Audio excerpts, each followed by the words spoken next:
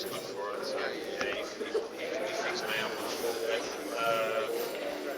Thursday. So match we had way back when the juniors were playing out. So then we had a double up on a match. So eventually played it. We don't get to see him. We don't get to see him. I mean, yeah, that's what I said. He said, I'll put in your bag. I said, give it to me when it's on.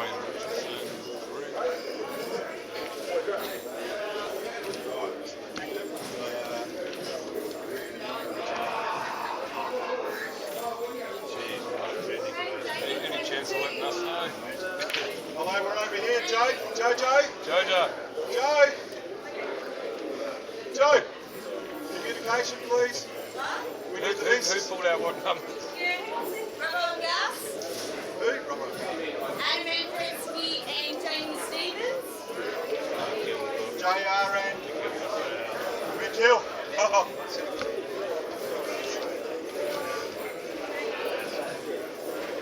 Cranberry and Wayne Richardson then.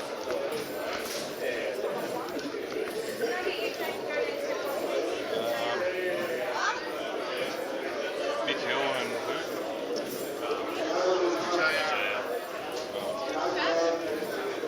Do you need that? Yes, please. Thanks.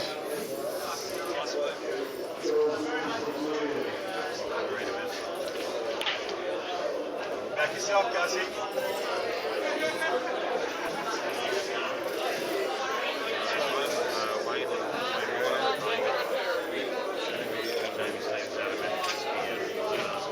Put the cameras in JR and me because I've got a few lines.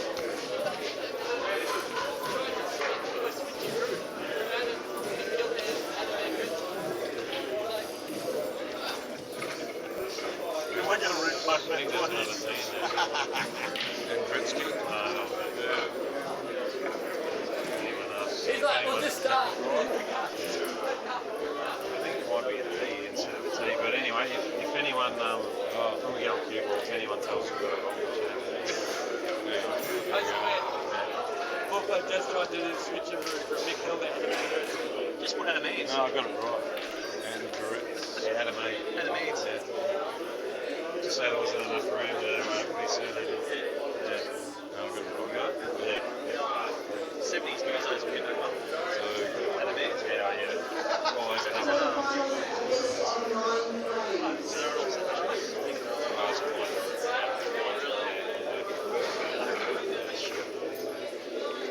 Yeah, thanks. Righto, Nate. Hopefully you will make it to Jamie's goal. Please leave with my drink. Yeah, well, you get my drink and then Chief will be over there. I can see a few hooks.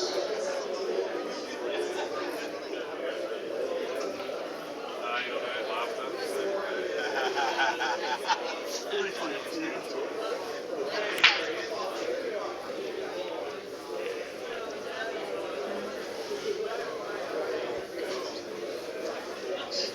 Which shed did Pike get from?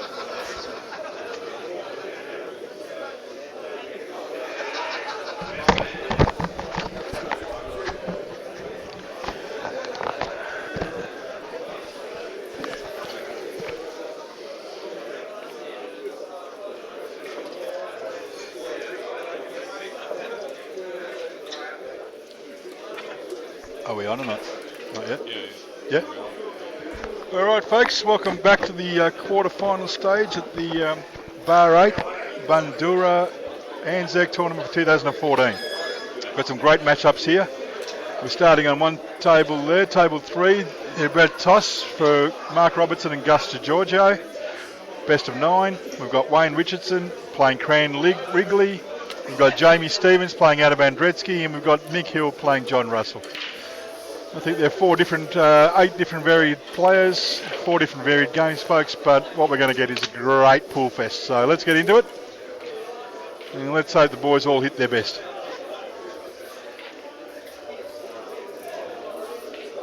Cran and Wayne have already started. Jamie and Adam have Sean. Pleasure, mate. Pleasure, buddy. Right, great to Always see a you. pleasure having you, No. mate. Nah, really, mate. Yeah, I'm gonna...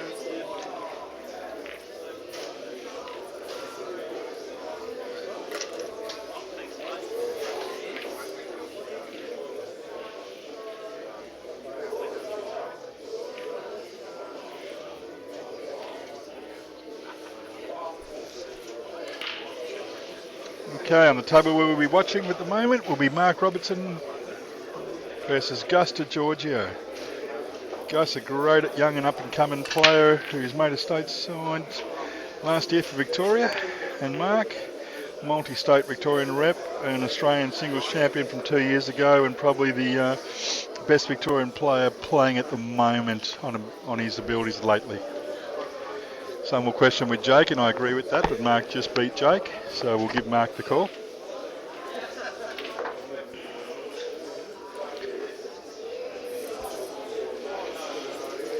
Gus is at the table at the moment. Looks like he's going to take the yellows. And we're away, folks. Alright, so which match are we covering here? Oh, okay, yeah, Robbo and Gus. Yeah, that's a fair call. Welcome back to Yeah. Nathan Harris. He's just caught up with Lee Gilpin, worked out who's at the bar, and we're all ready to go. Yeah, and just fresh off a smashing by Ben Noonan in the last 6 of the Blancs comp. So, So Nathan, you basically nothing else to do except for drink and commentate then, like me. pretty much. And I fantastic finished on afternoon. the bubble of the top. Apparently, after I just got beaten, I found out it was top 3 for the prize money. So it's a good day all round. Yeah. That's the beauty about life, Nathan. It's an adventure. You just got to make sure you pack everything you need. Yeah. And we're just watching Gus here. Gus is playing Robbo. He's on the yellows, first frame. Potted a couple of balls.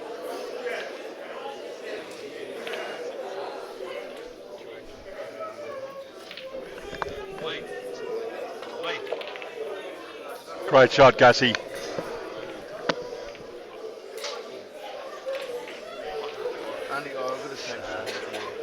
Gussie there looking to finish the frame at this visit, so he's taken on the pot and the extractions. Pretty much got all the balls in open. Probably the yellow next to the red on the right hand bottom cushion there.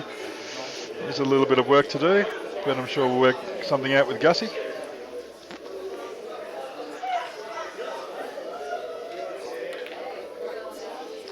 Right, so obviously the key for Gus in this match is to get off to an absolute ripper start.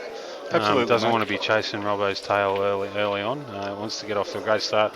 Number 1 for his confidence, and number 2, bit of scoreboard pressure for Robbo to chase him and put him under the pump early. Well, I have got a little bit of investor interest in this game, Nathan, as I have got Gus as my last selection in the Calcutta. And all I said to him was he's got the ability, he's just got to have the belief to back that up when he's on TV and not worry about anything other than his cueing balls, because the kid can do all that. And give it a real good shot to It's a Robbo ripper here. shot by Gus there, absolute ripper shot, and he does have the angle to take this yellow down the corner and come up table. Try and land as straight as he can on the yellow in the centre and just screw back into the black in the right corner. Yeah, couldn't have played that much better, really. And that's what he's going to need to do, repeatedly play good shots to be able to win this match. He's just to land a little bit short there, but he can come up and down table. So as long as he lands in the middle of the table, he should be okay.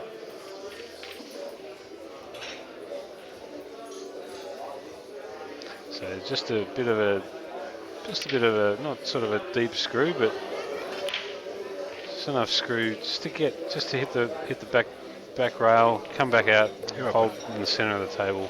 Not a hard shot here. There you go, folks. Nathan's Still given got the to be idea of executed what happens here, and here's Gussie having a go at it.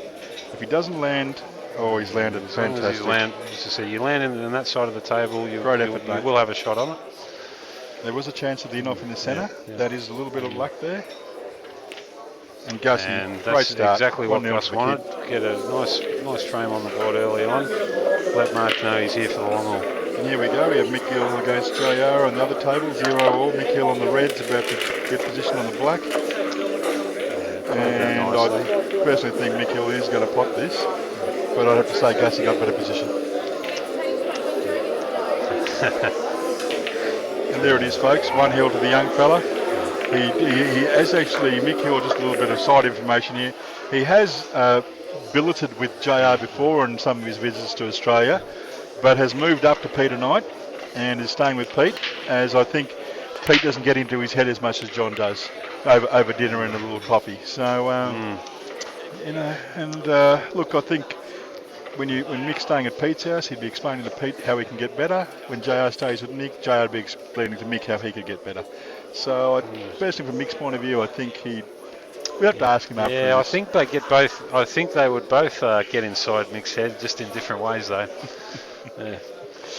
While Pete's here, we'll have to ask him. Pete, you didn't get Mick on the lawnmower for a while, did you, this week, to try and make some of his wages up, staying at your place, or is all right? I heard Mick can lawnmower quite well, because if he can do it anything like he can play pool, he can put designs in your garden.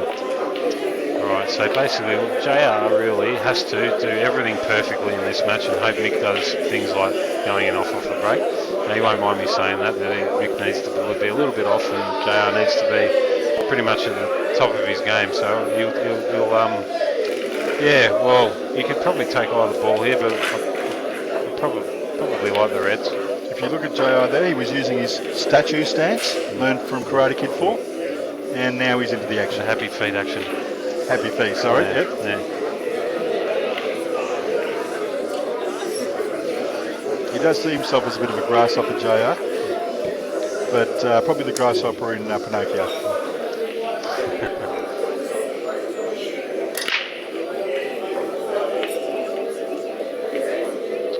Right, so as I said, not a lot of really problems here. You obviously look to take this red next to the yellow. Whether he wants to take this red in the middle of the table, probably not. You probably clean the bottom balls up first. Get yourself out in the middle of the table. Make it easier if the linking ball onto the black.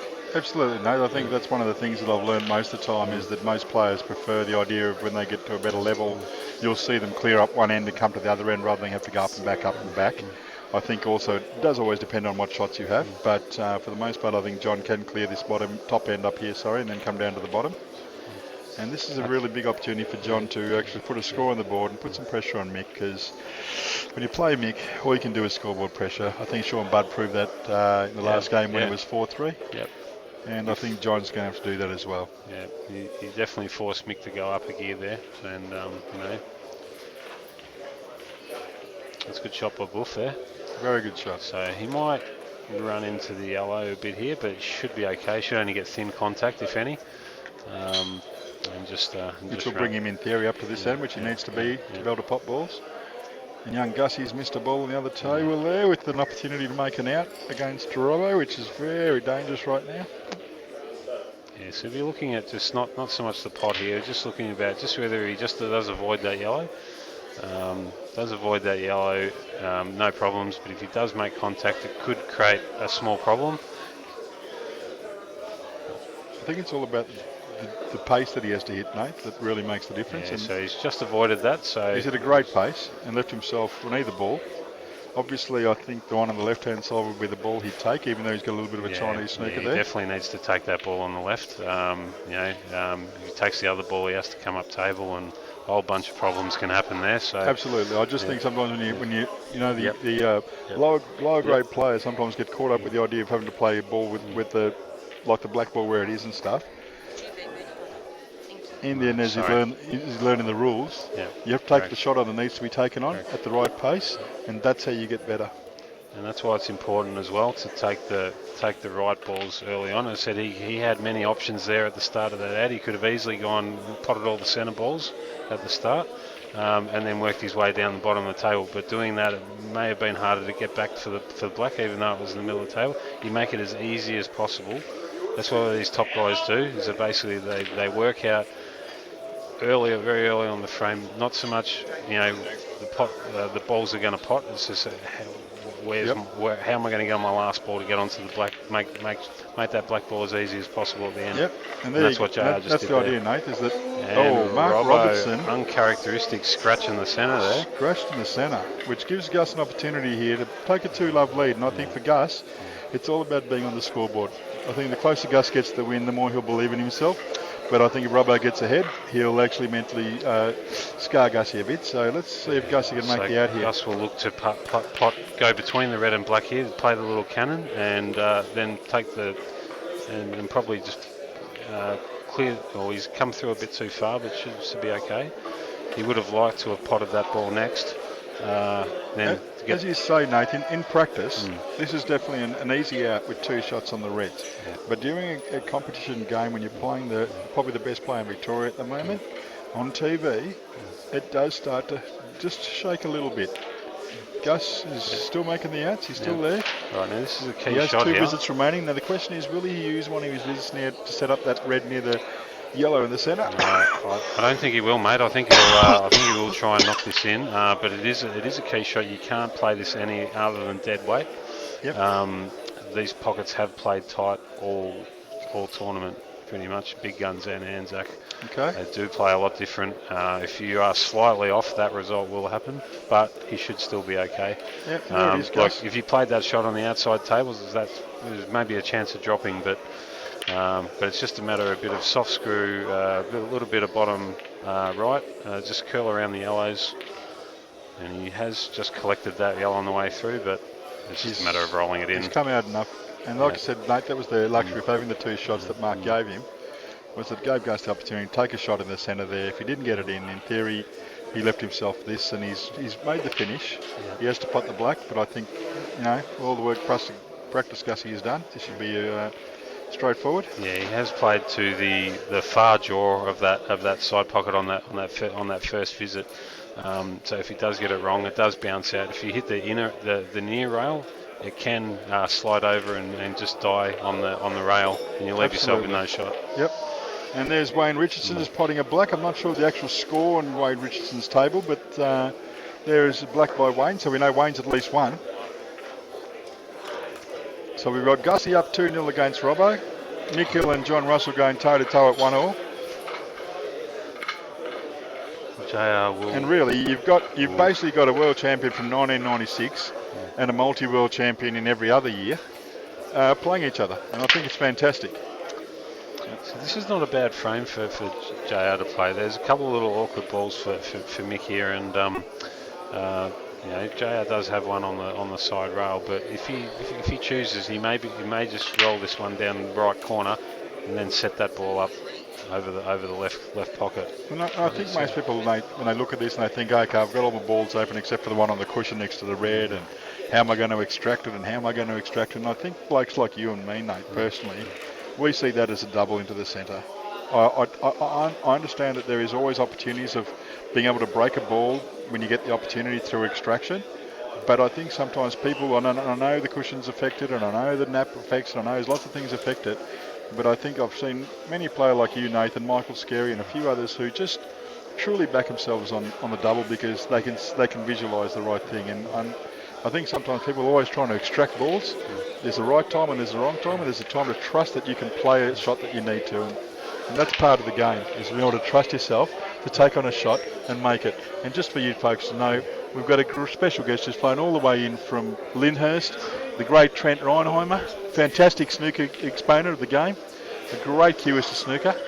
Used to be a pool player, but realised that the real game was the one where you could cue better and you had more distance on the table to hit the ball harder. So good to see Trent here. Trent, would you have an idea of the score between Hawthorn and Richmond at all? Yeah, 52-19, so maybe. So this time Richmond's actually on the receiving end. But it isn't over yet. I mean, it is 2 in a row to us, mate, so thanks for that. Yeah, Richmond must have a few outs if Hawthorn are doing the number on them. Yeah, I think Jay King must be out, mate. Yeah. No one do the push-ups. Yeah. Either that or it was Buddy was the reason why they weren't winning. That's right. All right, so I think it's Jamie is 2-0 up on Adam Andretzky as well. Okay, that's a great start for Jamie. Yeah. And actually, young Gus is at the table on his table, looks and we've to be got on the reds here. And that's exactly what I was talking about, folks. Wolf, but he got a little bit unlucky, but I think really he can still get down for this ball. What I am happy about it is that he did see it as a double. He took on the double and backed himself He's got positions. He's got still plenty in the game. So And let's hope John can find I must something. say I like the way JR's going about this as well. It's like he's, we've all played JR a number of times and everything, and there's probably a few times where he could have probably just shored up a pocket or something like that, but I think he respects the fact that who he's playing, and he's not going to, if he's going to go down, he's going to go down swinging. So Absolutely.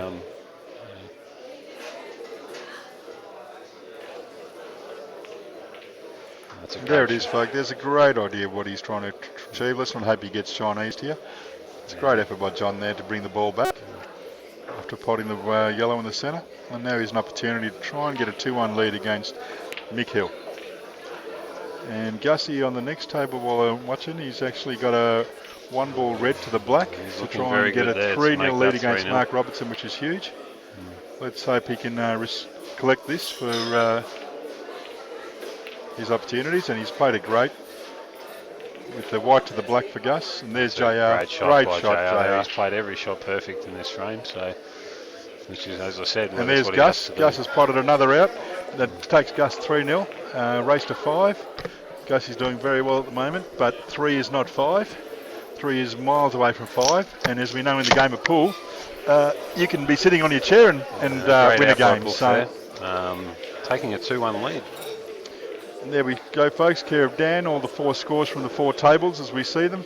Gus DeGiorgio 3-0 up on Robbo. Jamie Stevens 2-0 up on Adam Radreski. Mick Hill and John Russell. Sorry, John Russell is 2-1 up on Mick Hill. And Wade Richardson 1-0 up on Cran Wrigley.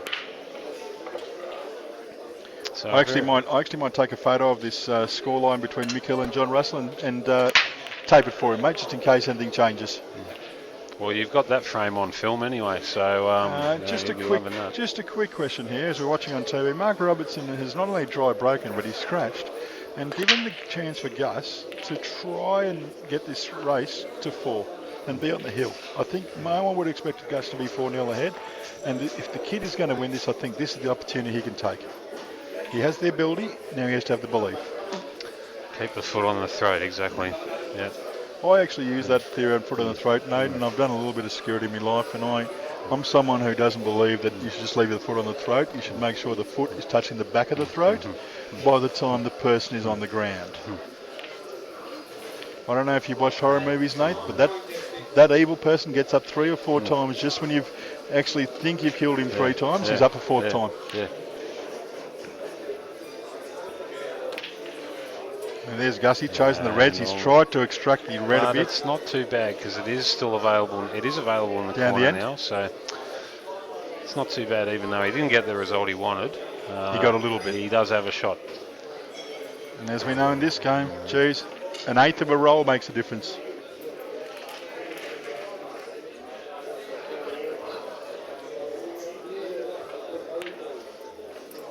A good shot by Gus there. So he'll probably look to take the red in the right corner here, just a little bit of left side, take it up table and roll this red down in the corner, and that does leave the other balls available. So he's just, that's what he'd be, a little bit of left side here. Yep. Yeah, it should be a little bit of angle, but still okay. So this is basically the 4-0 ball right here. Absolutely, Nate. Absolutely, as they say, show me the money, and I think Kima Gooden Jr. needs to perform right now.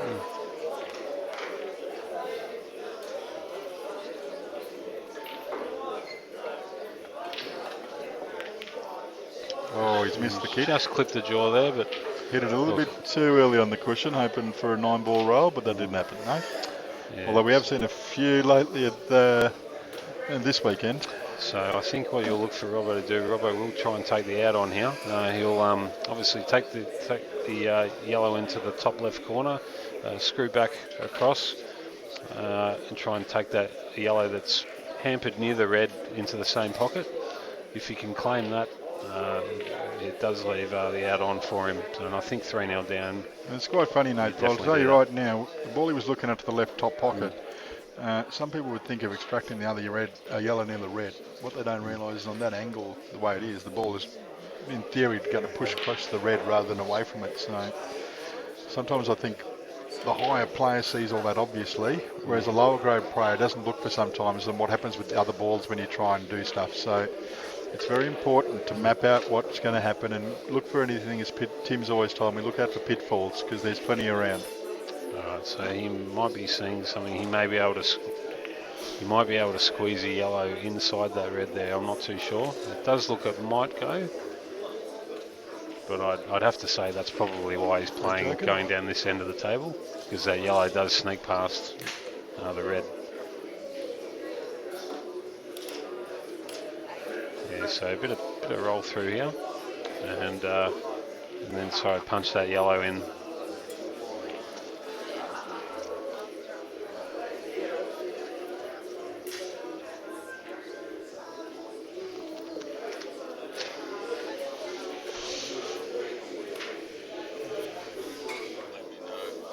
It's all right. Yeah.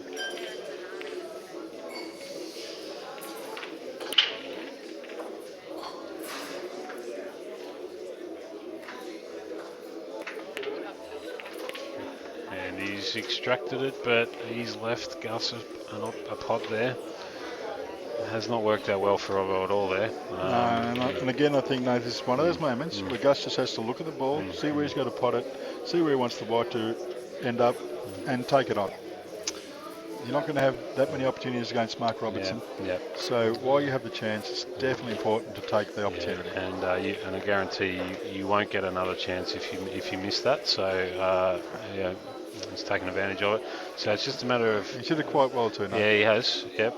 So it's a matter of making sure that the red doesn't get bad contact with the red over the hole here, and he does have a shot. And you see a lot of times where you might make thin contact with it. The white stays on one side and the red goes to the other, and you have no shot. Do you think there's any chance of Gus taking on the red? He possibly could do that, mate. Yep, and that wouldn't be a bad shot if he did. But I think he'll play the Jackie, but either or is good. Yeah, and your shot was probably the right one, mate. So definitely wasted the opportunity there, Gus. It wasn't that hard and out. He just had to make sure he knew exactly which way he was going and give it 100. And I don't think it was a real 100% there. Yeah, look, if the black was right over the hole there would be, you'd play that all day long. But yeah, absolutely. You probably didn't even see that shot. I know I didn't.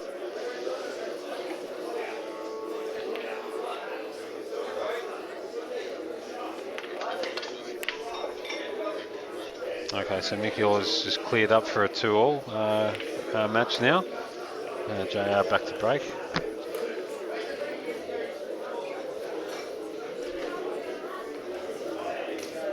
So it's important for JR to stay with him. Obviously, it's only our best of 5 now. Which I think personally is a better chance for JR than it is for Mick. Yeah. Yeah. Yeah. So.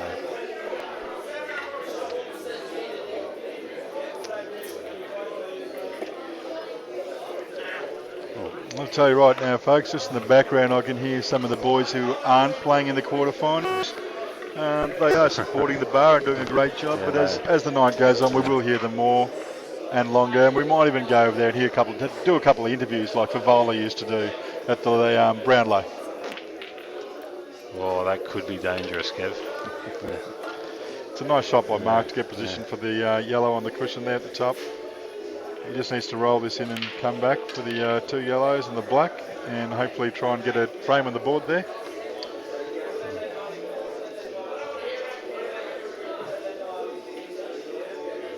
Three nil, that chance of 4.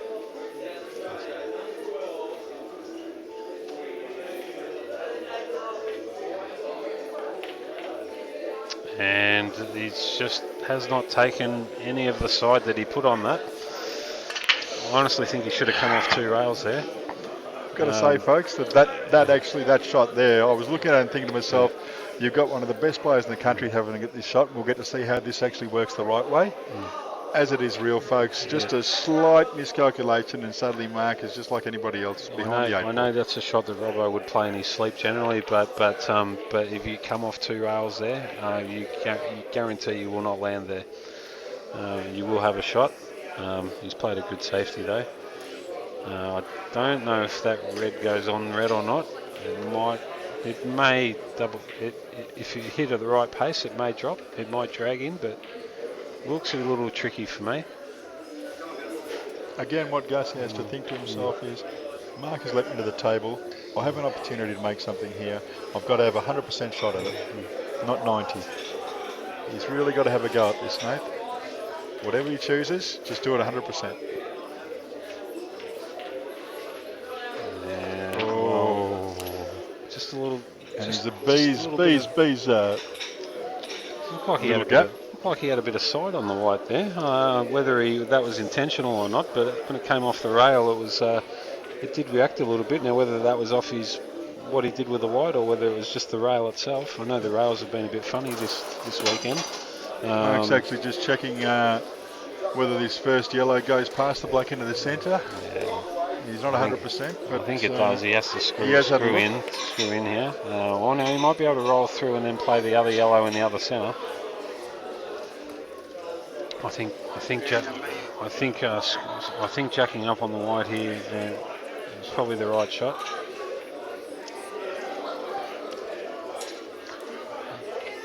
he actually is a little bit nervous about whether this yellow goes in, and it's put him a little bit off on his thought patterns, Nate, which is just that little bit you might need. I think Gus, if you look at it right now, that'll be the only hope he'll be having. So we'll just cross over to Mick Hill here. Mick Hill on the Reds, looking to make it 3-2. And not a lot of problems here for him either. But he was just mapping out, the correct way to go. But when he figures that out, there's not a lot of tough options there. Robbo's still thinking about that yellow. Yeah, he's I think jacking up is the right shot here. Can come over and play the yellow in the other centre. And Robbo has really made made the a pressure mess of being 3-0 down It right is, there. and I've got to say, Nate, if you watch that one, I know we crossed over to Mick Hill, but after we did cross over, Robbo still tried to look at that and check it and have a shot at it 3 times, and then came off the cue and looked back at it. And look, it's just the nerves of actually having to be right on your game because you're 3-0 down. And Gussie, a big chance to go 4-0 up here against Robbo. It's an everyday shot here for a kid with his status, but in this form, it's a hard shot right now. And it's landed okay for Mick there. He wanted to be on that red, but that's how he's going. Gus has played it extremely well. Extremely well. Great shot by Gus there. Straight shot of the black to take a 4-0 lead here. Mick Hill. It's a top hit by Mick there. And Gus to Giorgio, pot of the black, 4-0 up against Mark Robertson. Mick Hill, just a little movement of the yellow to get him on all the balls here, to get himself up to a 3-2 lead. He does not want to get into a battle with JR. JR's got way too much experience from Mick Hill, too much knowledge, too much Australiana, I think, to get Mick. So Mick's going to have to really take it to him and just push the balls through, push past JR. And at the moment, he looks like he's doing it, mate. Yeah. Taking the crowd out of the game, as they say. Yeah. And, well... Now, folks, sometimes you might say to Mick, do you really need to touch the black? In his theory, he feels that was the way he wanted to go. We are right behind where that black definitely does pass. We're right behind that. Yep. So it's just a matter of rolling this in. He can use the yellow if he wants to hold. But as we know, Nate, he could have kicked it another half a ball, and then he would have been finding different positions to try and get in there. Okay, so he's not taking any chances. He's just going to come across off two rails. Fantastic shot. Played in the other pocket. That is a fantastic shot. And takes any doubt out of his mind about whether it goes. Mick Hill, 3-2. I don't think he touched the jaw on any of those pots. Come on, you Silverback.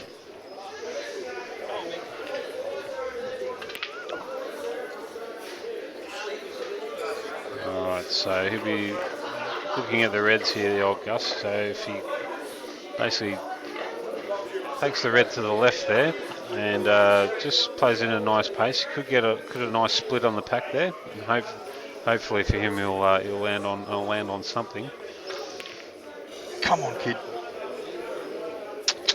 And just didn't quite land as well as he wanted. Be You know, hoping the for a good thing, touching if ball it's here. touching, yeah, if it's touching, is a chance. And when things running Goes to are Giorgio, running just your having a way, look if it's touching. He's when actually called things- Robbo to the table. When things Have a are look. running your way, generally the balls do favour you.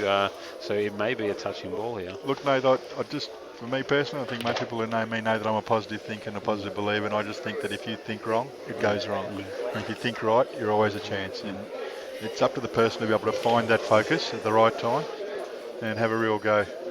Personally, Nate, I think you could have made a few more statesides myself. You have the ability and you have the desire. Yes, I It's agree, just on the mate. day Yeah, at the time, you need to have the belief. The strike rate, when it counts over the last few years, hasn't been that flash. So yeah, it's. But I've watched you for a long Yeah, time, Nate, and yeah. I don't personally think that you have any weakness in your game other than you really believing that you want it. And when you do, you prove it. You've shown it to us plenty of times. But sometimes it's hard, I know, because you have a lot of fucking champions out there. When you're playing one frame pool, it's hard when you're playing in the top 20s. I've been lucky enough to have a chance at it, and it is the things that saliva grows in your mouth like a waterfall. It is that exciting. You know, for me personally, and I think for you blokes who are at another level again, it's all about, really it is about belief. Yeah. One frame pool isn't that hard, so long as you believe in yourself and have an opportunity. Yeah, well, that was the main reason why I've decided this year that I would play in the big guns this year. I said I haven't been able to in previous times because of work and stuff like that, but this year I made sure that I would be available to play it, and the fact is you know, I do want to get back to the stateside again, and I want to get as much quality. I mean, as I said, I bummed out on the Friday on it, but as I said, I got to have a hit against some quality guys like Alec and Steve Woods. So They're the two players you they're played, the two mate. players that knocked me out. I'll tell you right yeah, now, folks, to pay Alex and Steve Woods for practice would be about the same money that you probably put in for the competition, and you got to test yourself and see where you are, and then hopefully, like I said, you'll learn off what you need to fix, Nate, to be able to come back and play them again. Yep. So it's quite a bit. So just being out there with a couple of hours with them. So so it's money well spent. That's As I for try sure. to pass on to most people, we all bleed the same, Nate. It's just our swords are different sizes. Okay? They're all just as sharp, but different sizes. So the idea is you learn how to use your sword, and the rest will work for you. All right. So Robbo, yeah, he's definitely missed another shot. got Robbo rattled here, and it's really up to Gus here as to what he does. I mean, 'cause as I said, it's there for the taking. It is there for the taking, and the kid is on the hill right now with an opportunity to go straight into a semi-final, and it's up to him to hold his character, Nate. Just hold his character, back his ability. So Gus might look to get into these yellows here. Come off the bottom rail. Open up the yellow. Maybe push the black a little bit as well. And he'll free himself up for those two reds.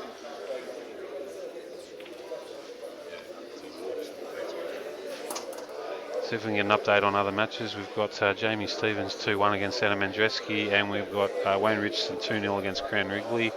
And now obviously you can see the other two matches on your screen there. Come on, Gussie. Good shot by Gus there, but I think it's still pretty much Bit too straight. Now, whether that red can pass into the bottom left-hand corner, I'm not too sure. Actually, you're right, mate. The red near the two reds on the one in the middle more actually goes in. Yeah. And with that, he should be able to get some sort of break on the other red near the yellows. If it doesn't, he may be able to pop the red on the right, screw back into the black, and leave himself a shot on that other red. And he's tried to do that.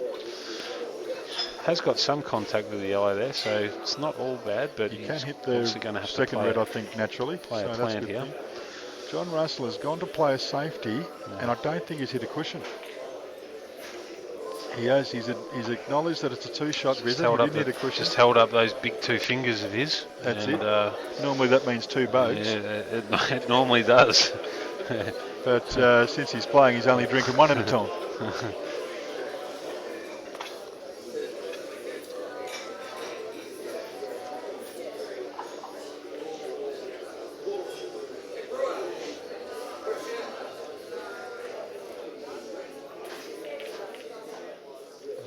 Well, that is a big effort by the kid. I don't know what he's got Well- here. It's a bit interesting what he's going to have to hear, but he's taken on a big plan. Well, I'm not sure if the black is in the way of a triple here. As I said, he definitely no chance of cutting that in. So he's Gus is looking at definitely that. looking at the triple Definitely here. looking at that. No double available with the yellow in the way there, but it's whether he can get past the black or not. It's, I think he can, but that's the only shot that's available to him. This would be a massive shot because he will naturally have the shot on the black if he makes this. Yes, and as I thought, the black did get in the way. He's definitely killed the black. He's killed one of Mark's And balls, he has but got he's a definitely result. killed the black. And I think right now Mark's feeling pretty happy. Yeah. He could have been going home when he just left that ball dropped. Oh, so we might just cross over to the Mick Hill JR match again. Still got 2 shots, I believe. On the yellows. He's just knocked those out. And where has he landed? Out of the way, Mick, so I can He's see. sort of landed Right, okay. He's not happy because he's left one of the ones behind the red, but I'm JR sure. will be happy with that result. But I think Mick will still back Extract. himself here. He'll look at that yellow, where that dead yellow is above the red. He's looking at potting one of those yellows below that, and just looking to bump that out just slightly. And if he's able to do that, it should be 4-2. But he'll definitely be having a go. There's no question. Most of the guys playing this here, like just your average player, will obviously just look to shore up the pocket down there because the red is dead. But you know, guy of mixed class, he won't be looking at that. He'll be looking at how do I win from here. Absolutely. That's the level he's at.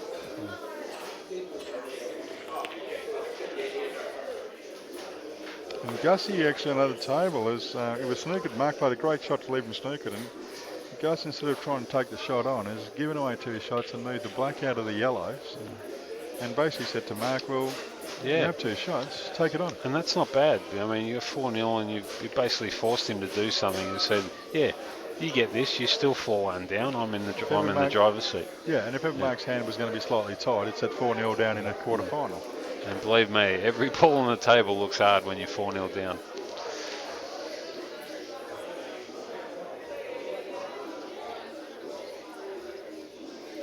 You start to second guess yourself, and all these little many different options start popping in your head.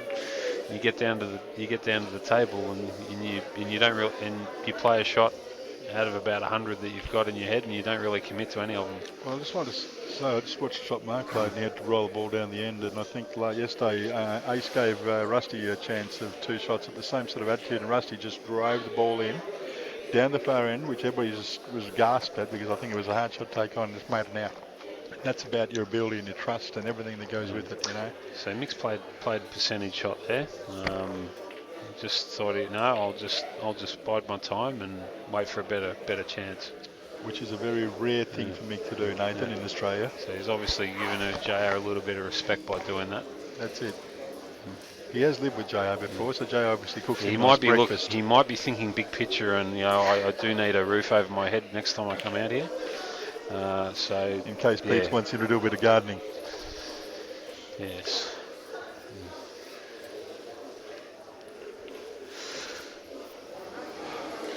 So JR here at the table with an opportunity to try and make something and keep himself in the game here.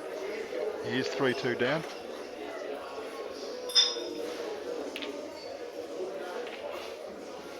And Robbo playing a very nice snooker again on his frame nice there. shot there. However, he has left a little bit of an escape for Gus there.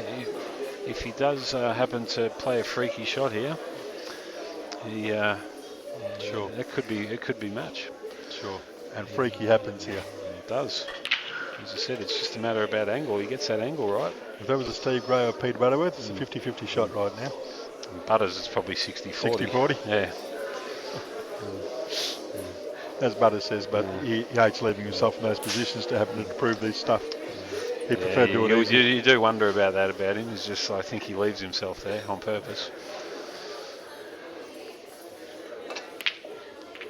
A little bit unlucky there. I mean, Yeah, a little bit off. I personally think Mark should be able to finish this out and put himself on the board. Yeah. If he doesn't, Gus won't mind that. there'll He's a definitely be lot some- of break. He's still got a lot of frames off his own break, and it would be nice to know who has the next break, I'll tell you. yeah.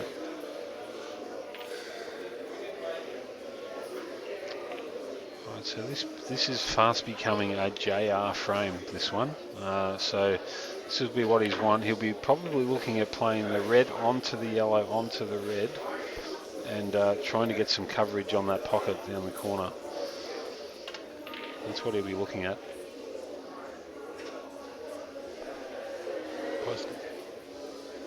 Hard shot, but I think one that has to be played.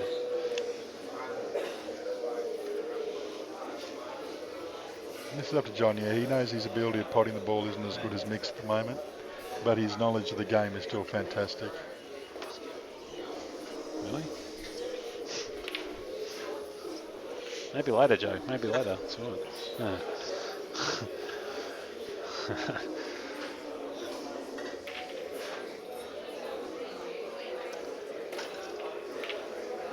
Oh, he's actually just gone straight in, but I don't know if I would have done that. JR was a bit Well, unlucky. how though. it I works thought out, he's- we're not talking about the shot, but He's run the ball in all the way and missed all the yellows. so across might be just while this is a bit messy, might just cross over to the Robbo Gus game again. Robbo has one shot remaining. He's extracted the dead ball off the cushion and now has backed himself to pot out with one shot. And I personally think if he can't do it, he should just shake hands with Gus and give him the gauge. Because this is bread and butter for Robbo. Yep. Personally think his brother would make this 10 times out of 10. I think so. Although Robbo is the better pool player. Yeah. Particularly in this situation, if he's on the reds, you instinctively pot the red and then the black. Mark here just going about it with ABC. As you saw, his first movement, didn't see that on the camera, but with his two shots, he extracted the dead ball first and then backed himself to make a one ball pot out on every ball that he had in front of him. And it looks like he's going to achieve his goal and put a frame on the board and let Gussie know he's in the game.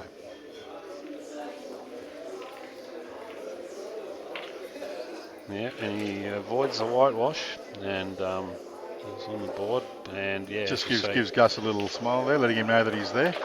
as you say. And Gussie bites back, letting him know it's his break. Yeah.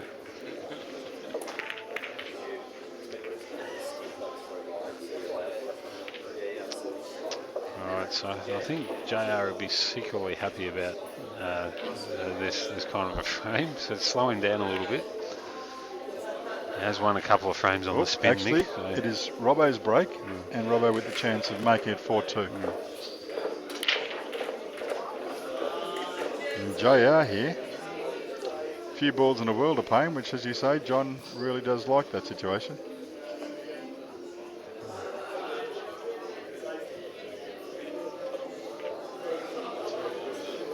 Okay, so Jamie and Adam Andrzejewski are now 2-all. Jamie there doing a few loosening So exercises. Jamie maybe when he was 2-0 up, he's like, hang on, I may not be a chance of commentating tonight. So Adam's pegged a couple back. Well, we might walk over and let him know, Nathan, that he isn't a chance of commentating tonight because you and me are doing it, so he better stay on the table. As I said, I heard him say before, it's about time someone commentated his frame. So it's actually a dream of mine to commentate Jamie's frames because I believe that Colby has always been a better cueist than him, and I like to show that as he plays his matches. Although I must say this weekend, he's actually gone way above the abilities and cool. I always like blokes who back up their column. I mean, last night he's come out and said that he will be winning this tournament today. So it's only a couple of matches away from doing that, but he could have quite easily given it to him and said bad luck in your first round, mate. Now into the Blancs comp. That's it. And I also like myself. So I also think that he did mention a few times yesterday as I was listening on the commentary that he has taken it as a personal goal to find out how to beat Rusty Wheeler and do that. And I think Jamie is someone who will and check Jake it all out. was in that same sentence as well. James as well. So Jamie, as I said, Jake as well, he said, right. yeah, Jake and Rusty, he said he will find a way one day. He might be at Ray Shorthouse's age, but eventually he will find a way one day to beat those Look, guys. I've got to say, Ray Shorthurst, I work with HQ. Yeah. That bloke could win the world title in the over 80-year-olds. He would indeed. He's a master. He would win it multiple times too. Just has a few issues wrong with his personality, I think, Ray, sometimes. Just a few, yeah, that's an understatement. And you've got to forgive him because he's in the age group of senile, and I'll tell you right now, he's not. You don't want to put money up against that bloke in a match game. No.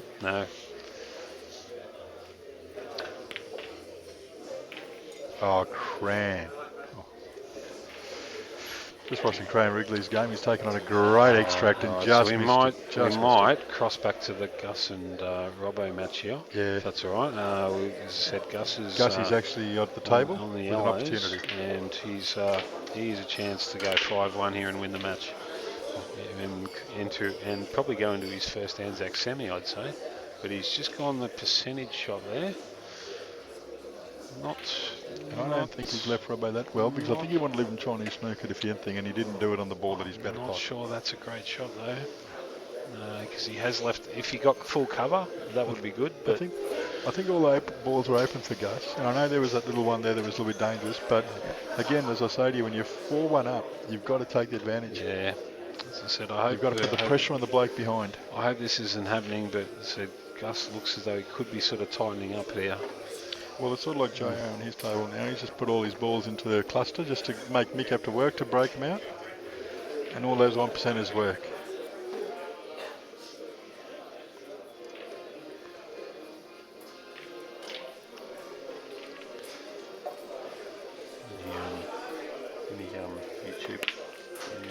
Any comments on YouTube going on? Alright, so just have a look on YouTube here. Alright, so yeah, I'm not sure how sort of recent these comments are, but we'll go through a couple of them. We've got, Shell Grundy, Gus maybe. He's got a bit of work to do. Probably got it covered in the back area, I'd say.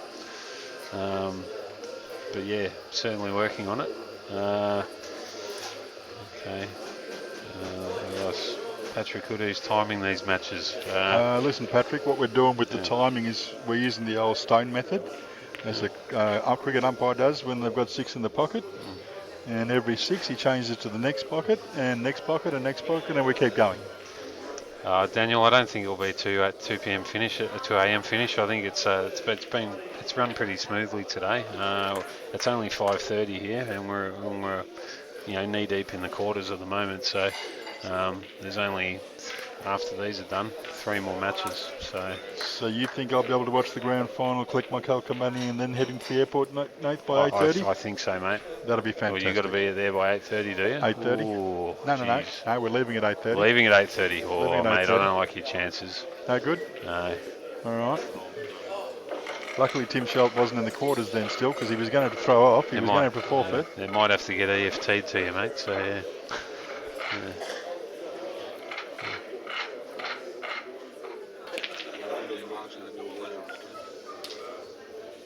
Yeah, good hit by Robbo there. And as I said, he has left him like that because Russ didn't get the coverage earlier on that yellow.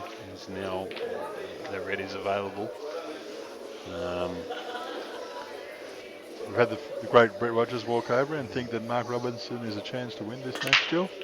He knows that Gus is way ahead, but he feels that Mark's abilities and Gus's danger of just not backing himself could be playing in Mark's favour. Yeah, and if that does happen, I feel for Gus. He could get a little bit scarred by that. So yeah, I mean, but there's a long way to go before that's even talked about.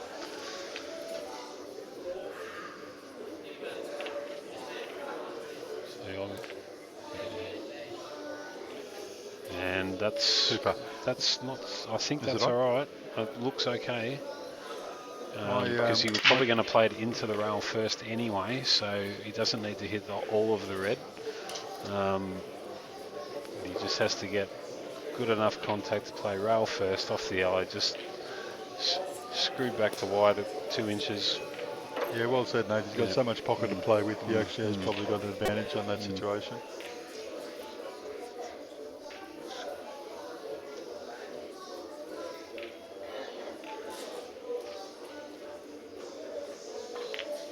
Yeah, and there it goes. Great shot by Mark there. Didn't need to do too much. It was all about position on the ball.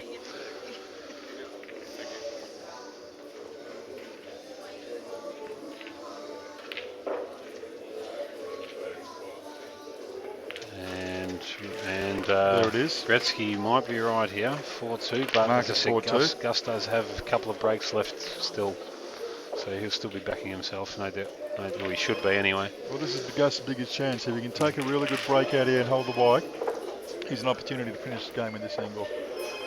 So the Mick Hill JR Frame 6 marathon continues. And Mick has slightly worked his way in as favourite here. Somehow all of the reds are over this part of the pocket. JR has given Mick 2 shots, hit below the yellows to force him to hit those out. I don't think Mick will fall for that though. He might be able to move one and then just push another one down. Might just get a shot for time, Nate. Beautiful. A bit dark, I think, but anyway. We'll let it all go. Yeah, no, not a very good picture at all. You idiot, kid. Alright. So Gus has come up dry on frame. So there are a lot of tricky balls in that frame though, as you can probably see in the little bottom corner there. We'll stick with this frame just for the moment.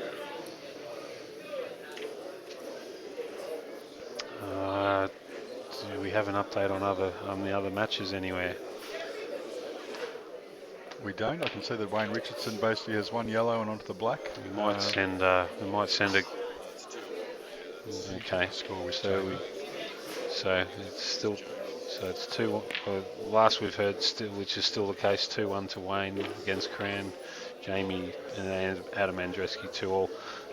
We are going to get an update on that though. I have a feeling another frame may have been played on that one. Don't know who won though.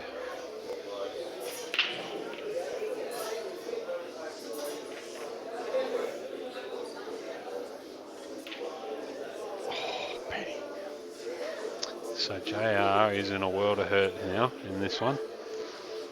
And Nick has worked it beautifully to get himself, because the Reds were looking good at one stage, but yeah, I don't like Red's chances now. And I've got to say, Mark's played a great shot because he's promoted his ball and pretty much left Gus with nothing. Although I don't think Gus has looked across the table. And JR is going to look to make this frame even messier by putting the black down there. He likes messy, mate. Yeah. Many times he's come home messy.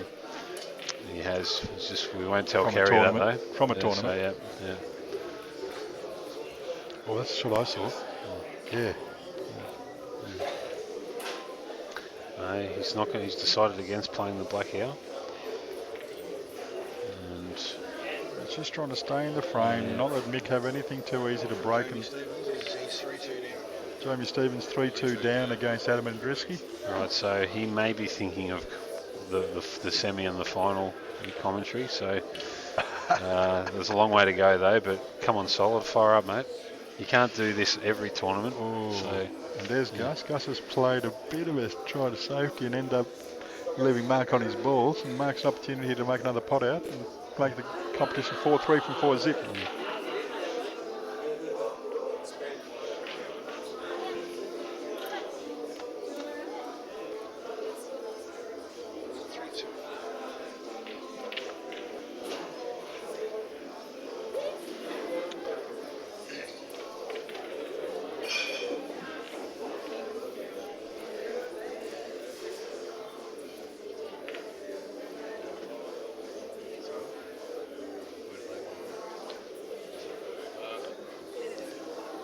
All right, so JR a bit of hurt here. Like I'd probably just flick that yellow into the right rail and send the white up the other end of the table. Like I probably would, but he's obviously looking at maybe putting the white down underneath all those yellows and forcing Mick to again play out of that pocket.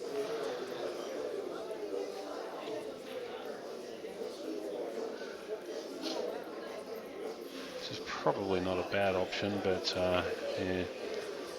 And JR may need the clock. In JR's time, it was an egg clock.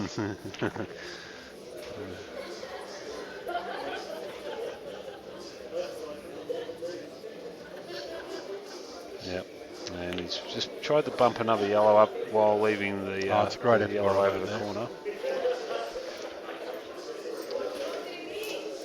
So, Daniel, I stand corrected, mate. As long, if this frame goes for any longer, we might be getting out of here at 2 a.m.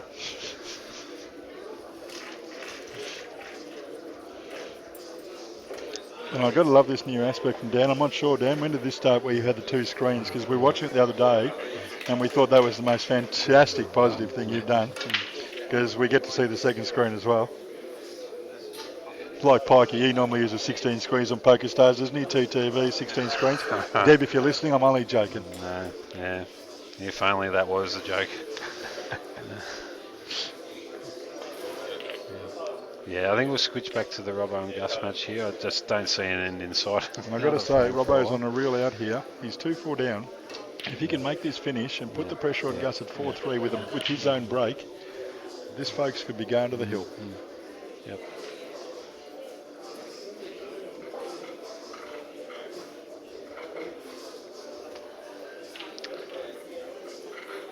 So basically, this is the 4-3 ball, if you ask me. So it's he'll probably run into the yellow, but should still be okay. And he's missed the pot. His only luck is he's covered two pockets and Gus's balls are dead. But as we know, missing is an opportunity for your opponent. So Gus, I think, has to take this yellow in the centre, on the right centre, and then roll that yellow over. I don't see any benefit of playing any other ball at this point. Well, he can take the ball down the far end, can. mate. Right, just get positioned. He's got these reds and yellows. Yep. Sorry, these yellows here to take advantage of either front pocket. If he can do that, he gets an slight advantage.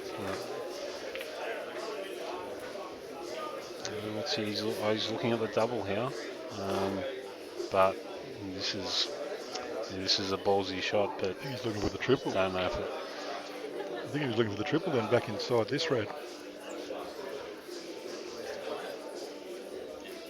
He's going to take the ball over the centre.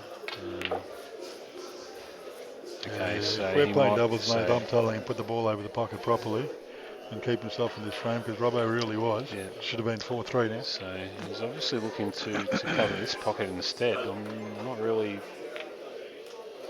Don't really know if that's the right shot at all, and couldn't have landed much worse, to be honest. And I think Gussie there, taking it a little bit easy. You can see his manner when he hits the ball. When he's not sure how to pot a ball, he's suddenly in a little bit of danger there, wondering what to do. And this is where he has to be at 100%.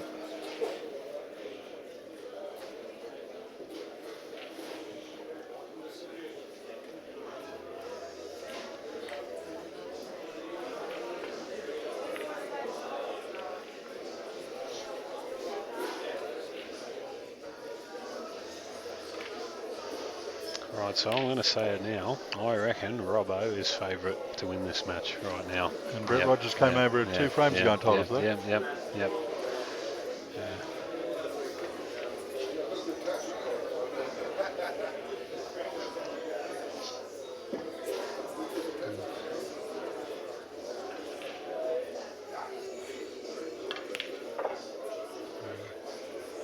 Oh, Tim.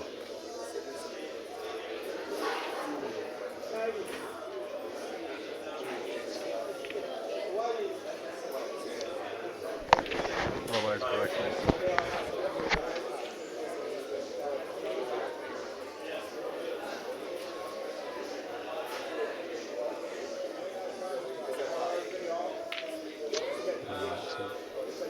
This comes out nicely now. 4-3, and as I have said earlier, he will be breaking in the next one, and it is game on. There it is, folks. 4-3. Gus Giorgio leading.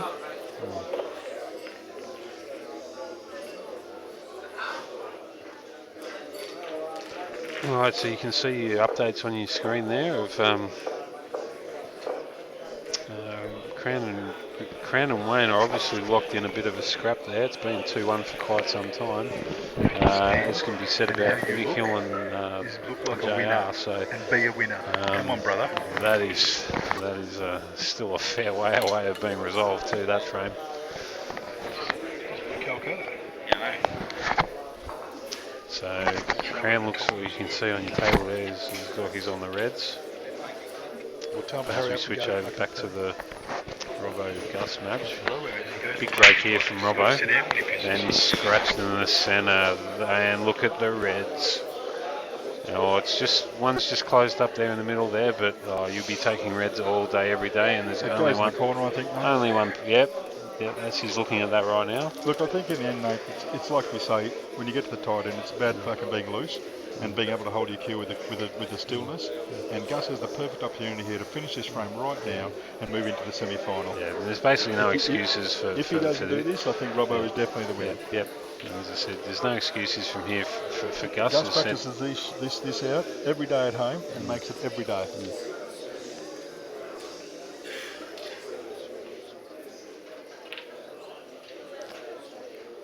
So you're obviously looking to get on the ball in the awkward ball now into the corner, looking to get rid of that one nice and early. Land nice and straight on it, no angle to speak of. Get it as far away from the cushion as you can as well.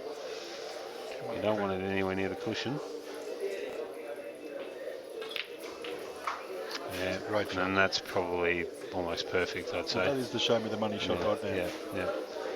So still work to do, but Actually, no, they'll probably say that the last shot was the show me the money shot because he's got great you position. can see the perfect angle on that.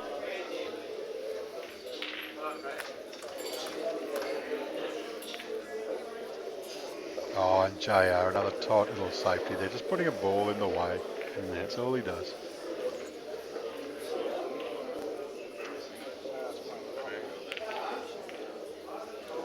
Alright, so a little bit awkward here, but should still be able to lean over that yellow quite comfortably, pop the red over the corner, screw back out in the middle of the table. Should still be okay. In truth, folks, everybody watching from home would see this as two balls over the cushion, the black out in the open. Nothing's out in the open right now, Nate. Although Yaz plays it exceptionally well. So you probably play this off. Probably play this off two cushions, just because of the yellow, where the yellow is near the red. Probably play this off two cushions and come out in the centre, take it in the corner. Yep, and that's exactly what he's done. Off two rails, nice shot. And this shot here is all about the practice he's done at home since he was 11 years old, Nathan.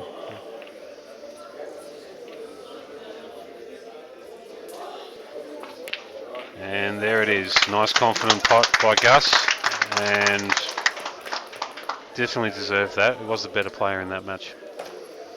And I'll tell you right now, it's not about me luckily having Gus in the Calcutta. It's about that he's taken on the best player in Victoria right now, and he's actually not stumbled and stuttered. He's actually finished something he started off fantastically playing. So well done to Gus, Giorgio. Yeah, And so to Mark give him Robertson, enormous there's belief every day. now. There's every day. Mark is still probably one of the best players around at the moment, and he'll come back and show us his stuff. Jamie Stevens is on the last red, the black. I assume he's a few frames behind. He's hit this quite well. This could be for 3-all. I'm not too sure. Could be Even for it 3-all, says yep. 3-2 on your screen there, but we may not have the up-to-date scores. We think it's right, but we will check once Jamie is on the black here. And Jamie says, Stevens "No, I'm not scored it." ready to commentate yet. That's right. I'll knock that black in and keep myself in the game, in the match."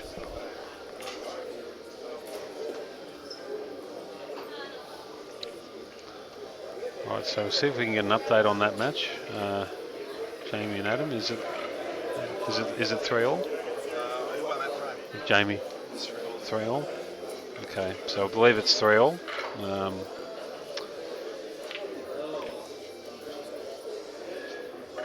Cran and Wayne are still locked in a bit of a battle there. But yeah, the epic continues with. I think this frame is now. I'm not sure if anyone could tell me. Vodka now. But I think this frame may have been going for about half an hour, maybe longer.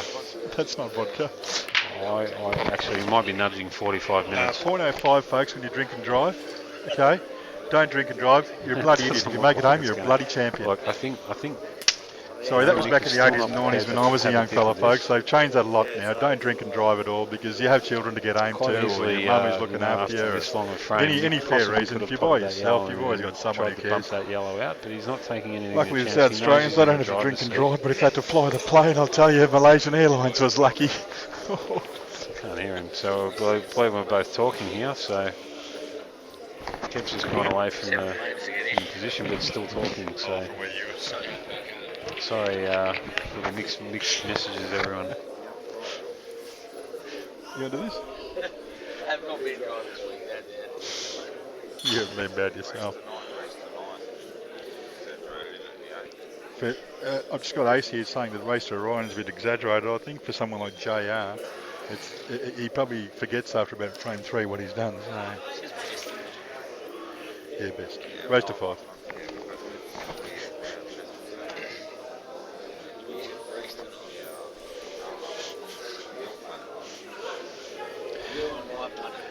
Look, all I can say for that, Bronny, is Ace is a big gun. Okay, that's the way he plays, and their race is to 11, so maybe he missed that bit a bit.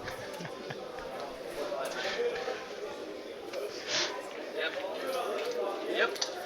I've watched Neighbours, I've seen you. I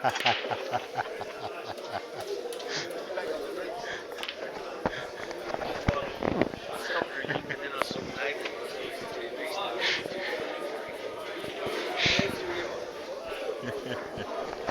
Don't ask Trent. No. Don't worry about me. Don't worry about me. Trent's daughters. Don't worry about me. He was on Rush. Yeah, he was too. I watched that. Don't worry about that. You were a standover man. His daughter does the cold sets. You were a standover His man. daughter does the cold sets. You were a standover man. Nah, it's just collecting his own furniture. world. He's collecting furniture.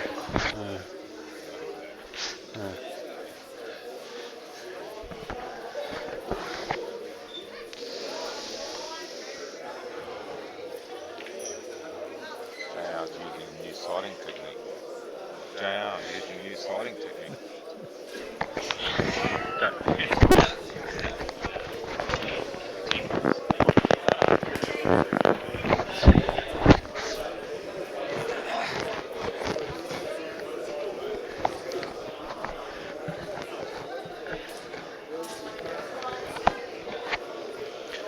Alright, so a lot of love on Facebook for, a lot of love on YouTube for Gus out there, so yeah. A lot of love for Gus. Definitely deserve the... Well, don't worry, Gus shares all the love back, folks, because he is a lover, that kid. Yeah, he certainly is.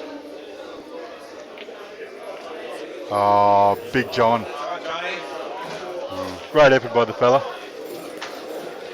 And actually, Wayne Richardson on the other table there is on his last red with the black.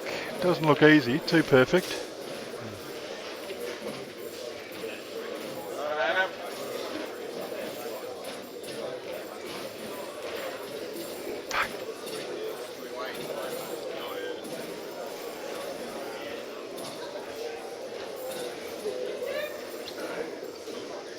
Well, Adam and Jamie Stevens, folks, are 3-all. So they're very tight. And I've got to say, Wayne Richardson and Cran Wrigley are 2-all. Eh?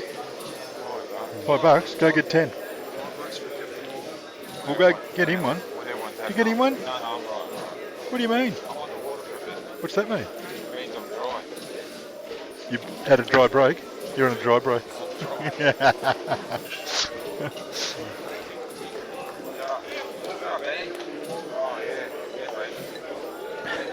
Meanwhile, over the far tables, the ones we can't see, Benny Noonan is putting on a show for everybody. He's just taken out Tony Kostov. Now he's playing someone else. I don't know if he's actually playing $10 a frame or whether he's playing in the Blancs comp. But either way, he's now finally potting balls. Yeah, and I was a bit stiff actually to run into Ben in the Blancs comp, because normally if I am playing Ben, or Ben is in the Blancs comp, he's usually 2 sheets to the wind and he's quite gettable. I was a bit stiff to run into him sober today. I think he'll get into you one more and just say to him he thought he was a bit unlucky picking Jake McCartney in the first round of the big side. Yeah. These are things that happen in life when you have a free draw.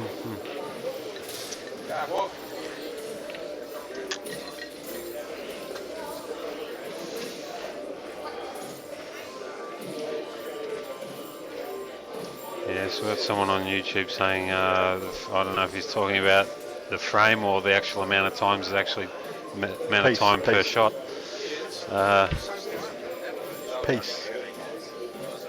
I'd believe either.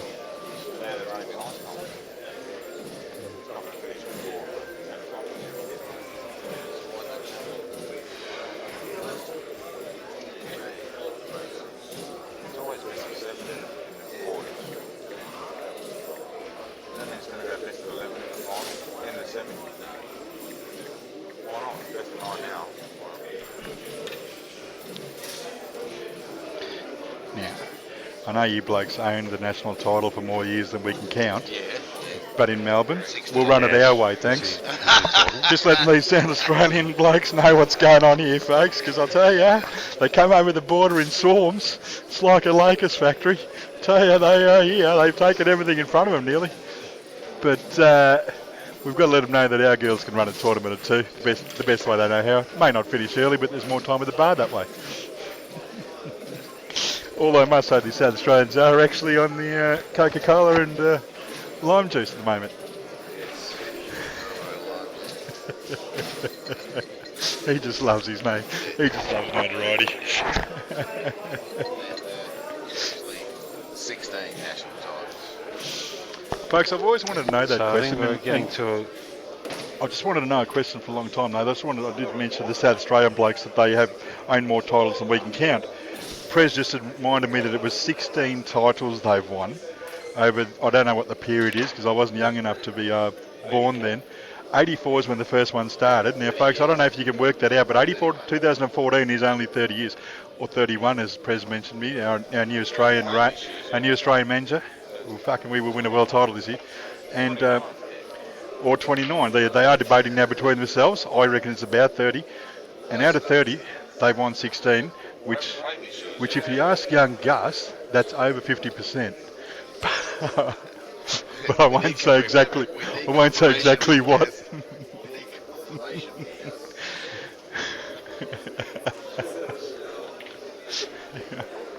can see the kid come and commentate and ask him what's 16 out of 30 cuts in percentage. yeah.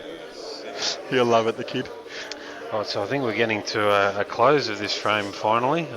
So this frame has been going for about 50 minutes, I think.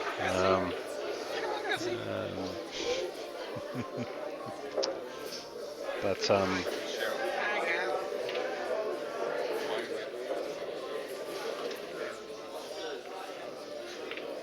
Wayne got that, did he?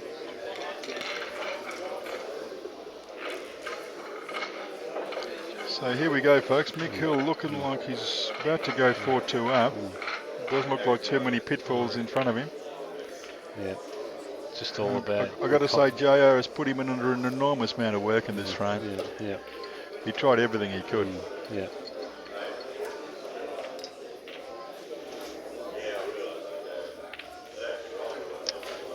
I do love the way that Mick Hill tries to slow his ball down by clicking his fingers. I love that. I've seen Travis Henderson. Rexy normally uses the James O'Reilly is a nice is a good exponent of the clicking of the finger. Righto. Clicking of the fingers when he wants balls to slow down, or if it's a good shot, or. And I love the theory, but the ball doesn't have a heartbeat, so I don't know how they're getting through to it. No, it's never worked. Not 100% of the time, anyway. Oh, look at this, folks. Seriously, have a look at this. This Great gentleman's shot. come all the way from Britain to show us this stuff.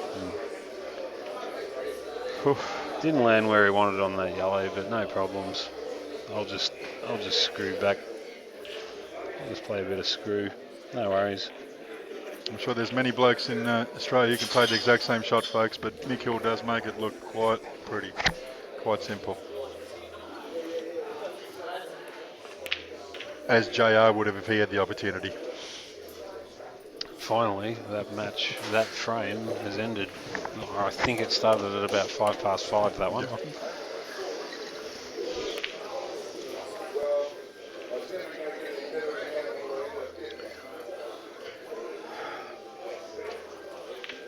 You got him where you want him, John. You got him where you want him.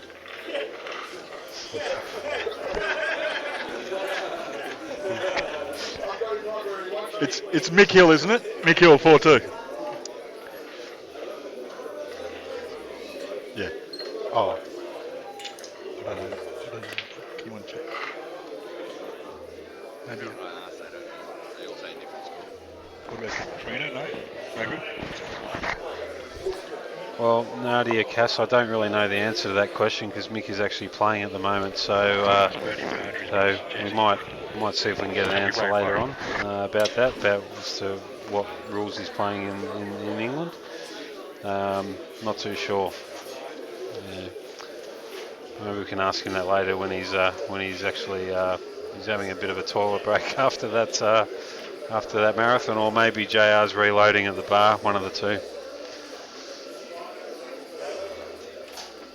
Yeah, Gov, it probably took longer than that, but yeah, but I'd believe it. 45 minutes, or do you mean 45 minutes per shot? Well, all I got to say, folks, is when you're playing in a quarter final against the world's best, and you have the opportunity to perform, it doesn't always mean you got a pot out. Okay, it's about winning the frame, and if it takes 46 minutes and JR won that frame, he'd be very, very happy with himself. Yeah, look, I honestly think whether if JR wins that one, Mick is still probably a favourite to win. But if JR loses that one, that's probably just taken all the wind out of his sails, and you know he's got big sails. Yeah, mate. yeah.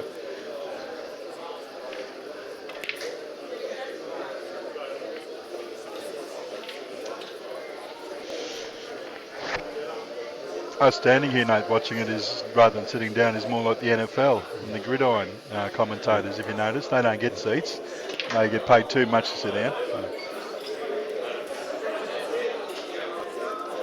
Yeah, Ronan, I probably agree with you. It's probably a combination of both. So you wouldn't play all world rules. There would be a lot of black ball involved as well. So. I must say, I know Ronan Kennedy is a school teacher, and geez, he does type a lot. Very good, very quick with his typing, mate. Does well. Is it all spelt properly? There's a couple. Yeah. Yeah, I think so. All right, Gov, I'll take your word for it. 45 minutes. And we've got Cram. It was a bloody long time. That's all I know.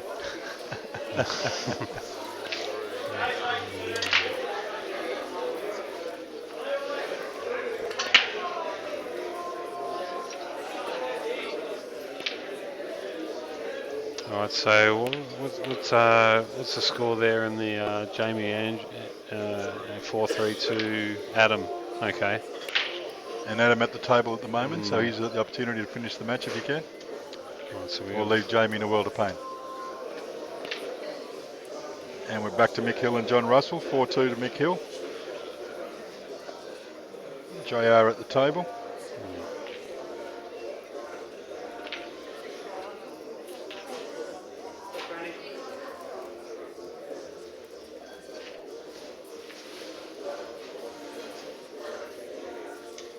There you go, folks. There was the opportunity to cover the pocket and take that pocket, or actually try to make the out. And I think John sort of worked on the idea that either.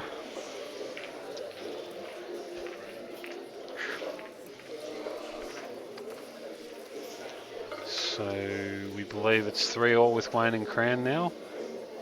So close matches on every table. JR looking the goods here. As long as he doesn't lose the white anywhere, he should be okay to clear these balls and say, Mick, you need to break and pot out to beat me.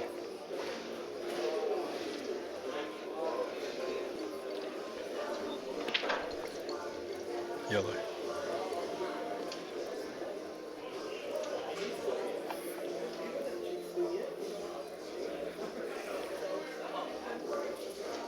So Rona reckons he's a woodwork teacher and that's why he can't spell.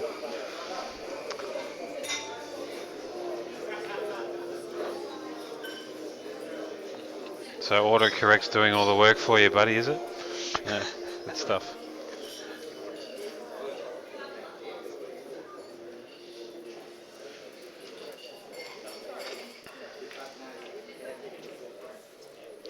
And I was told by a couple of your students, there's a woodwork teacher who's a great sheet metal operator.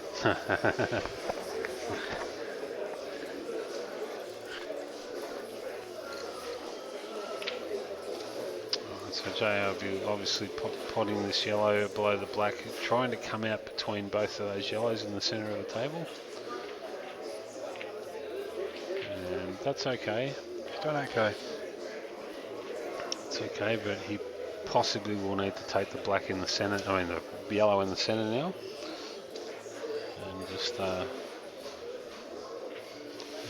And just bring the white back down a touch to clear up those remaining yellows.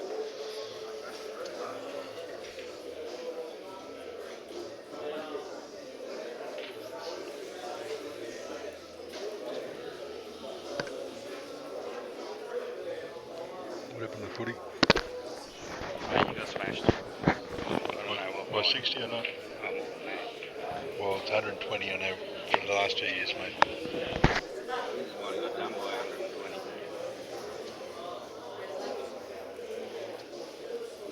Oh no. Sorry. 66. And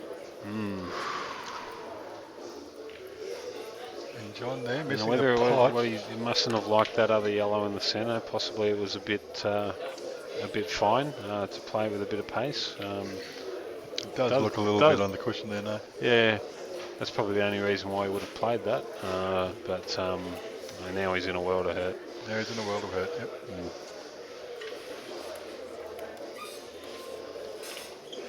Now this is what you got to love, folks. He's not only potted the ball, but he's actually just trying to promote the ball that he hit then. It's just a shame that he didn't get a little bit more work on it. Left himself in a little bit of work to do actually now.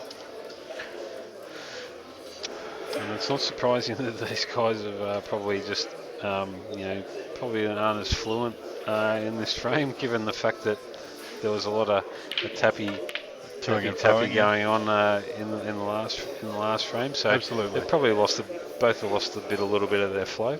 Yep.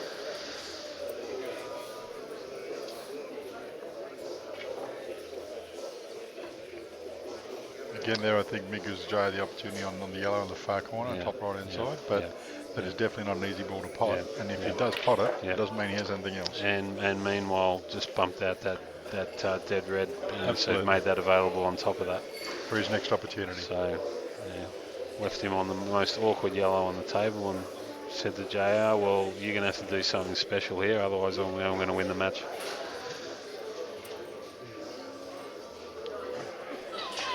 Shit, no. Fuck, I didn't know that was on.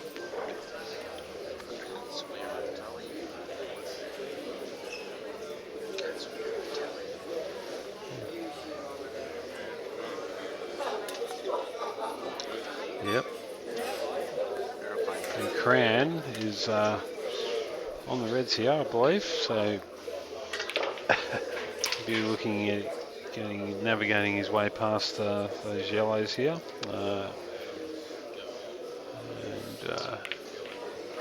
And a good shot by Cran there. Adam was going out. I think he's just put himself in a little bit of pain there.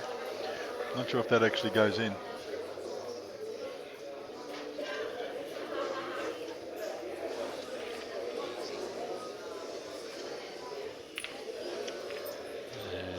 And Cran here on the table in front of Adam is actually trying to promote his. Adam has missed his shot. led Jamie to the table. And Cran here is a 2-ball reds on the black to go 4-3 ahead. So, And truthfully, Cran at the table with this shot, I think he's definitely a good chance. so JR has given Mick 2 shots here. So what, he didn't hit a cushion, or we'll just go back and watch Cran knock this black in to go up 4-3. And there it is, Cran taking advantage of the opportunity. On the hill at 4-3, so we just switch back 4-3 to on the Mick. hill.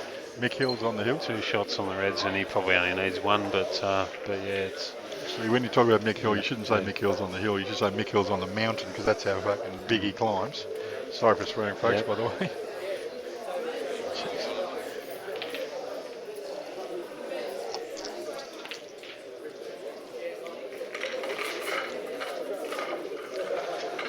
It looks pretty straightforward here, folks, for Mick Hill's ability, but we'll see what he comes up with. He's obviously worked out a pattern in his head and hopefully can stick to it. So far, so good. Evening lighting has just appeared in our booth, and it makes it a lot more romantic, Nathan. And look at that, Mick Hill. A lot of people have been complaining about the cushions and stuff, but I've got to say, for the most part, in this out he's made just then, he's did everything in perfection. And after an epic battle in that last frame, as Mick has mopped it up and taken out the match. Well, I've got to say, folks, that coming into the match, I think everybody would have backed Mick Hill to win. I've got to say, for John Russell, it's a great effort to make the quarterfinals of the Anzac tournament with such a big field. And I think John, as he's always been known as, is still yesterday's hero. But to us, he's a fucking champion for having a go. Oh, and I swore again, mate. That's all right, mate. I've watched a few of the replays and everything like that, and yes, you've been quite tame, mate. So yeah.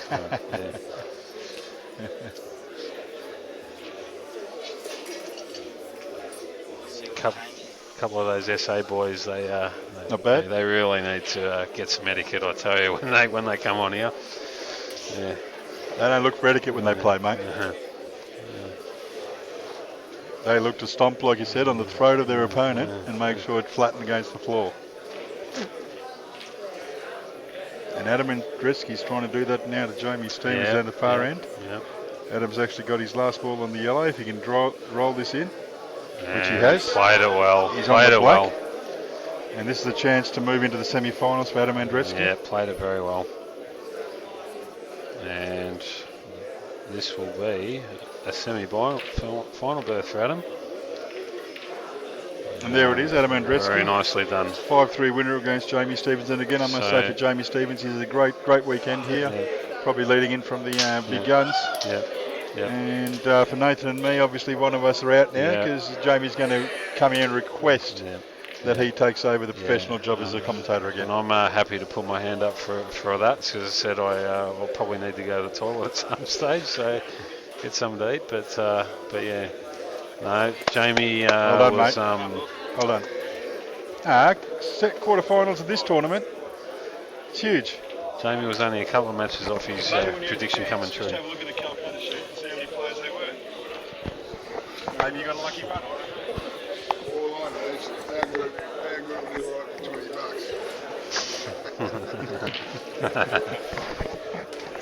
And don't do the big exception. JR's actually explaining himself that he bought himself for $20 in the Calcutta today. Now, normally I've got to say that I am a Calcutta expander and love it myself. I did miss one call for the day, and that was probably that one there, because it went so quickly. I don't think there was a third call. It went 1-2, and I've got it. Normally I'm on my own and I've got to pay 50 for myself. This time I was in a group and I got myself at 20. Well, that's why I What I do not understand here, by the way, while we're chatting with JR, is I thought we were going halves and everything. But we only went halves in. We didn't go halves in Kurt. No, definitely not.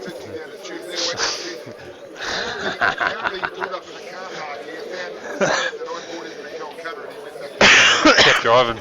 All I can say, folks, is JR is mentioning Kurt. It was a no-show today, the reigning Australian singles champion. It is disappointing not to see him here, but as we know, Everybody has a good time on the weekends and sometimes too good. Well, Buff, I don't understand why you don't do that more often, mate. When you have the Calcutta and everything like that, you buy yourself in 10 seconds anyway. You may as well just whack yourself in a group, I and didn't have anything to do and with the group. and you get 3 other blokes for your $20 as well. So yeah. It's actually just been mentioned to me. It's just been mentioned to me that the reason John Russell might have achieved himself of making to the quarters of the biggest tournament this year with the quality of the players is he's actually taken up a little bit of snooker on a Wednesday night. Learned a little bit of Robbie Taylor. And just for a call out there, Robbie Taylor, in case you're listening, get back up off your chair, get back onto the chair, stand up, be a man, because John just gave you a rap and reckoned that you're the one who's taught him the most stuff he's learned about snooker.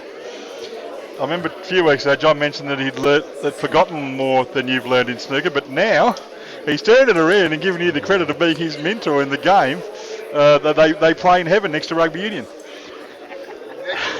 Just behind rugby union. Just behind rugby union, John said. Down the All Blacks. I don't know how many times John's won a Australian title, a world title for Australia, but I'm sure he just called out the All Blacks. He's a multi rep. Just all depends on really who's winning at the time. All right, so we've got one remaining match here on your screen, and then it'll be balls out of a bag again, and we'll have our semi-final matches. That's right. We've actually at the moment we've got Cran at the table. He's 4-3 ahead against Wayne Richardson. He's on the Reds, and there's a chance for him to maybe make an out and finish the match right here. But Cran's not someone who just takes things lightly and just flails away with his cue. He's someone who you'll never get a free frame from. Although he has missed that last opportunity. Yeah, now I'm wondering, was that on purpose? Definitely. miss? With Cran, it could have been. You never know until you look at the table and see what's left. I'd back him in to say he meant to do that, because as I said, Cran would normally not miss a ball by that much. Not that easy fought anyway. It's a dangerous time now, folks, for commentators, because I do see Jamie Stevens entering the area, and I've heard he's actually had fights with people before to try and get back on the commentary. And here he is, attacking the screen. Yeah. We'll get him on to tell you all about it later. But we're looking forward to just quickly while we have you, Jamie. No post-mortems. No post-mortems, mate. But how did you feel about the weekend overall? The big guns and the Anzacs. Did you feel that you performed to a level where you were satisfied with, or not even maybe not satisfied, because I don't think you were satisfied unless you win a tournament, but that you were comfortable with, that you actually gave it a real go and put yourself a good stead out there? Yeah, look, I had a crack. I won a few frames. Disappointed in the matches I did lose, though, because I actually did play exceptionally bad in those matches, and that obviously doesn't help the confidence. But no, overall, good tournament. I'm happy. I actually said that I'd make a quarter-final by the end of the year as well once I started playing again. I've already done that, so... And that's before halfway through the year, Jamie, so you got a lot more ahead of you. So next plan is to win one. Fuck the last 4 and last 2, I want to win one. And also, I think it would be nice to see you back in the stateside again, because we did falter at the last hurdle, and someone with your stature and ability always helps. Any truth to the rumour, the reason you didn't go on with it is because Rusty and Jake are out of the tournament, and basically you're only in it to. You have said that you will be figuring out a way to one day to smash those guys, and because they were no longer in the tournament, it wasn't worth it. No, actually, I'm more filthy that I've lost for the reason that I need to play Mick. And just to ice the cake for you, Jamie, the moment you lost, the siren went in the fourth quarter, and Hawthorn happened to beat Richmond by 66 points. But as I said to Trent, the Hawthorn supporter, we are still about 56 points ahead. Always think of the now, Kev.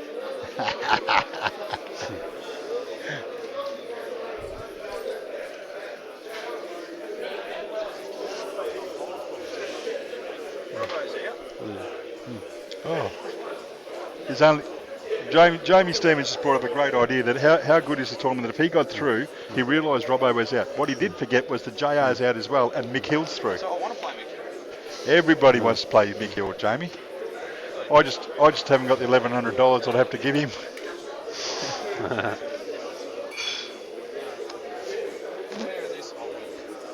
play that. House ball, that's, that's Mick Hill, obviously his favourite.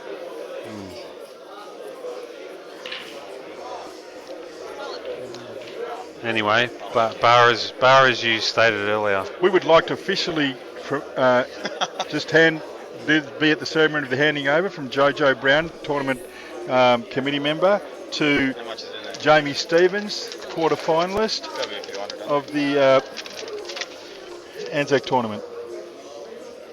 And what do we got? 4 or 5 Jamie pineapples. has just won approximately about $200 in the making the quarters of the Anzac tournament, because the other $50 goes over the bar, as we all know.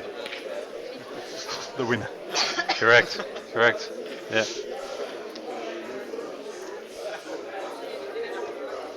What did Mick Hill go for, by the way, in the Calcutta? 300. 300. Yeah. I don't know. Definite Don't ask side me bet. who bought him though, but Some wise person. everyone was very low this tournament.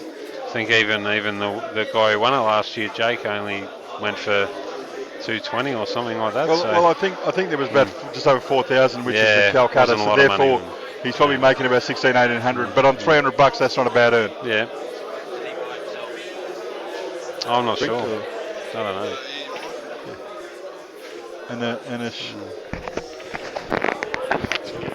And a shot of vanilla Galliano, thank you. For each of us. Don't drink yours in the bar, then I'll know you won't have drunk it. Get into practice, Tim. By the way, just looking around the crowd, I see the great Brett Rogers has turned up. It's fantastic to see him on a Sunday. Yeah, thanks. He doesn't like Saturdays, but he loves the Sunday. So, is that all right? Thanks. Cheers. He's not wearing his red Alright, shirt so like Tiger Wayne- Woods, but that's Oh, okay. sorry, I'm talking when Kev is again. The perpetual red shirt. Well, I've got to say, I was there the day when Brett Rogers wore a Mercedes top and won the Anzac tournament himself. Me, luckily, again, was on the Calcutta. I just happened to be in the right place at the right time with Bretsky. You got him for 45, didn't you? 80. I spent $80 wisely. I got to say, actually, I take that back. Jerry Grabovic, if you're listening, you actually had a part in it as well, mate. You said, no way are we going to pick him, and I said, we definitely are. If he's dressed right, he plays right. It's not too hard.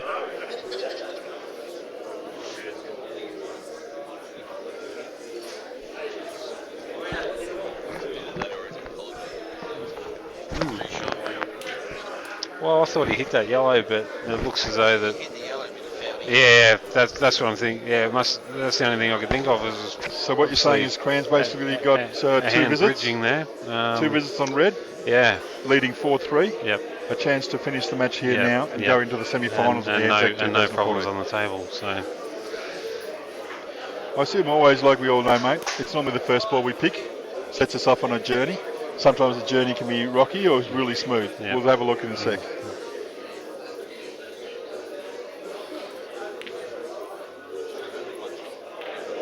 Cran potting it his is one first ball shot. very well. Yeah. So it is one shot. Yeah. We've just yeah. found out, folks, sorry, we thought it was a two visits, but there's actually only one shot. There was no foul. So Yeah. Cran has one visit to extract and pot these balls, and I still think he's a good chance. There's ball 2. But Cran will obviously have a look at Tippity out anyway, but Absolutely. He's pretty much got this ball into the centre. No I think, reason and why move you on to the wouldn't. next. It's always, as we know, Nate, we look at this here and we think, oh, it looks pretty easy, you know, the balls are not too hard, even the black's off the cushion and stuff. But it all depends on where he places the white ball and how it ends up on the last shot. Because the first 6 shots aren't that hard. It's always getting position on that last ball. so he may take this red over the hole now, just to screw back out, so it doesn't have to. Doesn't appear as awkward, but he could stun that. So Yeah, I'm it wondering really when he doesn't take the ball matter. closest to him at the moment, get Yeah, rid of that. It really doesn't matter. Take the 2.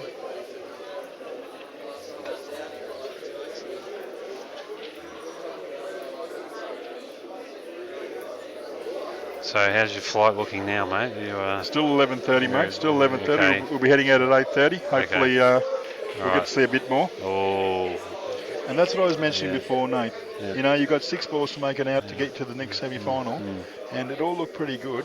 And he's got through 5 shots, got to the last ball to get on the black, and left himself short. I know that's an easy shot and everything, but that's why I thought he may have taken that one earlier, because it forces him to actually screw back, because there's a target for him to aim Absolutely, mate. at. Whereas now he was just trying to tease the white back there, you know. Yeah, and look, I got to tell you truthfully, Cran is one of the best exponents of staying in the game if he can make it out. He's right here right now, and he's having a real go. Great effort, Cran. And as I said to you folks, if you can hear in the background, there is a few more people at the bar now, JR included, and a couple others that have lost this round. And Jamie Stevens, and they're all having a great time. I think the game of spoofs will be continually played during the evening. Thanks, mate. Yeah, and there'll be getting. I don't think there's really any need to get people up here for an interview. I think we'll be able to hear them just fine from where they are. Yeah. Dad, how far can you go with these? Can I go to the girls? I can. Mate, I'm just going to take a quick walk, mate, and see how the tournament organisers are going. They've had a long weekend from Wednesday. All right. Oh, and that's a great shot. That's a great shot, but he's almost got the snooker back there. But went straight through to me tummy. Do you want to turn his mic off? As I said, if I'm talking and I won't know. Maybe your favourite two people this weekend, organisers, the lovely JJ Brown, who I do call something. Well, if I'm talking, lovely, so we're both talking over one another. Who?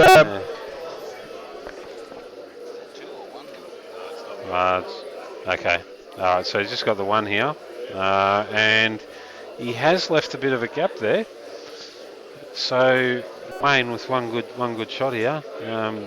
Can get down on the black, and it does pass below the red, I believe.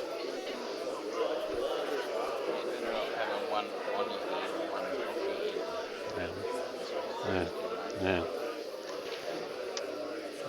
So one good shot here by Wayne, possibly come off 3, possibly 4 cushions, and get back down for the black here.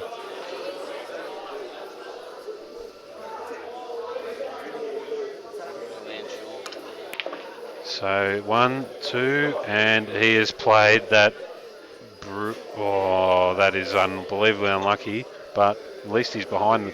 The black. No, I don't. Yeah. I don't know if it goes, but he can. He's going to have a dip at it. It'll be a great effort if it does go.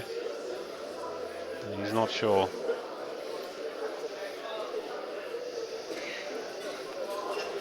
If it doesn't go, you wouldn't take it on. This looks quite actually clip it behind not too the hard black. an out. I think he's looking a bit harder. He could just play through the ball. He's going to have a go. And it'll come off the red anyway. And it was in straight away. So Cran did not get the cover there, and it cost him the frame. I was actually watching the line. There was quite a few ways to play that, and I think he was a bit nervous. Actually, that was the most important part of it. So now we're going down to a hill match, and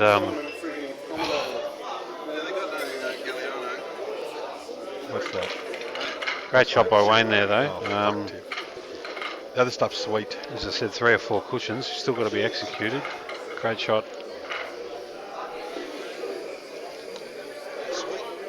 Oh, it's disgusting. Sorry, folks, this is light time out. Well, Tim Shelton, my touring partner, brought me a White Sand Booker just to warm me up, as it's slightly cold here since they've turned the heating off.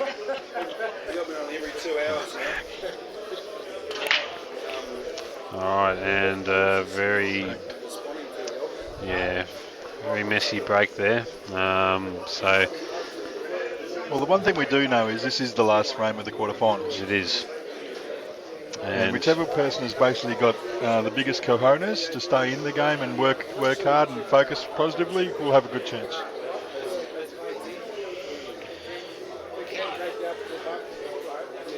See ya.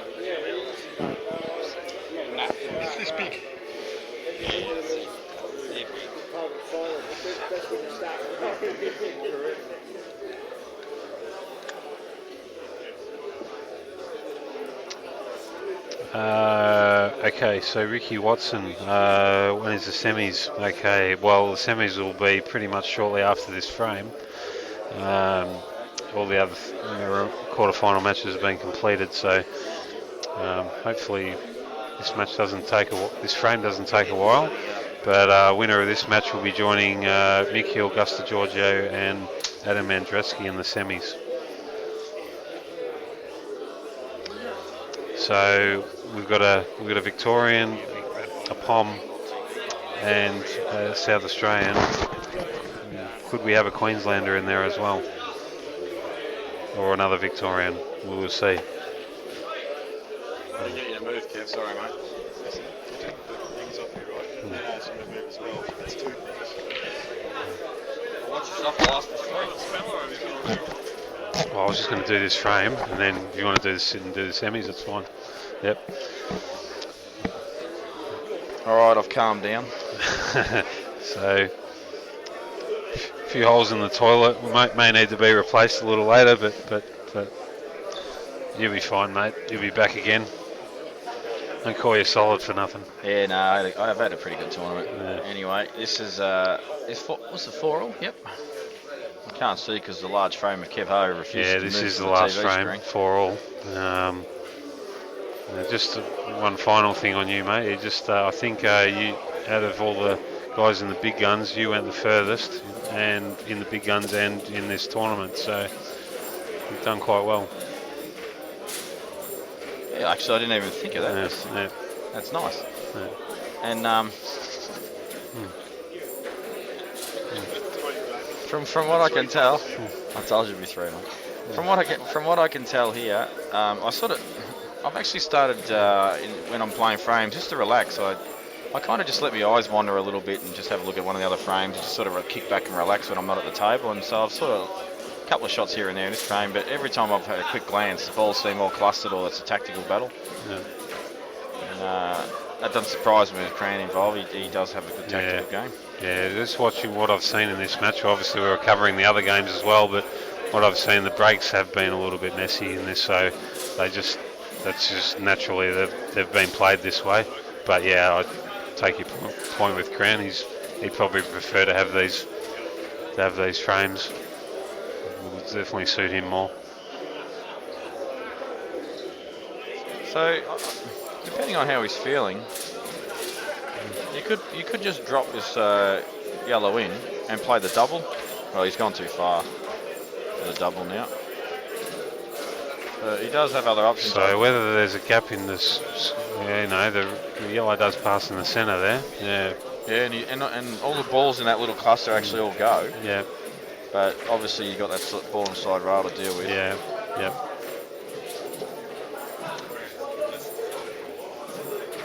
Yeah, absolutely. Cran. I don't think Cran's made a quarter for quite some time, and obviously, depending on the result of this frame, that could be further than a quarter final. Yeah. With the right draw, you certainly could be a huge chance to win another match and make your final. Yeah, for sure. And well, Giorgio. You got Giorgio, Adam Andreski, and I must say, I'll give full credit to Adam Andreski. Yes, he played very, very well against me. He deserved the win. And then you got Mikhail. There's actually no easy draw for him if he wins. All 3 players are extremely capable, obviously one being a world champion. But Gus has obviously just knocked off Robbo. That's a good result. And Adam Andreski's knocked myself off, and I actually felt like I was hitting a pretty good ball. So I think it'll be a couple of really good semi-finals. Good shot there from Cran. He hasn't. Oh, he's kind of landed horrible, I think. He's not on this yellow that's just near the black. I reckon he might be able to punch this double in. He might be able to. If it's touching the cushion, he can't. But if it's off the rail, he might be able to punch double it in and stun the white ball back centre table, and he'll be on the yellow. Yeah, it is a little tight, but yeah, he might be able to. Maybe he is on this ball. Well, there you go. I missed another shot. Just punch this in and then get the white back out. He will have to obviously. I think particularly if he makes this, he's committed to the out now. So the way I look at this, you could kick this ball off and play and try and put the white ball on top of the other yellow.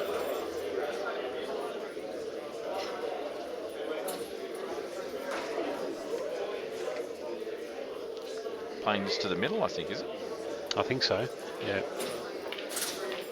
Oh, he's gone the double. I'm not sure about that shot.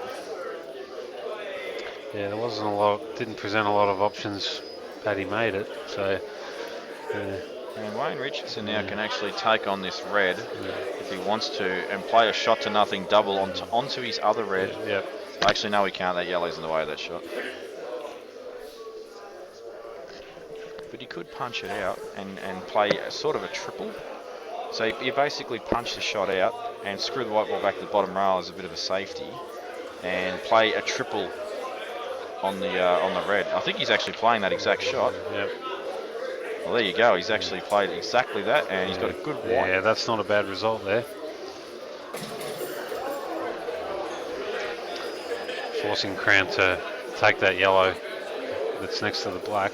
And I'm not sure that it goes in the middle, does it? Yeah, well, it doesn't, but it's the only one that he can hit, without actually coming off a rail and hitting another one.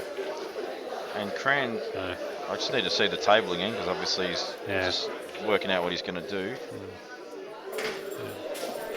Oh, I was actually going to say maybe you could actually come off the bottom cushion and nudge the yellow over the middle and just apply some pressure, but chances are Wayne Richardson's going to go game next shot.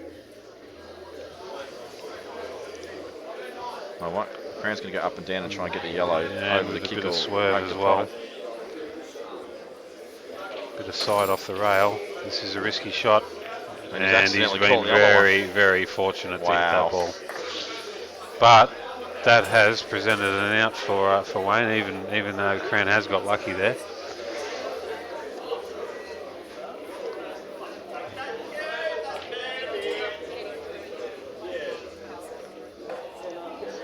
Basically said to Wayne now, I got a bit lucky, but now you have to go game. If not, I'm a chance. A couple of ways to go. You can take the ball over the pocket, but it's pretty thin. So I think just trust your action. Take this ball to the middle, the one that's just to the right of the black, or the second one that's to the right of the black.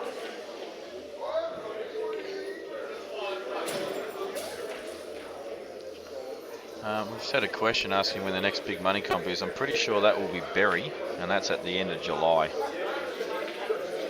And that's a great shot by Wayne there. It is a very good shot, and he has good position. And, well, he really should take this match now. Yeah, yep. Just needs to map out which way he wants to go about it, but there's not, as you can see, no problems there, but just have to obviously work out which ball you want to take last to make the black as easy as possible.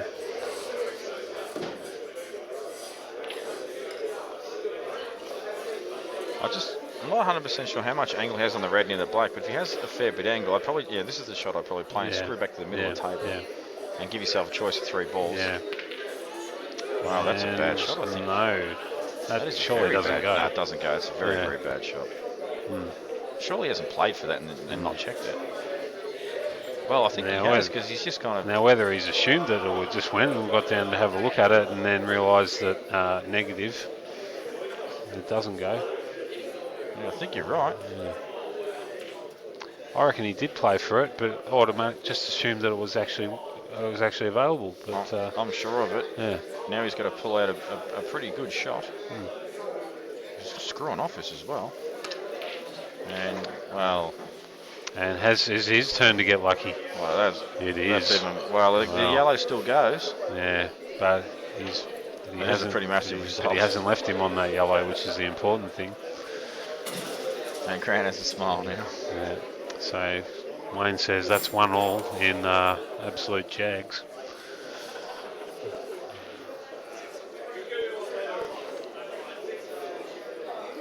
If Cran could just dead weight this in, he'll have a shot. But actually, the transition from the last yellow will be hard because he actually has to hit it pretty straight from where the white would be if it lands where the yellow is. So this is why I think he's punching this. No, and has left all balls available. He Well, I can assure Obviously, you, we'll Wayne, be taking the one down to the bottom right corner there, or top right corner, I should say. I can assure you that he doesn't pop the ball over the line and play for the red in the middle again. Yeah. He's actually checked it again to see if it's actually changed position. No, yeah, this just in, still doesn't go. So it's just basically a matter of rolling this in, landing in between those two yellows there.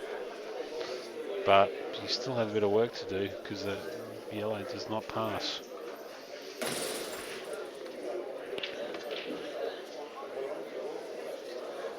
Well, he's actually screwing back into the side rail here and coming back out. That's not really sure what that happened there. And he again left him off the dead yellow. Again left him off the yellow in the middle of the table. Yeah, Has been fortunate again there. My assessment of Wayne Richardson is if you have to make him play big shots where he's got to screw off them, he seems to miss a lot of them. But however, you can actually just see him on the side there. He's rubbing his eyes. He's had a pretty big week. He has played a lot of pool and he's tired.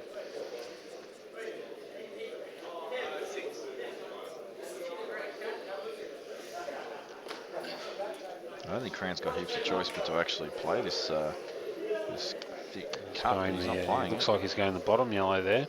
Yes. Hopefully they squeeze it out, squeeze it in.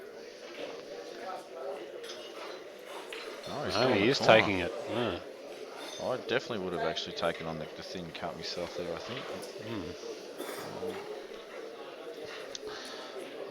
Actually, I think maybe the plan was to put the white ball right up hard on the bottom rail and as a shot to nothing. So good theory. I think if he can get through to this red, surely he'll take it and not play for the middle. I don't know if he can, so he'd probably be looking just to slow roll, nick this red into the centre.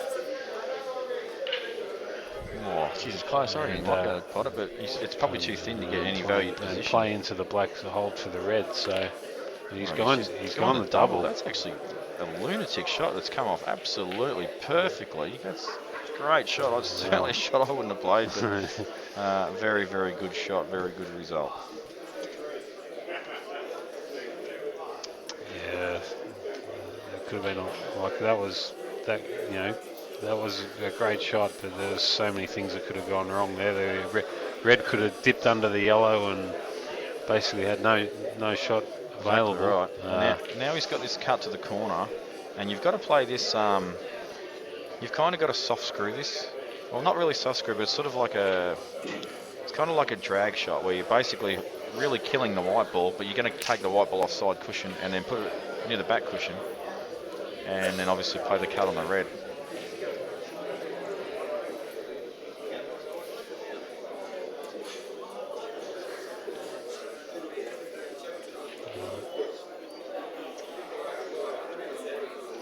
Possibly looking at the double. No, he's taking the cut on.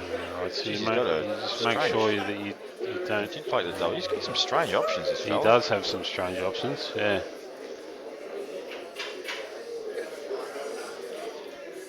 And if Crane can get this bump right, he actually could be back in the frame. Although just looking at it, this bump is actually tough to play the bump and get safety off at the same time. If he could get onto the bottom cushion, it'd be perfect. He could just roll onto the yellow, leave the white hard up on it, and then push the red to the side cushion. Yeah. But the only way he's going to be able to do that is if he pots this yellow at the top, and then plays the last yellow, and then obviously plays a shot and leaves it as his last ball. Yeah. And that's almost what I reckon I'd do right now, because otherwise I don't think you can win the frame.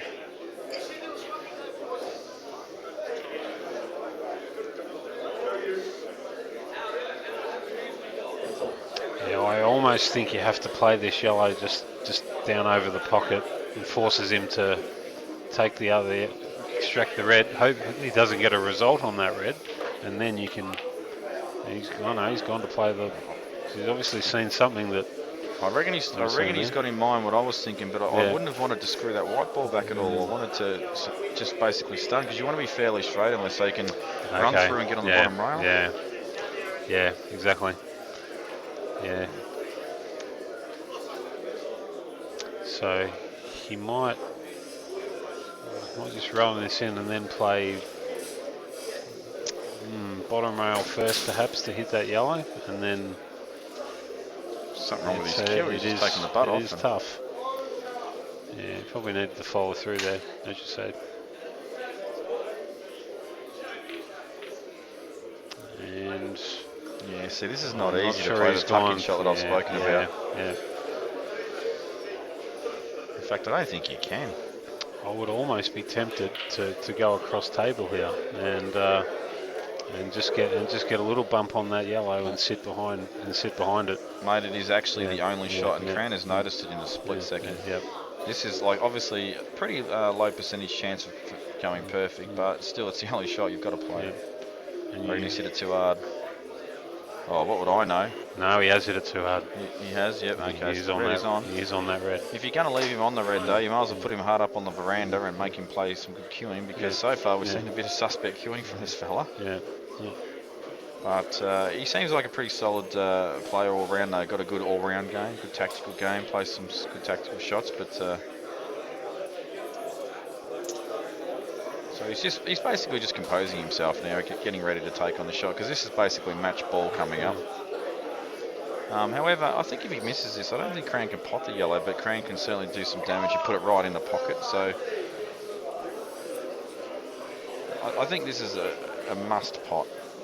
It is definitely a must pot.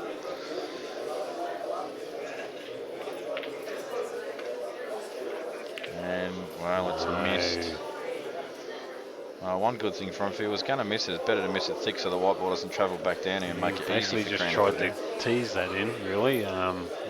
He probably just doesn't seem to cue the ball, cue through the ball, does he? No. But definitely need to be a bit firmer with that. He's got a very cramped up action. But I've watched him play some tactical frames, and he's very good at those. Yeah. So can he punt? Can he? No, he's just going to play the role. I'll tell you, full trust. Oh, it actually went. That shot. I'm actually not sure that he dropped the bottom. Yeah. But I would actually rather it go in than sit there and have a shot at this black. I would rather be playing the shot right now for the match rather than yellow sitting over the kick. So this shot for a place in the semi-finals. Bloke can play under pressure. And he's knocked it in. Great black by Cran there. Through to a semi-final. Great effort. And semi-finals probably start in the next 3 to 5 minutes. Yeah. So we'll take a quick break. And I might have a spell and hand it over to Steve Jameson for the next matches. He's actually chomping at the bit. I've never seen him can't so wait. keen to get on the mic. All right. See you, boys and girls.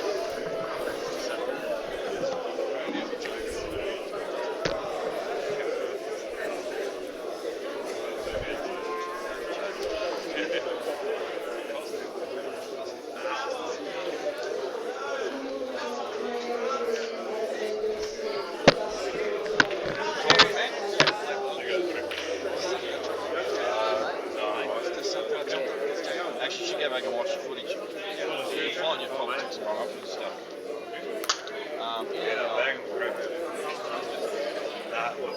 I wasn't bad. I was just basically pointing out something. Let's give him a black and white. Jamie will win. Steve wanted to do it. But I'll tell you what. You start with him, and then when he comes off, I'll jump on with you. Because I want to do something with you. Apparently you're very good and very technical.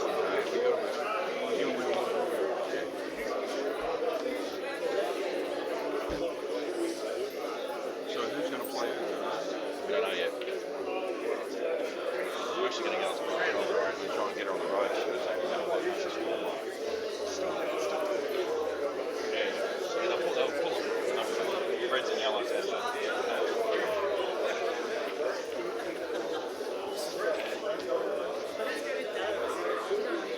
First time ever being playing with commentary. What? First time for me ever having to play with commentary. Yeah. There you go. I've had a few cracks at it. Nothing was commentating on. Only my opponent.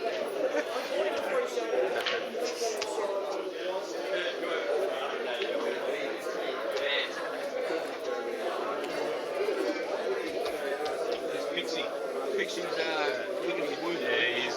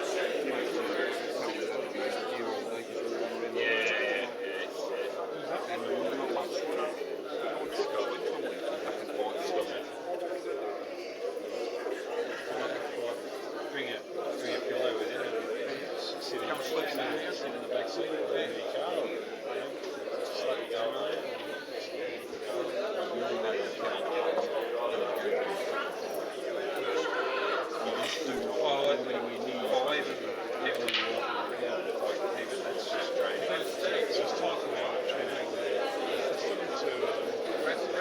You're going to start, sorry. Okay. Yeah, you two start when you've had enough.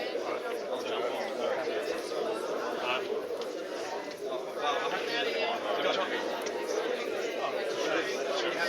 They were telling me earlier about doing a satellite amateur comp. The big gun, instead of everyone to the amateurs playing the big gun. Oh, that was the idea from Jamie and the other guy today. Good idea, yeah. To play a tournament. Qualifying, get into the big gun. But the minimum entry might come. The elite players.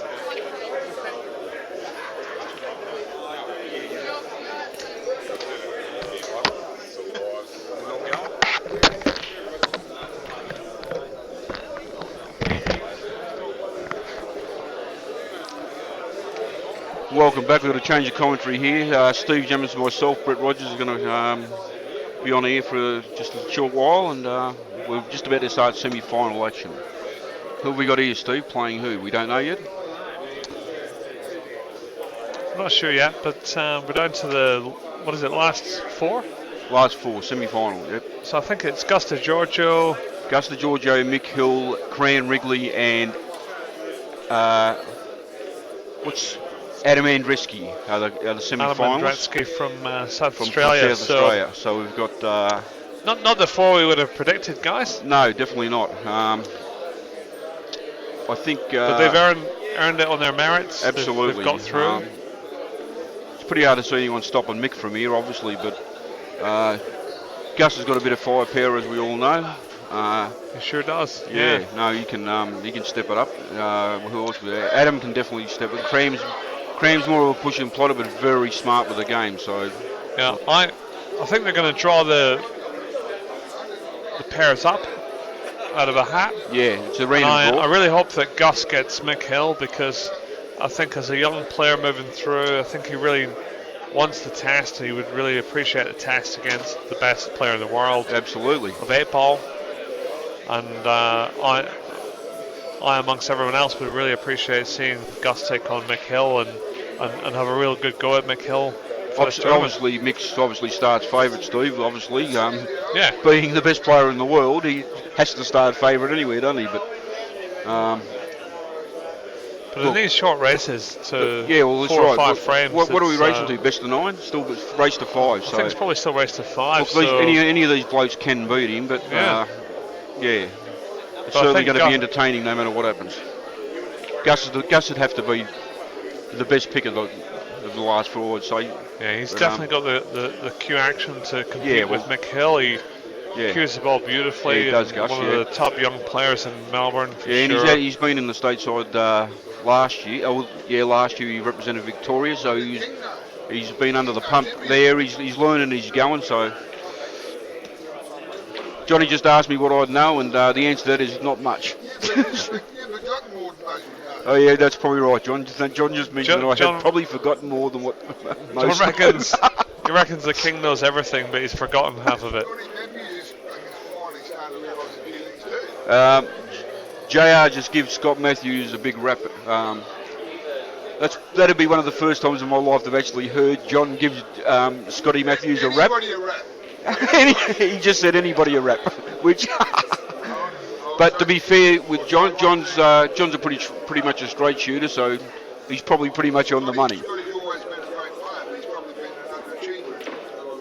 Yeah, well that's true, Johnny. I won't repeat what he just said. James Metcalf has just walked into the commentary box, and this lad's had a fantastic tournament. He's beaten Rusty Wheeler today in the Anzac competition. He's got into joint first place for the best intermediate prize. And awesome job, James. Well done, buddy. Me, I watched him. I had a few games with the Fast Eddies after the. I'm glad he beat Rusty, because if I hadn't been Mick like Rusty again, I hadn't beaten him the last 3 fucking times. At least he got the job done. So John's come out with some wise words there, which we'll ignore. But I think James has earned his place in the commentary box. Frankly, I think he should have a spell and give it a go. Put Would the you like to have a headphones on. commentary? Put the mic on. No, you okay? James has got great knowledge of the game. I remember playing James a year ago in Fast Eddies, and he absolutely smashed me up. Yeah, he's And, nice. he really is a good player, Yeah, James he's Metcalf. coming on, James. No doubt about that. I was lucky to get up on him tonight, 4-3. He played really well, and we're just waiting now for the semi-finals to shape up. I'll tell you where the last four, the only bloke I don't know is Wayne Rich. And I can tell you a little bit about Wayne. He is from Queensland. Queensland, is he, Stu? Yeah. He's from Queensland. I played him in the tournament on Friday night. The Friday night, the $500 knockout, the one that you managed to take, get the chocolates. That's right. I got the chocolates, but I played him in the semi-final, and I have to say I was very lucky to get past him. He was almost faultless in his performance. I was just very lucky to get out 2 times in a row. Well, it's obviously no surprise to you. You see him in the semi-finals then, Steve, obviously. He played a good friend of mine, Paul Brewer, and smashed him 2-0 in about 10 minutes. Right.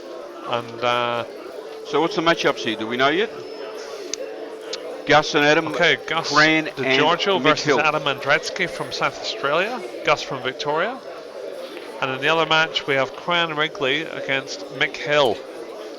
Okay, and, well that'll definitely be a different, 2 different styles of players. Definitely the Cran and Mick match. Yes, I think Adam and Gus will definitely be more on attacking. Obviously, Mick will attack, but he'll obviously attack smartly. That's right. He took it. He won't be taking Mick's far too good a player. Obviously, he's the best player in the world. He's not going to take anything lightly at any stage. Anybody, whether they're a great potter, great tactician, he's going to play the game accordingly. He plays the balls, Mick. He doesn't play the player, and that's what you have to do in this game, obviously. What I found very interesting, Brett, was that Mick spent a couple of, I don't know how long it was, maybe 2 hours to play John Russell to a 5-2 victory. Yeah. It shows that he's patient, doesn't it? Absolutely.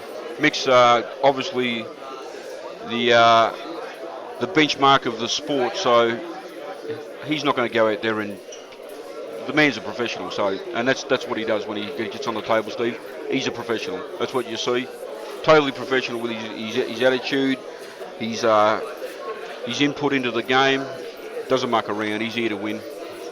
We all know that. That is what Mick Hill is all about. So, what's your prediction? 2 hours, 4 hours, 5 hours. He doesn't care as long as he gets the result. What's your prediction on the scores for both matches, Brett? And then I'll give mine. I'd have to say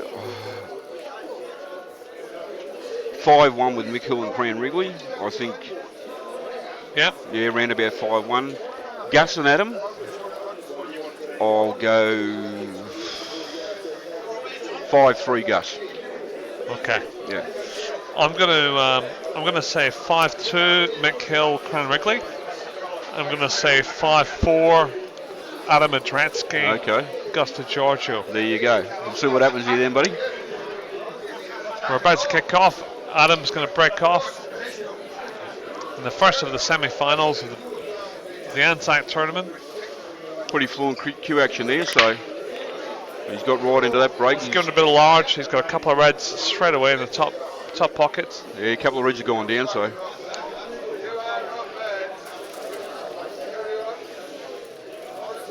We can't actually see the table at the moment because Dan's just readjusting things, but I'm sure we'll have a good view in just 1 second. So here we go. Now Adams, he's picked yellows. That's fair enough. He's actually knocked in 2 reds in off the break. Must make pot this. Oh, he's missed it. So it's a great opportunity for young Gus straight off the bat. There's one problem ball here. Obviously the ball on the right hand side of the table next to the 2 reds. But it looks like the yellow passes the red into the middle pocket. He can actually drop on that nicely. So that's what Gus will be thinking about here.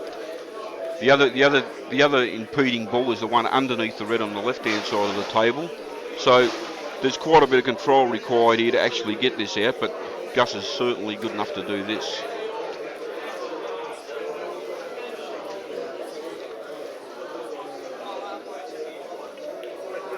The key to making this out, obviously, is you must get on one of those 2 dead balls, actually personally I'd be trying to get on the one underneath the red first, on the left-hand side of the table. Once you remove that, it's just a simple question of potting the rest of the balls, potting the other yellow in the centre, landing nicely on the one next to the other 2 reds, and you're on a pretty easy black. So that's what Gus will be looking at. So if he screws back off this one over the hole, gets a slight, nice little angle to run through off the rail. Oh, he's hit the yellow. Didn't quite have the angle. Well, he must have, because he wouldn't have played it that way. But anyway, there you go.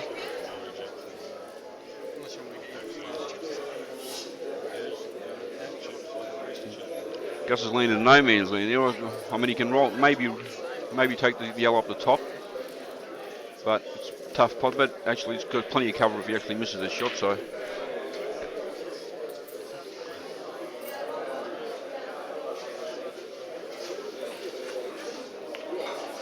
He's had that shot on. Yeah. I think that may have opened the game for Adam just slightly here.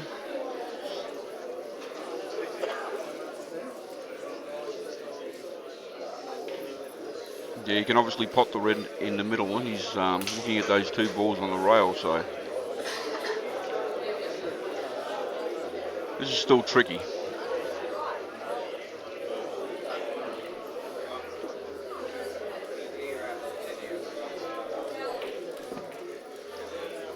Could see Adam pot the ball in the middle and screw back just a touch and get straight on the red into the top corner and screw back into the 2 reds, but he is trusting to a bit of luck if he goes that way. Or he could run through it and get an angle on the red in the middle. Oh, he's taking the one at the top. Nice pot.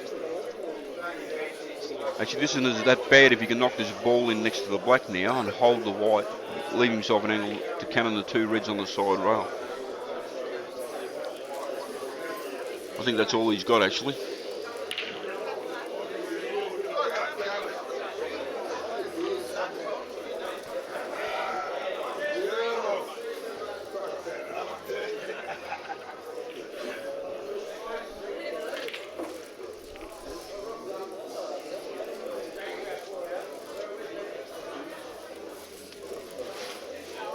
Playing a double. No, he's playing a safety shot.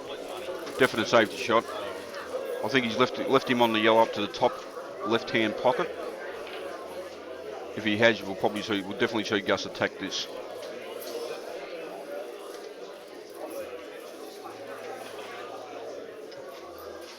He obviously hasn't, because I think Gus would already be down on that shot if that was. Oh no, he has.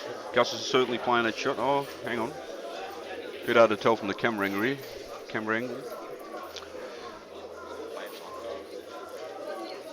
Jamie just said the plant's on. What plant, Jamie? Yellow. Where's on reds? No, he's on yellows. Gus is on yellows. No, it's. Oh, you're talking about the one in the middle pocket. Oh, of course, yeah. That definitely is on. But in playing that shot, he has to hit the red thick, otherwise you get going off in the middle pocket. So. Yeah, I just had a quick look at it. It's the camera angle is actually deceiving. I think if he actually plays that plan, he'll hit the left-hand side of the. He will actually, yeah. Having a look at the table, yeah, the camera angle is deceiving there. I'm only just stepping in for Steve. He's doing some cash split. I don't like that shot, Brett, because this is a really, really easy snooker and promotion of a dead ball. Absolutely, Jamie, I agree totally. I think Gus could have done more with that. And I actually do think that the plant was the right shot, and they're having a look at the angle, the table from a live perspective. And I'm going to put a straight over to Steve. Gus is definitely going to. Well, he hasn't snookered him. He's got away with this a bit, Gus, I think.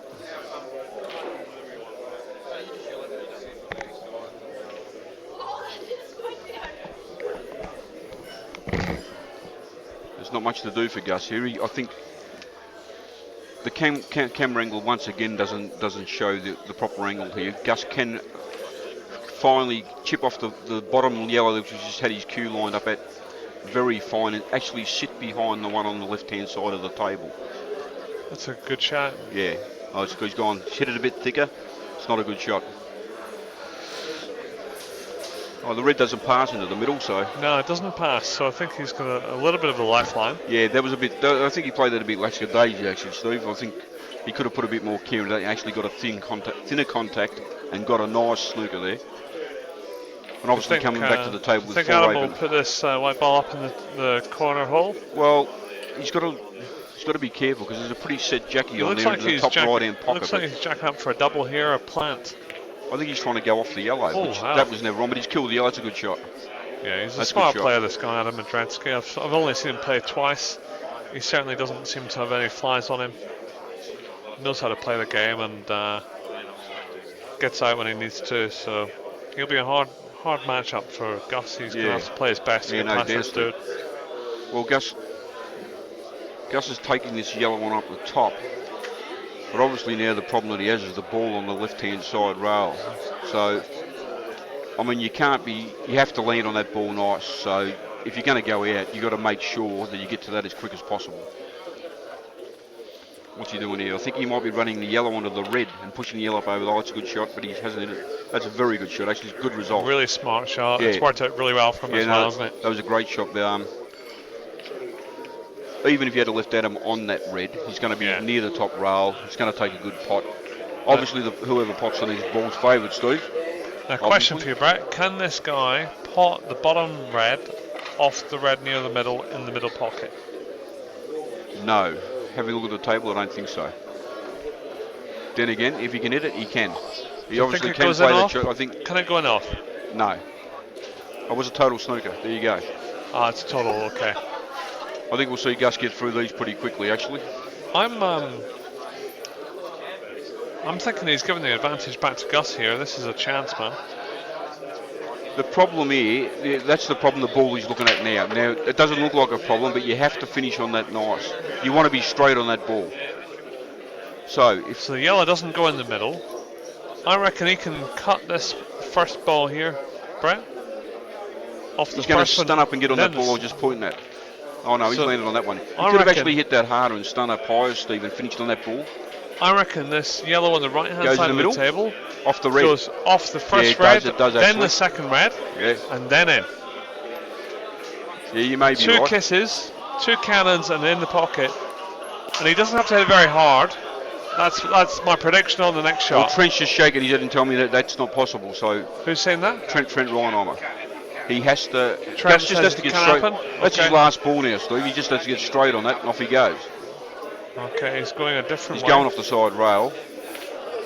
That's no man's land. Absolutely no man's land. He's put himself in trouble there. I'm surprised Gus played that like that, actually. What do you think, King? Do you think that yellow would have gone in off 2 cannons? No, Trent told me, shook his head and told me it didn't. No, but that's Trent. You're the king. I can't tell from here, mate. But I think Trent understands ball connection. Are you sure, Trent? Trent Reinheimer just turned up in the commentary box.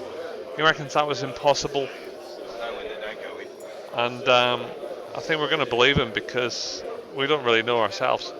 I can tell you right now, Gus Giorgio will not be very happy with himself where he's left that white ball.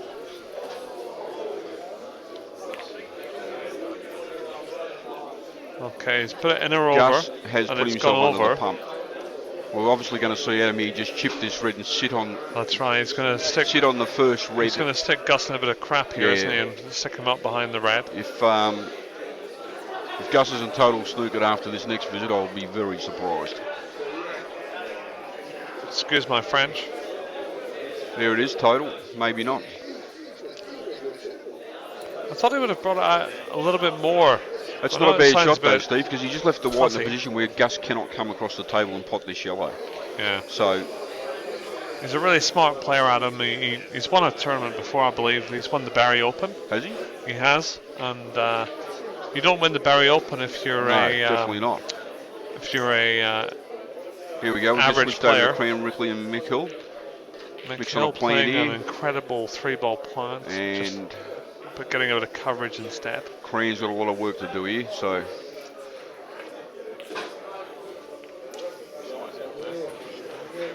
The way I see this frame here, Steve, reds are definitely favoured, obviously. I think Cran has to play the ball in balk now with right-hand side. Hit that yellow as full as he can and get it out into the middle of the table. The reason why I say full, because if he actually hits it thin on the top side of it, he's going to push it down the rail and he's going to kill it. Yeah, the ball in balk. but you need a thickish contact. The ball must come to the middle of the table. You do not want to push it down the rail because it's dead again. So he's got it covered actually. He took the pot on. He was actually playing for the double next, which is not a bad shot too. He had to try and actually create an out there because Mick was firm focused. He's back in this frame. He's back in the He's frame. going to get back to the table. Played a nice pocket cover there.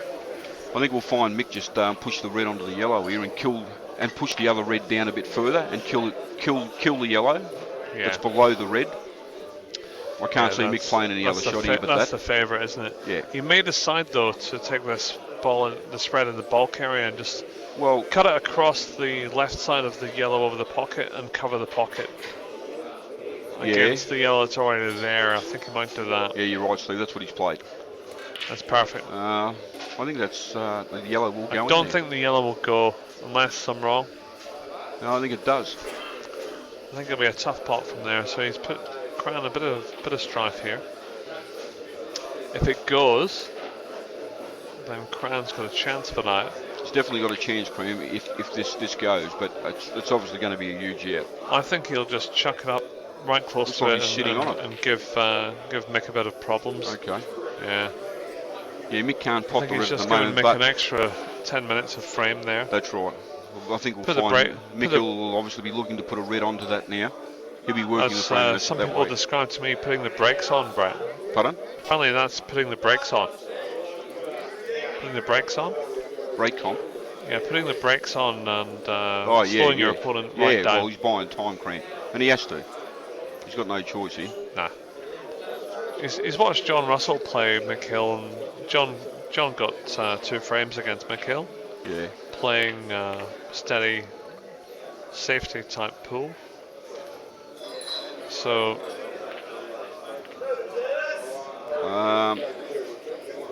not too sure about that shot, Steve. Now here's a shot for you. Play the Jackie. If Mick can pot that ball, gets the ball on the bottom rail, he's got a natural angle to go up and pot the one over the hole. But no, it's not. It's going to hit the black. It's going to hit the black. Yeah, you can't see enough of it. What about the deep screw off the one in the green pocket? He can play that, yes, definitely. But that would be a bit too ambitious. So he's just going to kill the other yellow. Oh no! What a great shot. Well, there you go. There's something to learn there. He's actually played to put that on the top rail so he can get inside the red. How many blokes would have thought of that shot? That is an incredible shot. I wouldn't have thought of that shot in a million years, mate. Neither would I, man. That is an incredible shot. Not in a million years would I have thought of that shot. How could you? Surely he played it off the cushion. He played it off the jaw, Steve. But he's gone round the jaws by accident. No, he hit one jaw. He purposely played that off the jaw to put the red there. Off one jaw, but it came off 2 though. I could live 55 lifetimes and wouldn't have played that shot. No, I wouldn't have either. He is a bit of a machine, isn't he? Let's face it. Absolutely. That just goes to show the process of what this man's all about, the thought process that goes into it. He knows he can't lose this frame, and he's just made sure that he's going to win it. He's made sure. Yeah, I don't know about you, Brad, but I've watched a lot of pool in the last year and a half, and I think Mick Hill and Gareth Potts are the best 2 players in the world. There it is.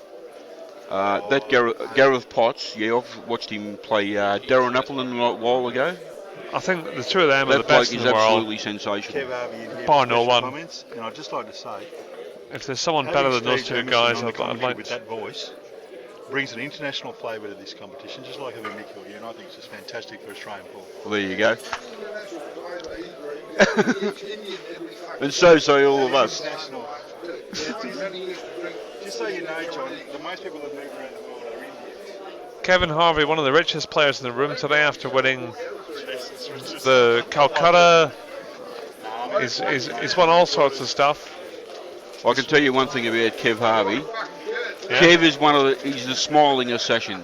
You'll always see Kev with a smile on his face. Yeah. But I can tell you one thing for sure, Steve. You see him smiling today, in a couple of days' time, I think you'll see him smiling a bit more. He's off to Thailand with a big... That's because I'm watching Timmy do a ladyboy. He just said he'd be watching Tim do a ladyboy. Yeah, Kevin Harvey's going to be going to Thailand. Mate. Yeah. John Russell just looked at him as if he was jealous that he's not taking him with him to have a bunk up. Kev, you obviously don't know Tim as well as I do. There'll be no ladyboys. He's hard drunk now, Brett. It's only like 7:30. Wait till 11 o'clock. He won't know. For all those on CueballTV that don't know the score in the football, Power just beat Geelong by 40 points. Well, Paul the Presmerelli just For told real? us that Port Power have just beat Geelong by 40 points. And that's a pretty devastating AFL result, unfortunately. Now have a look at this. However, now back to Mick Hill. Back to Mick He's Hill. now playing the red on the ball cushion into the... Well, there you go. That's the reason why he put that ball there. And this is why he's the master, let's face it. For all I'd you love at to see home him that think play he actually Gareth missed Potts. that pot in the middle, he didn't miss that pot. He put that red. He played that shot to absolute precision. Put it on the top rail from there. Yeah. So But once again, I will say I wouldn't have thought of that shot in 55 lifetimes. So Mick Hill now is thinking I've got about 4 square foot of table bottom from the middle pocket to land in after I put my last red. And let's face it, the chances of him missing this out are 0 from here. He I is. actually thought he'd take the other ball first there, Steve, and just run there. It doesn't matter. This bloke's too good. His control's too classy. good. Take either one. He's fat on this black. Even if he miscues here, he'll still pull the black. It's like the easiest thing ever for him. He's I really don't so think he'd good. be happy where he's actually left that, because that's a little bit straighter But than the what guy he would doesn't like. miscue. Little angle He'll either way. just- This is an easy position to shot for Mick, but this is actually he needs to judge Actually, the he's a bit pace straight, and isn't he? nice He might, little do bloke. you think he'll do the deep screw? I think he'll off go off the side cushion? rail, mate. I think he'll go off the side rail here and back at it.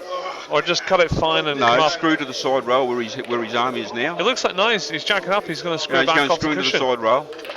Just like that, mate. Yeah. Yep. That was Couldn't the way be better. to play. Oh, hold He's on. overhit Where's it. he going for the centre? Actually, this Kev is no just asked if gimme. he's going for the It's centre, no- or Kev. This is no gimme. We don't think so. You think he's worked out too much in the gym? I think this black just cannons into the yellow nicely without going in off. Should be nice. Ah, Nice shot. perfect. That's 2-0 to Mick.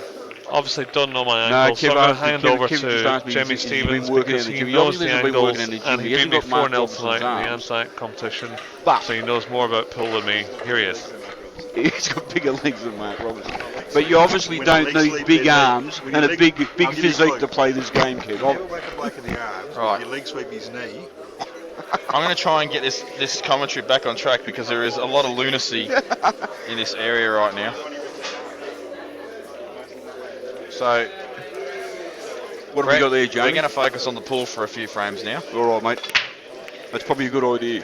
I think it is, and this frame's this frame ended up being real tactical. And Gus is on yellows, huh? I actually can't remember. Yeah, he is. Yes, he should not lose a frame from here, really. He plays a shot here, doesn't he? Can he get behind the yellow, Jamie, just sit on the top rail I think he and, can. and lay a full ball snooker? Or does he play a shot you're a genie set and just push through this? I've got to say, Jamie Stevens played the best shot I've ever seen on a pool table the other day. The ball was 2 inches above the centre pocket. The white was an inch away from it, directly aiming at the cushion, and he potted the red in the top pocket. It was a good push shot. And Gus has taken on the pot. Jesus. Oh. I don't know. Oh, pop was on. Well, if he gets that pot, obviously he's got the yellow sitting over the bottom Can't pocket really get there. the red over the pocket here, Jamie, I don't think, mate. He's got to bounce it out and just make sure he can't pot the yellow. I'm actually wondering if I go up and down here, but that's actually really hard to go up and down so straight. Yeah, I don't know about that.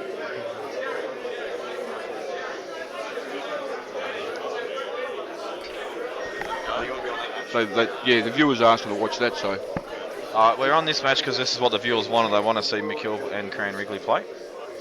But you can see if you're interested in Gus DeGiorgio versus Adam Andreski, you can see that at the bottom of your screen, so bottom left-hand corner. I'll tell you what, Cran's got a good opportunity.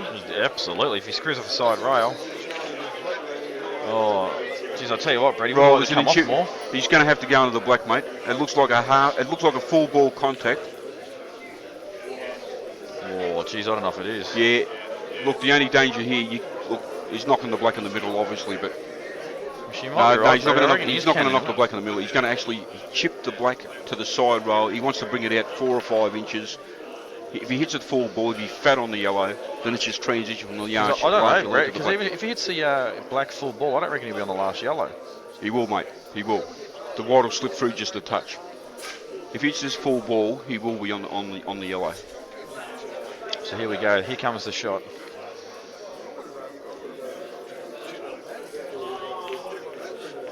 Well, he's hit it caught a too full hard. ball, but He's he's hit it actually too put hard. the black back in Yeah. front.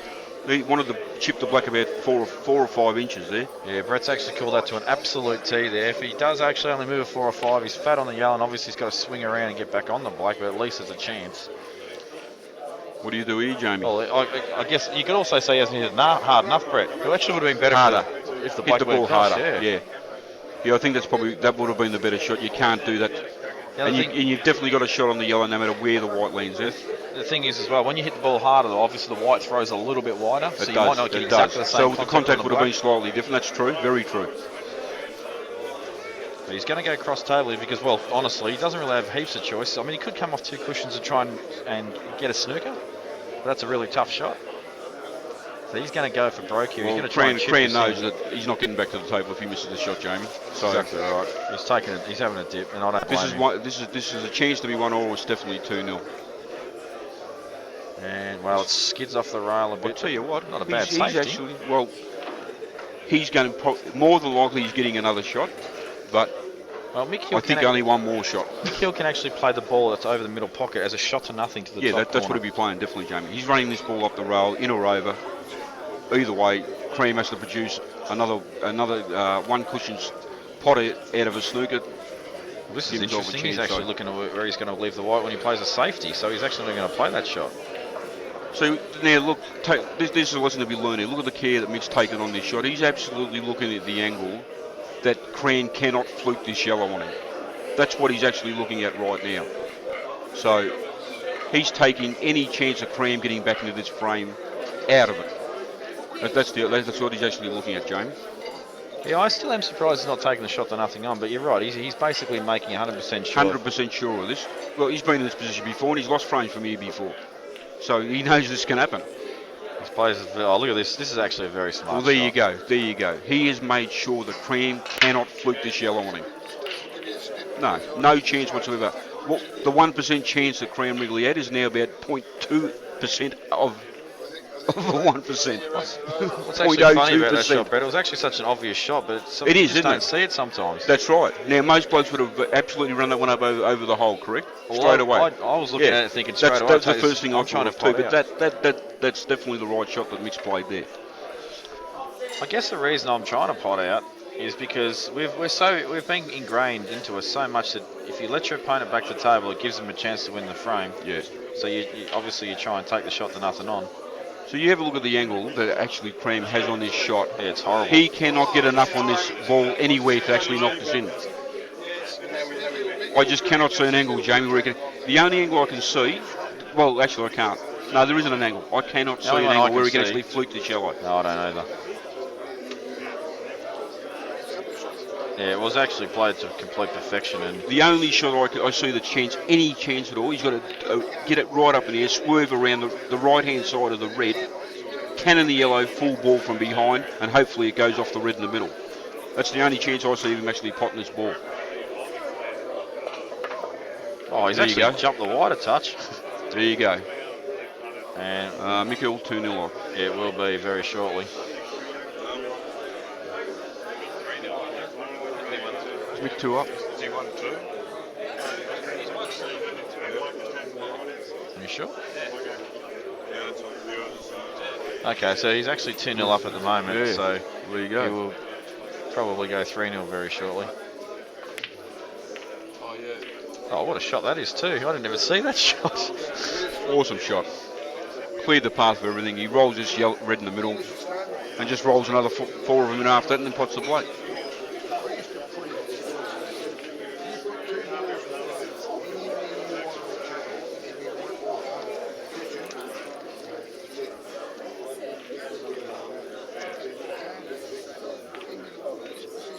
Yeah, nice shot.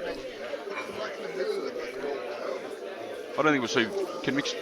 Oh, he's got to screw off this dead straight. So yeah, he cues nice, doesn't he? Absolutely. Do you think you'll just like layer up a bit here? I think Brett, he'll and just take kick the one on the black off? right hand side of the table and run through to the top rail, Jamie. Half ball pot on the red over the hole, between the gap between red and black. Just like that. Or you can just dolly it in and pot the red in the middle, but He'll probably go between red and black here. he has gone between the red and the black. Absolutely precision. A small little cannon. Wouldn't even matter if he missed it, but that cannon just ensures dead straightness. That's right. Another kick. Richmond's got another kick. Richmond? Richmond got destroyed by 10 goals.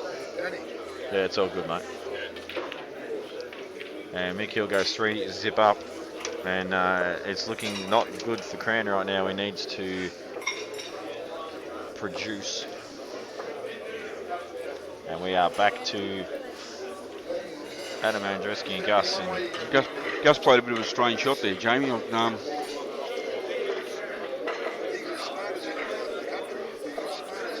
Yellow's definitely look favourite to me, mate. Yeah, I'd be pretty shocked if he doesn't have a dip here.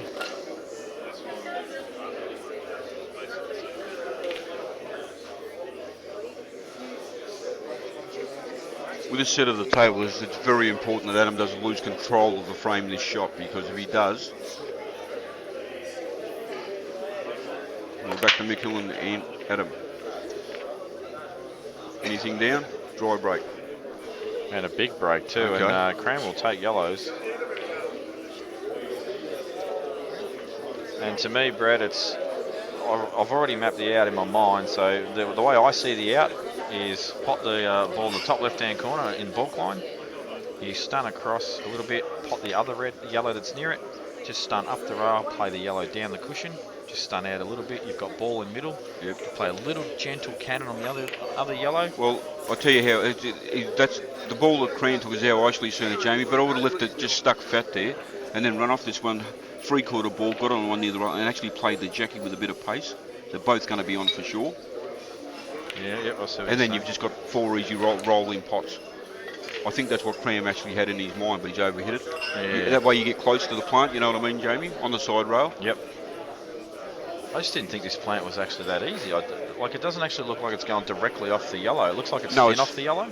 Yeah, no, it's got to be played with a bit of force. That means the bottom yellow, the one you're actually playing first, would skim onto it. Oh, that one easy. It's just dropped. Yeah, you're right. It did go easy, but that's a good shot from Cram.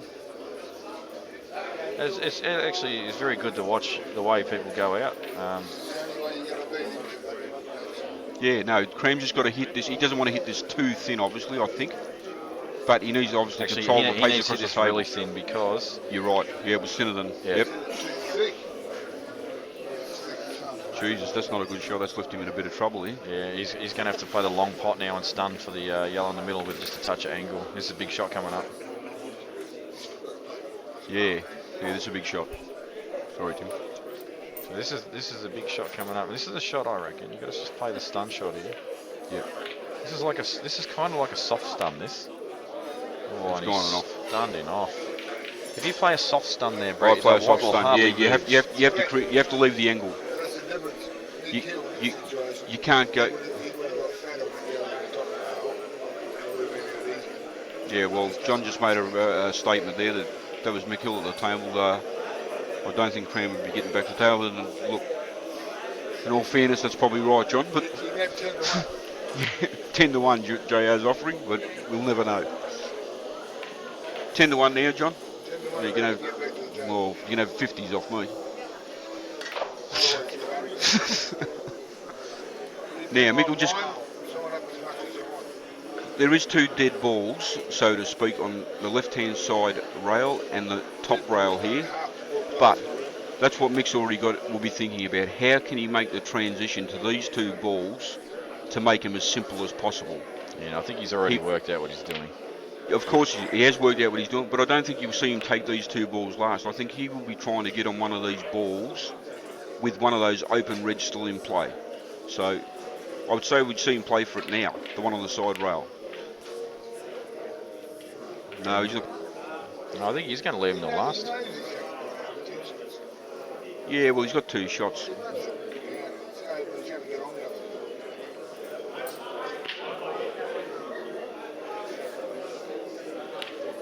And all he's doing here is just taking some time just to recompose. And he might even be thinking how he could layer up for the camera, Brett. No, he's not doing that. All right. He's actually going to screw into this red here, I think. Has he got the angle? The angle's not there to do that. I think that's absolutely... So this is actually a bit trickier than it looks, Jamie. He has to make sure, he's got to be careful here, Mick, because this can go wrong. Once he pots this ball, even though if he doesn't make the pot on the next ball, he's got to make sure that it's close to the hole. Otherwise, this can go wrong. I agree with that. He's played for the one on the. He's played the double. Look, that is absolutely a brilliant shot for mine. That's he doubles his ball, even if he misses it. It's not going dead, and he's fat on the one over the hole. Exactly right. There you go. Look at the thought process there. There's something to be taken out of that. John just said that's why and that is why he is. There you go. He's made sure nothing could go wrong. Yeah, you're absolutely spot on. The white ball was on a string to transition. And JR is almost needing a tissue. JR's just about to fucking hit the vinegar stroke from what he's watching. I think he struggles getting the result with Kerry these days. So. I'll tell you what, the young furry-footed warrior, Gus Giorgio, he is making another out. Well, there you go once again. There's two very, very smart shots. You just seen Mick play going out.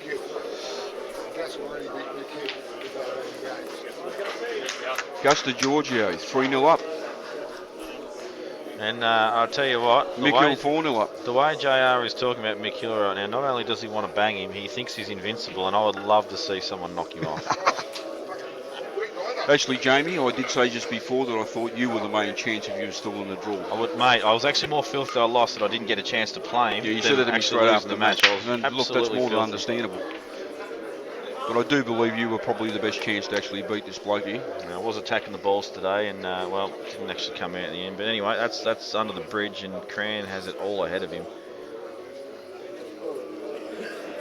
He has first dig again. He had first chance last frame and just didn't quite get position on the ball on the top cushion. And he still has first chance again here. He's going to take reds. I'll tell you what, Jamie, looking back on the way Mick Hill's played some of the shots in this match, it's just sensational that we've got CueballTV, that people can actually go back and watch that match and see what he's actually doing on the table and when he's doing it, to learn how to play this game properly. Exactly right, and especially when we suggest maybe a shot he could play, and then he goes and plays a completely different shot, well, which we've is both 10 been times wrong better. twice, I think, already. And he's played a completely different shot, which was a better shot. Absolutely, and so that's a good learning for us as well. That's it. So everybody can learn here from this bloke. So it's just sensational that we can actually go back and watch this and have the opportunity to learn from the best in the world. This is just sensational. So once again, without Dan Lynch, this wouldn't be happening. Yeah, and Cran here has already lost position off his first pot. And this is, and as we've spoken about, this is the difference. If let's say Mick was at the table right now, he wouldn't have lost position, and that's why he's a pro, of course. Yep. And Cran's he doesn't play every day like he used to. He's very much a part-time player now, but still loves the game. Well, I can't see much up. Cram has to try and make an out of it, doesn't he, Jamie? Yeah, I think he's looking at the 3-ball plant, but it's not set, so it's. I think he has to play the ball in balk and run through with a. He may need a touch of left-hand side, but he has to hit the wide higher and get down the table and try to get on this ball next to the black as quick as possible. Or do you leave that till last and then you've got an easy transition to the black? But you must get the right angle on that ball no matter what. Exactly right. So, but he's got to get a pot here first. This is he's on reds. He's on reds. He's on reds. And well, he plays a safety. He's played not a bad shot. That's the retaining safety. I don't think Mick can put the ball back in the centre hole, and even if he does, he's not playing that because he's going careering into the red. He's losing control. So exactly right. I mean, I instantly saw a shot that you could play, but it's actually crazy. And I was actually looking at the ball near the left middle, and you can basically punch that just off the side rail near the red. Big shot. And play a safety off it, but it is a big shot. But he is 4-0 up. That's that, and he's the best player in the world. That's probably why I saw it. But Timmy just said he thought I was. So did I at one stage.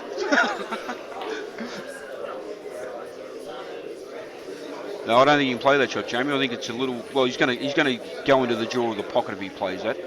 I don't think he can screw enough off of it. Maybe just miss the jaw, but Mick doesn't leave things to chance, and that is leaving things to a bit of chance, isn't it? It is for sure. This bloke just doesn't do that sort of thing unless he's forced totally into it, I believe. I'm not actually seeing a lot of options here, except for a little flick off this yellow that he's just eyeing off now. So I'm very interested to see what he decides to play. Well, this will be interesting. And this is actually why he's taking What some about time. just clipping off the yellow in ball, putting the yellow near the centre pocket, wide back in the jaw of the pocket where he's standing now, so Cram have a shot. Yeah, that's the shot that I was sort of saying, but I was actually thinking of clipping off the thick and putting the white ball on the bottom rail about, I don't know, 2 inches from the jaw. 2 inches from the jaw, I think he'd log it hard up, wouldn't he? No, I mean as in on the rail, up on the bottom rail, but about 2 inches across. Okay, that'd be perfect. That's what he's playing. No, he's gone right across. He's gone across. The ball like you said. Same. Well, he actually can pot this ball. I was just going to say I don't like Cram that shot because he can pot it. So I think Mick's option there was right. right. No, he didn't play the right shot. Wrong execution. Yeah, he tried to get the white ball on the right hand rail. Yeah, absolutely. Yeah. And Cram's got an out here. Pot this. You need to hit through these kind of shots just a touch, though. You can't just try to dolly these in because they can like that. Oh, look He's at actually this. hit it too hard, but you need to actually play that shot with a touch of authority, but still hit it soft, if you know what I mean. Yeah. You can't be just sort of steering your cue with that kind of shot. Most people will hit that shot thick if they do. So Cram has. He's still got a pot to the middle.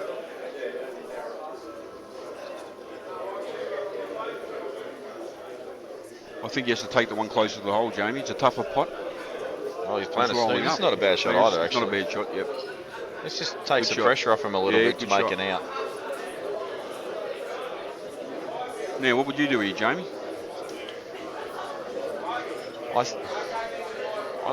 I'm considering just leaving the white touching the red. Yep.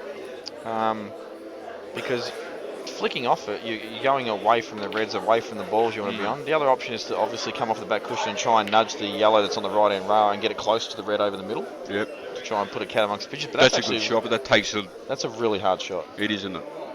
So I think just resting on the red is the shot. You sort of can't do a hell of a lot else. If you're looking to push the white across to this side, to this right-hand side pocket on the top rail, and move the red up a bit, so it gets try to get a bit of. I'll tell you what, I impeded don't by the yellow like a that bit. shot, and that's because you give them a free double and a chance to keep 2 shots. So I don't like that. I'd rather make sure that they can only have what one I shot. said a minute ago, is he trying to push the red up to the yellow, closer to the yellow? Do you know what I mean? Yeah, Can he so do that? Can't play the double.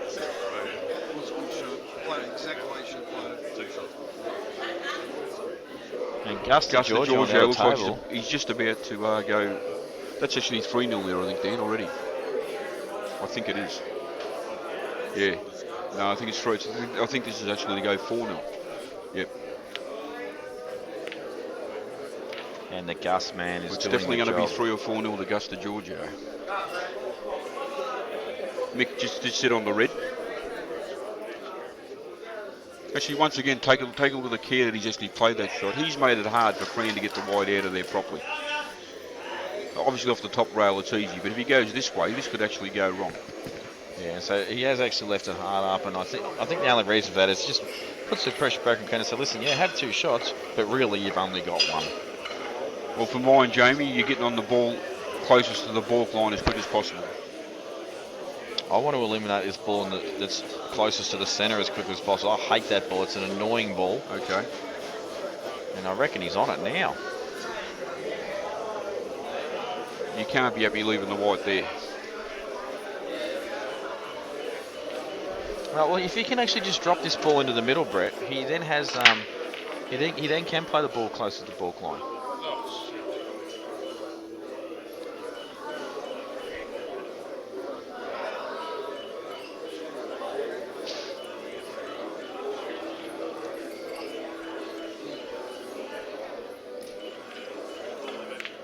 Oh, he's jumped up He's off actually that. fluked this. Oh, no.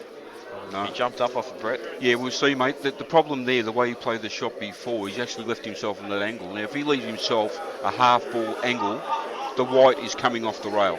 Do you not feel he could have just dragged that in at dead weight and that would have kept Well, the that's what I white off the thought he rail? would have done, but he's still staying near the rail. Don't you think he should have chipped off the ball over the hole to the right-hand side of it and create that angle? Leave that ball over the hole still.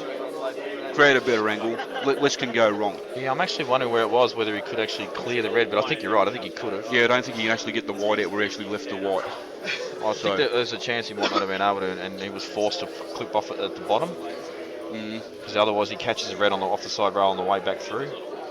But I actually can't exactly remember in my mind how the shot was. Yeah, well, he's sitting right beyond the red, so he's not going to move. If he had to play it this side of the ball, he's not moving the ball over the hole very far. He's going to make contact with the rail. He can create the right angle on the ball over the middle. So Mikkel's actually underhit that. Mick has underhit that, but I think we'll see. Where does the black go? The black goes in the top right-hand pocket and the top left-hand pocket. Gaz suggested he might move the black. He's not going to touch the black. In He's the got middle two pocket. transitional balls to get on an easy black in the right corner. I think we'll find Mick pot this yellow now and just chip the black. He'll put the black on here after this I shot. actually wouldn't play the shot, but what would I know? Well, I think this is the right shot, Jamie. I think this is the right shot. Do you know the shot I'd actually play here? I would actually cut this ball in the middle, and I'd come off top and side cushion and land on the other ball. Mick's back in his pot position player. He's just chipping the black here. He doesn't like it. I like my shot more. If this was me, I'd be potting the ball out that he was just lying up there, chipping the black. You're going to have an excellent angle on the ball in the middle to screw across the one on the other side, Rose. All you got to do is stun it in and on the other one. So all the balls connecting. Which is your worst ball here, Brett? The worst ball for mine is the one on the right-hand side of the table. And I agree, and that's why I'm cutting the ball in the middle. But I'd be potting that as the third yellow, Jamie. Do you know what I'm saying? Yeah, I do. Pot this, chip the black, like that. Now screw over and get on that. Now screw over and get on that ball. You can't not still be on the one in the middle. Yep, understand. If you get the right angle, you just go bang, bang, bang, come back to the table, pot the black. That's the way I read this out. Now is the black part? The black does not go past the red. Well, actually, that's a bit thinner than what it looks to play the shot that I actually mentioned. Yeah, no, he can't play that shot right now. Yeah, I think he can't not count in the yellow, can he? No, he can miss the yellow, but he can't. Well, he could play it. That's what he played, I can tell you right now. He did play for that ball then. Yeah, he hasn't played it well. No, he hasn't played. He's overhit it, but... So for the first time, Mick Hill has not got the ball on a 5-cent coin. So he is human, folks. I can tell you now, Mick has to play this ball on the rail because there's no transition from any other ball to get on the next yellow. I don't think you can pot the one he's looking at now. I would have played my way still. If he gets thicker on that angle, Jamie, he gets on that yellow on the side rail. Yeah, absolutely. Absolutely guaranteed he gets on it. So.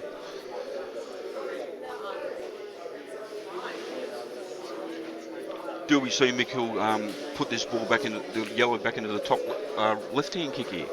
If he pots the ball, it's natural position. I think he has. Yeah, no, he's playing it to the right-hand kick. How's he going to hold the white? What's he doing? Actually, he's coming off side and back cushion, I think. He can't. I don't think he's got the angle. No, it's going into the jaw, mate. He can't play that shot. He cannot play. He's put into the top left-hand kick. Yeah, I think it's the only way. That's the only shot. This is a natural positional shot. Pot the ball. You're on the ball over the hole, guaranteed. That too, though, Brett, is pretty thin. It is thin, but that's the percentage for mine. He needs to go out here. The other two balls don't connect to a continuation ball, so for mine, he's putting this in the top left-hand kick, Jamie. Well, he still hasn't ran up his line 100% yet, but he's going back to this original shot of playing it. No, I can't see him playing that, putting it into the top right-hand pocket. I cannot see how he can continue unless he gets a bit of luck off the jaw. That's the only way I can see that happening. I know. He's actually stunning this to the side rail, believe this, Jamie. This will be side rail, top rail. This is how he's playing this shot. This is what I said, Brett. There you go. That shot? That's what I said. Okay, fair enough. I thought you meant top rail, side rail. No, side and top, side and top rail. That was a brilliant shot, that. Brilliant. There you go. He didn't screw off that. He actually stunned it high with a bit of pace, creating the angle. Damo. Quick shout out to Damo, mate. You sent me about 1,000 SMSs last night, but my phone was dead. I've only just managed to get some charge into the battery. And I'm sure he's watching right now. And, well, he should be fine now. That was actually a big shot. Brilliant shot. See, he hasn't overplayed that shot. He just caressed it still. Yeah, if he Stunned actually it hits high. it softer, he goes close to win off. But because he hits it a little bit harder, Yeah. the white's just thrown If just he enough. hits it softer, he goes in off for sure, Jamie. Yep. Absolutely guaranteed he And goes he's in off. underhit that as well, I think. Yeah, he has, hasn't he? So this black definitely doesn't. Oh, it's tight, but it definitely doesn't go in the corner. Look, at worst, he's got a tough black. A tougher black. Well, I think Brett, if he's actually really straight, he'll just screw back the side cushion, He will. similar to where he is He now. will. He absolutely will. And take the black to the right corner. There's no doubt he was playing no other shot with that, Jamie. Well, he's actually thinking he can get through this, so maybe we've misread the angle again.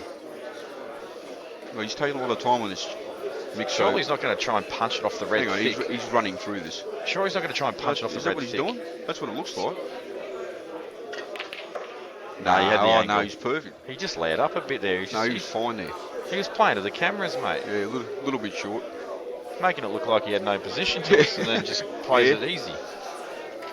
Well, I might have to rip into him about that. Oh, Mick.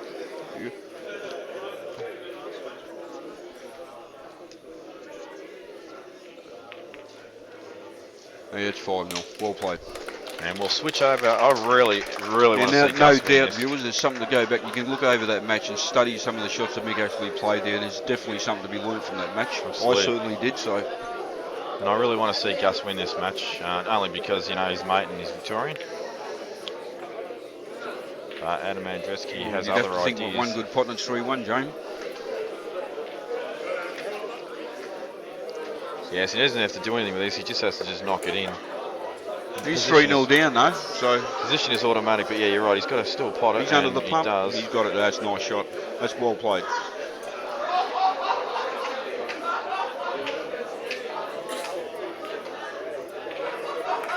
So Adam Andreski goes to 3-1.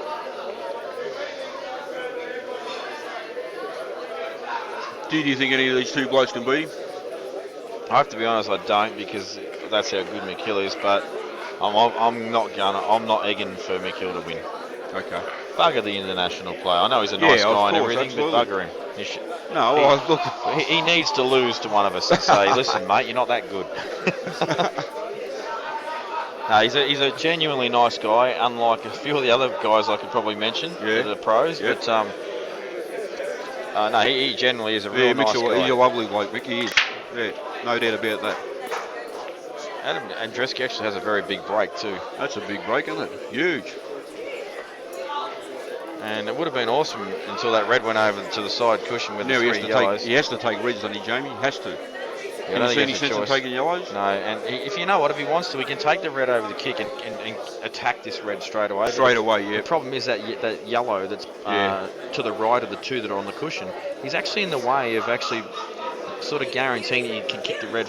What about this properly. shot, Jamie? This is a little bit ambitious, but actually potting the ball in the middle and leaving a quarter ball pot on the one in the top pocket and playing with a touch of your left-hand side and coming down back into the red.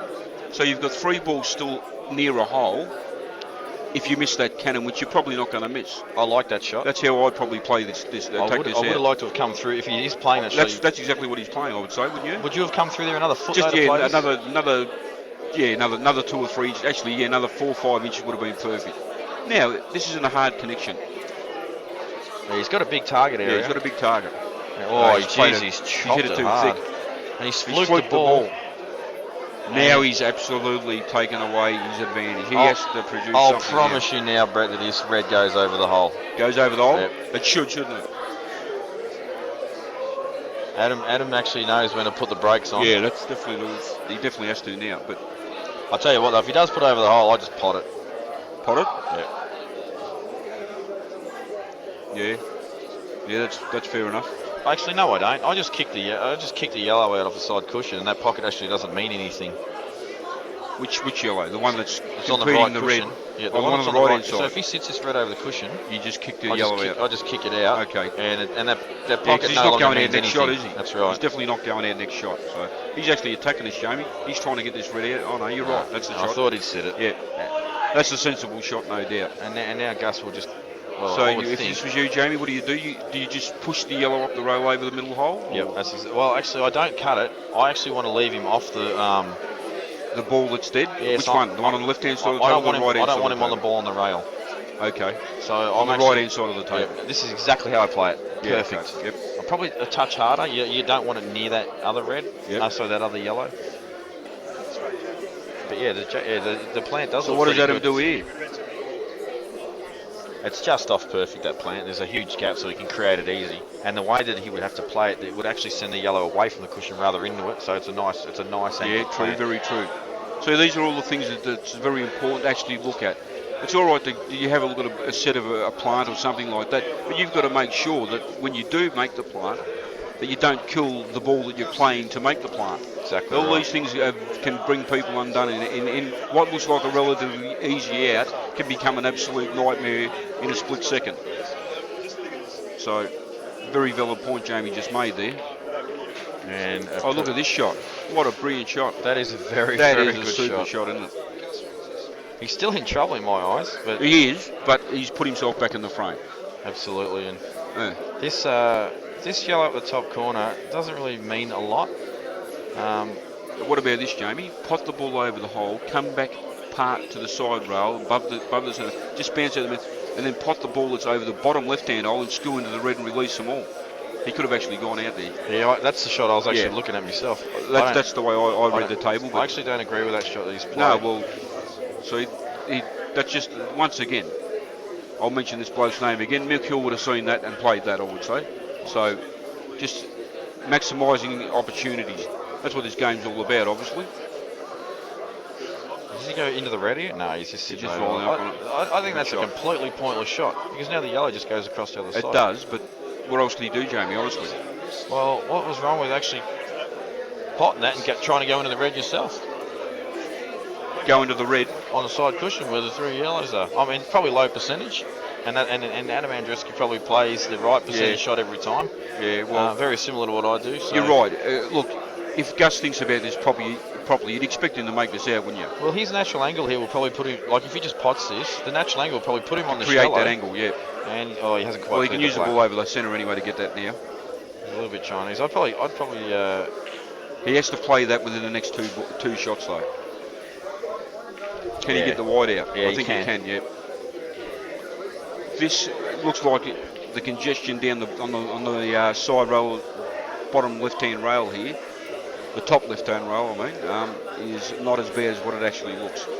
He's looking to get him out after this.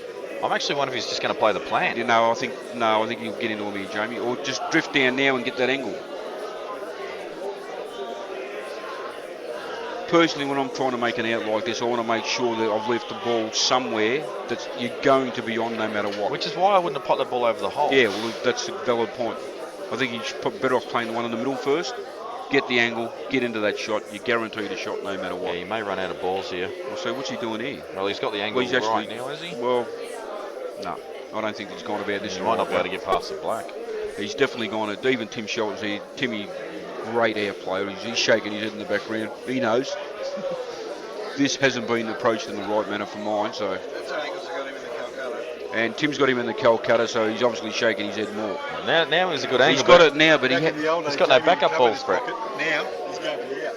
At the end of the day, though, Jamie, he has to get through the yellow that's on the rail. He's got to get that into the clear and still retain position on the one on the rail. Yep. So this is the problem with by not leaving the ball over the hole. This is the reason why you need to leave an easy continuation shot if you don't quite get this shot right. Exactly right. Oh, there you go. It's 40 undone because he's tried to force it. He has clamped it. There you go. And what did he actually point at then? I don't know, mate. I think it was actually his mum and his sister What's sitting going over on? there. Did he have two shots? Where did he get the second shot from? I'm actually not sure. He did not have two shots, Jamie. I'm pretty sure of that. No, I think Adam's called a foul on himself. We just haven't realised. Why would he be playing another shot? And I'll tell you right now, if Adam's actually just standing there and letting him foul, I'm not a rap for that. So he must have two. If Adam calls a foul on him right here, I'll almost jump the counter and punch him. I'm sure he has to have two. Adam's not like that. He would let him know. You wouldn't think so, would you? And he's not saying anything. So somehow Adam's fouled. He's obviously called a foul on himself, and we just haven't seen it. Well, but he's just fallen out of position as we say. I can tell you now, on that shot there, you need to be further across the table. Even if he's 2 inches more across the. You need to be more than that, so you need to actually leave yourself in a position where it's a harder pot to get onto the last yellow, because there is nowhere to go with those 2 yellows. Even if you go past and go to the ball, like almost to the side cushion, it's better than where you are now. Do you think you can actually chop this? I think he can. And Jamie, flip the red? Just miss the red and go between the 2 reds off the top rail. That's the shot I'll be playing. The angle actually is there. He's going to try and screw up. I'll promise you 100% he can't pot this. They don't go. There you go. We tried when these tables came in to punch them down the rail when they're perfectly on the cushion, and they're impossible to pot. But he did hit that straight to the rail. Well, I thought he hit it not that bad. No, he did. He actually, if you rewind that, you'll notice that he actually hit that straight into the rail. In fact, Kurt Dunham's standing right near me, and I got him to play the shot, and I'll tell you what, he hit him pretty perfect, and they didn't. They just jawed. And Kurt actually thinks he did that pretty well too. I think they just don't go, and that's why I knew he wouldn't pot that. So Adam Andreski will go to 2-3 here, barring a massive error. That's a good shot. That is a very good shot. He's controlled that beautifully. Now, do you screw back and get on the one in the middle of the table first here, Jamie? I think I would be doing that, right? Well, all you've got to do is stun back 3 inches. You're right in the middle. That's it, because that's the only ball that actually bring you undone in this out, isn't it? Yep. You can actually play the ball that's in balk after this. You can actually get slightly on the right angle. The out becomes a lot harder. Okay. Adam has played for the one in balk, but you're right though. I mean, he'll screw off a side rail here. Yeah, he should be fine, but you can get yourself out of position here. Absolutely. I don't know what angle he's got. How many times have we seen this situation, Jamie, go wrong?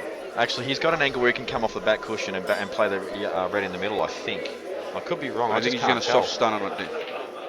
There you go. Now, he's not as prime on that as what he wanted to be. He's going to run through it down the bottom, but there you go. If he had taken it second instead of third, he would not be in this position. Yeah, you're right. You still expect Adam to get this, obviously, but you're right. He could have been just like right behind the ball and unmissable, rather than having to play something long like this. But you're right. He's not. I don't think he'll miss this either.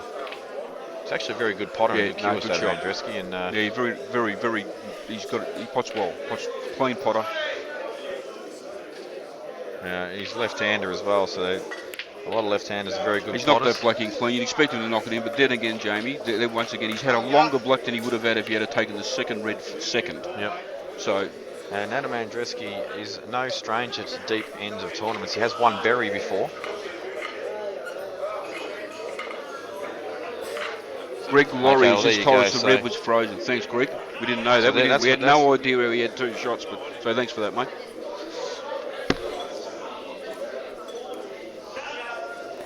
Actually, when I did play Adam Andreski in our match, he actually broke, and he's got, as we saw, he's got a pretty massive break. The white ball actually screwed directly off the pack, just flicked his cue before he got it out of the way, and fouled. Okay. And he was happy to call it on him. I saw it straight away, but he was happy to call it on himself. Well, this break, Jamie. Balls are going in over in the centre pocket. How the white hasn't gone and off in the top kick is beyond me. Yeah, but he wants yellows, but this I think Gus has had to be in his mouth there. Oh, this opening pot in the middle is actually real. I don't even think it's gettable, mate. It's gettable. I'm going to say no. At that pace, I'm going to say no because the lips on these pockets are really close to the jaw. Like they're really thin compared to the other tables. He can take reds here, Jamie. He pots the red in the middle. He cannons into the open yellow in the middle of the table. He has got a clear shot on the red into balk again. Actually, you're spot on there. And the other 3 reds are on. Yep, you are spot on. It's all about the next 2 shots for mine. Good opening pot from Gus to Giorgio. Not great. It's about this shot for mine. He was obviously trusting to a little bit of luck there. He was. Yeah, I think he played it a bit hard, Jamie, to be fair. Or did he pot it a little bit thick? Did it go off the right hand, the bottom jaw? To be honest, I didn't take notice. It looked to me as if he's going to pot that in the middle of the pocket. He absolutely careers the yellow full on the face and he's fat on that red. Now, I think the shot here for Gus here, punch this ball in the top corner, stun off a side roll, absolutely. And he's got to get back across the table though for this touch ball. Touch your right hand side to drag it down the table just a bit. He actually does need an angle on this bottom red here still to get behind the 2 reds back into the same pocket. So it's this shot the key to this frame. 2 good shots here. He goes. These are so often those shots are so often overcut, trying to pull the white across. Absolutely. And I say that from pure experience. He's perfect here, Brett. That is actually he can actually run through this, Jamie. Having a look at it. He can actually run through this, and the top red is on into the left-hand pocket. Green, he needs to touch it right inside. Yeah, he can run through it. It's a beautiful angle. to run through it. No, I think you're right. I think he can hold the white on the right hand side of the table, like Brett said, and he can actually play the top Yeah, he with can. two reds in the corner. He puts the red in the top right-hand pocket. He bounces up. It probably does need a touch of lift. You going, Kim? See you later. See you next time. Well, he's going under. He's actually going underneath him, Jamie. He's going underneath him. Played it well. It must be on into the top right, the top right-hand pocket, the top red, obviously. Actually, I'll tell you what, this is going to take a lot of care, this shot. This doesn't look on, Brett. It just doesn't look on. It must be on. He couldn't have possibly... Yeah, it's on. Okay, so... You're right, no, Jamie. it wasn't on. Well, I don't understand that shot selection for Gus there. I think he's overhit it. That's I all. really do. He is trying to land on the bottom ball. But, I mean, it was a very hard shot to control. He needed heaps of side. He needed to drag it with heaps of side to actually slow the white down. Exactly right. He's played it the wrong way. I thought putting the ball in the top right-hand pocket, taking the top red into the left-hand pocket, and then simple roll in, pot the black, that was the way to go there. But all Adam Andreski is going to do here is promote that awkward yellow and get a snooker.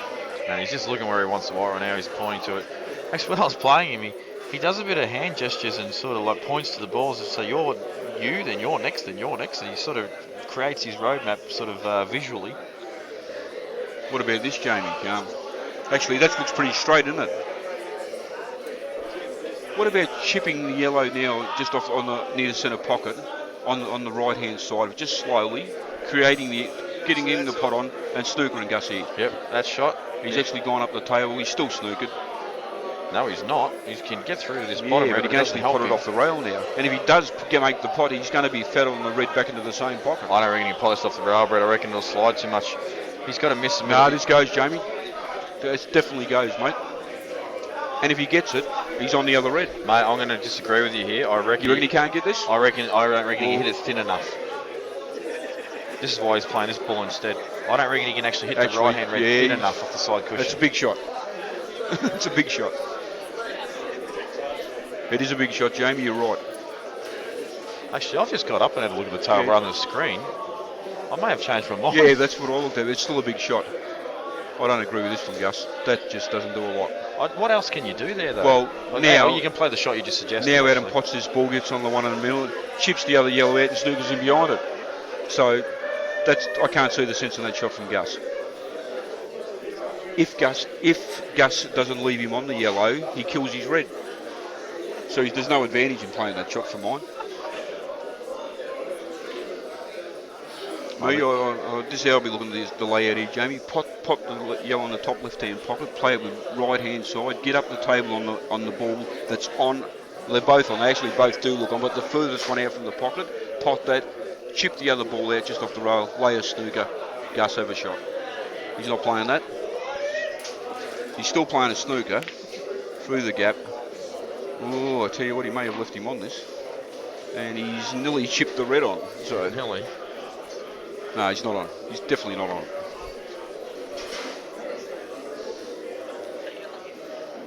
What do you do here, Jamie? You have to just come off the side rail and just chip the red, don't you? Over the right-hand pocket. You have to, don't you? I'm just having a look. I need to be at the table to see what I can hit here. I think he can get through the gap. Yeah. Oh, there you go. Dan's just giving us a spot-on shot. That's the only shot, isn't it? Yeah, I think you're right. I think you're just going to dead weight this. Actually, I'd love to stay at this angle right now to see if this white moves at all. That was dead straight. He did it clean. Yeah. Excellent shot. And that will actually put Adam under a bit more pressure. But this red is still on the left-hand side. Is still in trouble town.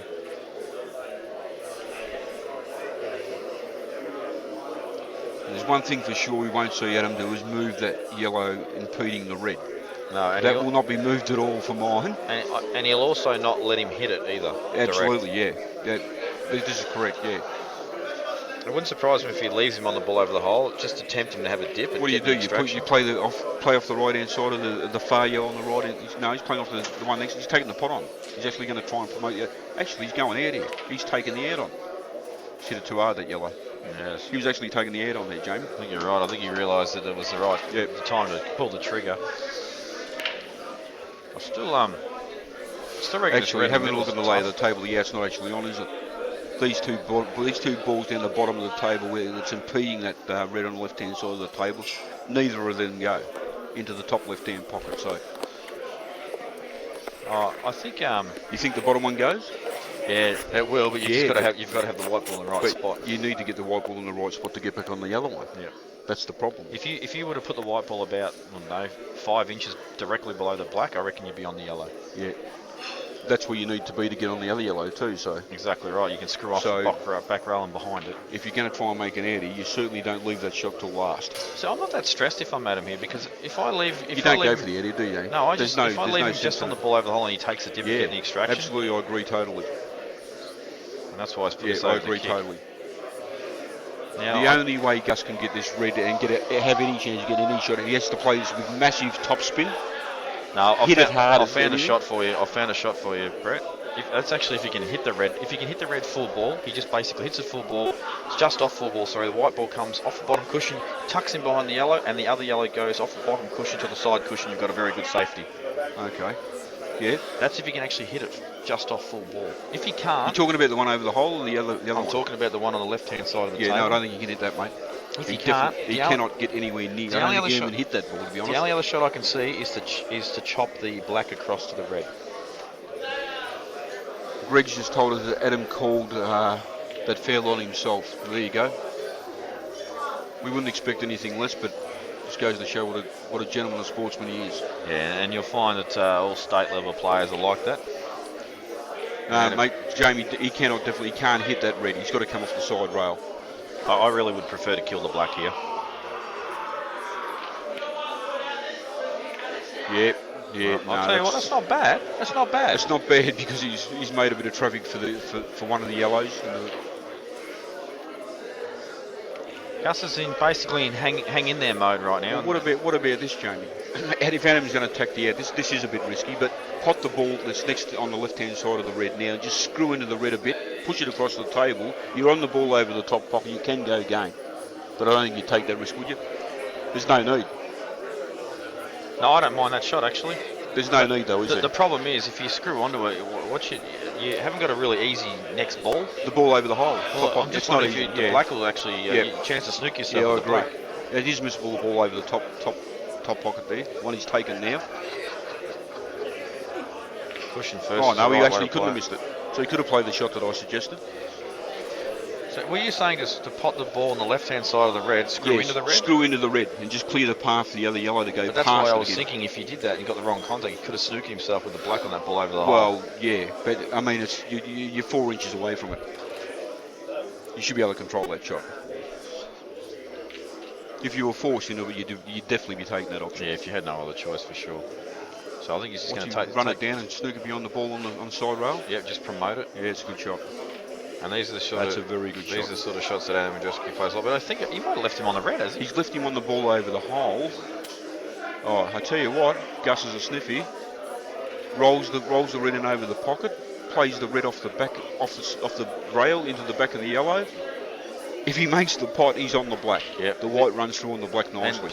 This is the sort of shot many people will miss, like playing a ball off the back of another ball, and it's got to be hit perfect, obviously. That's right, yeah. If you hit it half ball or whatever, you're not going to get believe Gus is playing his red, Jamie. He hasn't seen this shot. Oh, he hasn't, you're right. There is still an option of just pushing the black to the red, Brett. If you really don't like it, anything there is, but you've still got the option of pushing the black. Well, I know what you'd be doing, Jamie, and I know what I'd be doing here. I'd probably put the red over the hole and take it off the back rail. The top rail off the back of the yellow. Actually, you know what? I don't reckon that shot's on. Look how far that yellow is actually off the rail. I don't reckon it's on. You don't reckon it's on? Nah, but he gets the red over the hole, doesn't he? I reckon he still gets the red over the hole. I'd rather push the black over. I reckon this is the right shot. You reckon it's the right shot? Yeah. Okay, he's given two.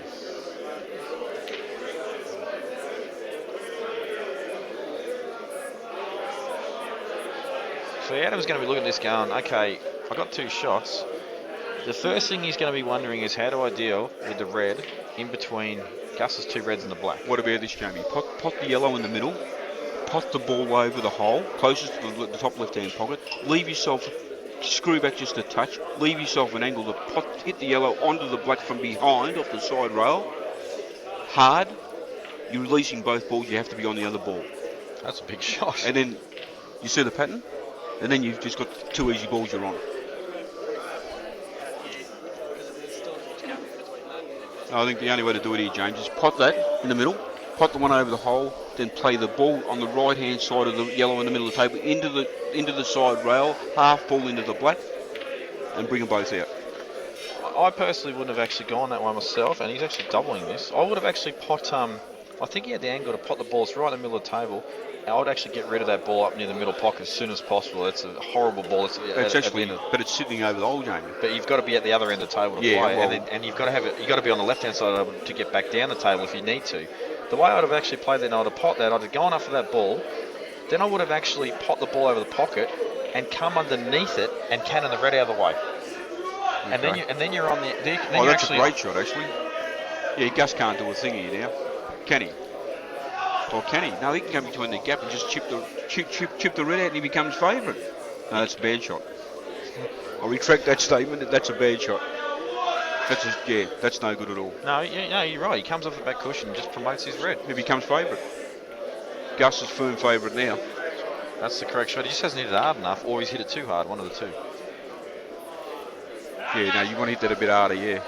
But Gus is favourite. There's no doubt Adams lost control here.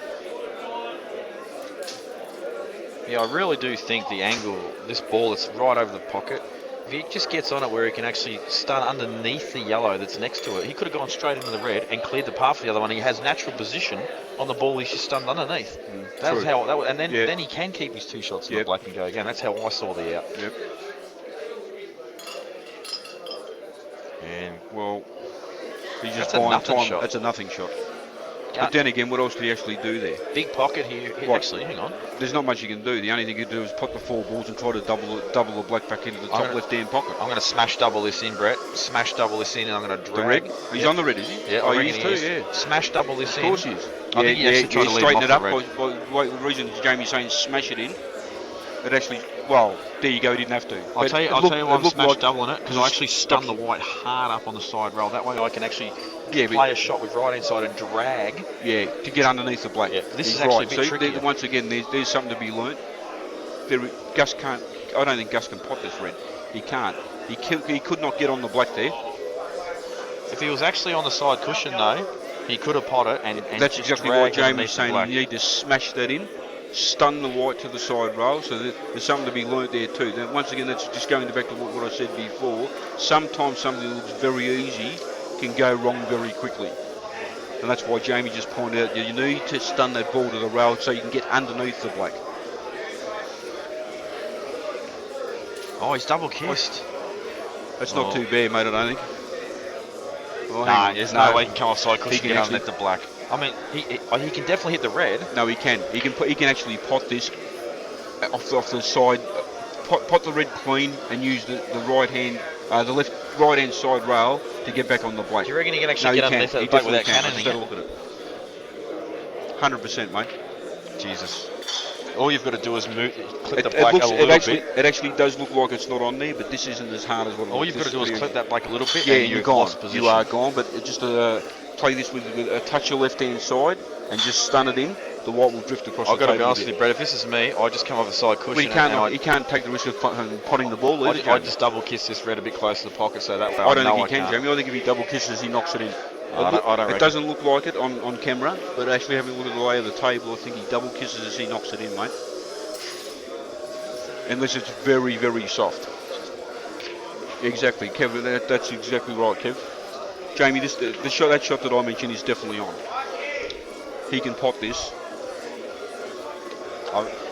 Unfortunately for us, these are the sort of shots you need to be right up at the table at to have. He's playing your shot, Jamie.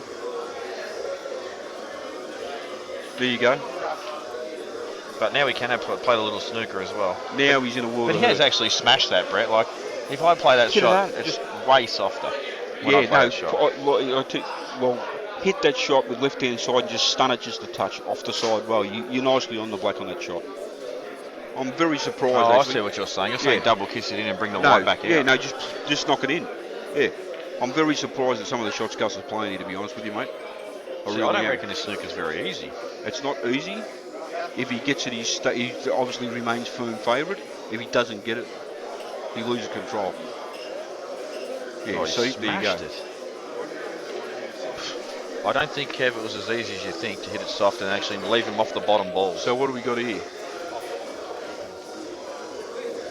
I think if Adam leaves Gus on the top right hand, actually, this he could still leave him on this Brett, break, even though it's been thin. Be serious, mate. You're doing nothing but potting out here. Let's be honest. You've got to make one good pot, you're out. Yeah, but this is a dodgy shot, mate, for mine. You will take this on all day. That is a great shot. You would take I'll that tell on you all what, day.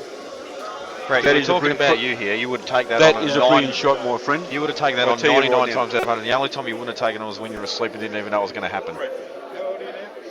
50, Kev. Kev, he just asked me how old are you? I promise you, Brett. That was still a good pot. Yes, but that was very missable. It was it was a pot you had to take. Yeah, I'll be in the Masters next year, Kev. You're in a semi-final of a major tournament. Yeah. You know you got to knock that in. True. You got to knock it in. I was just looking at did Adam have another option there?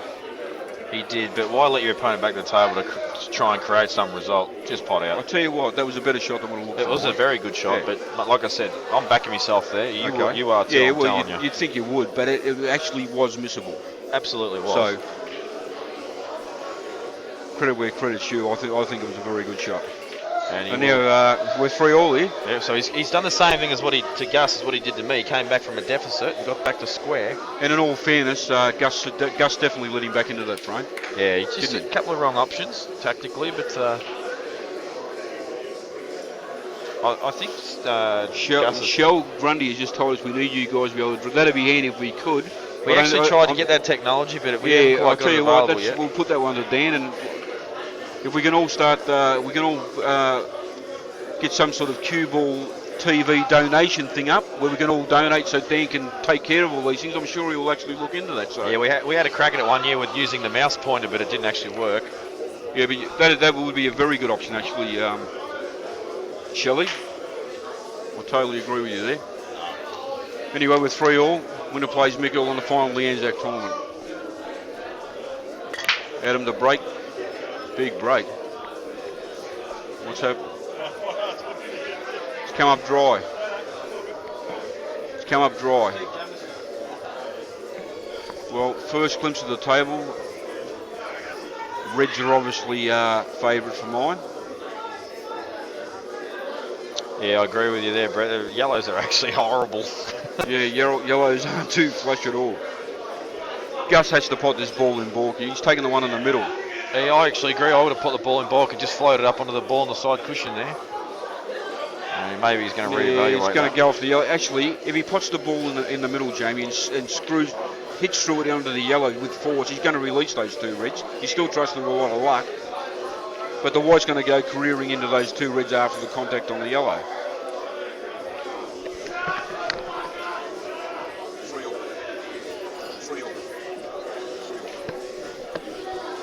He's taking the one in balk. Yeah, I reckon it's the right way. Yeah.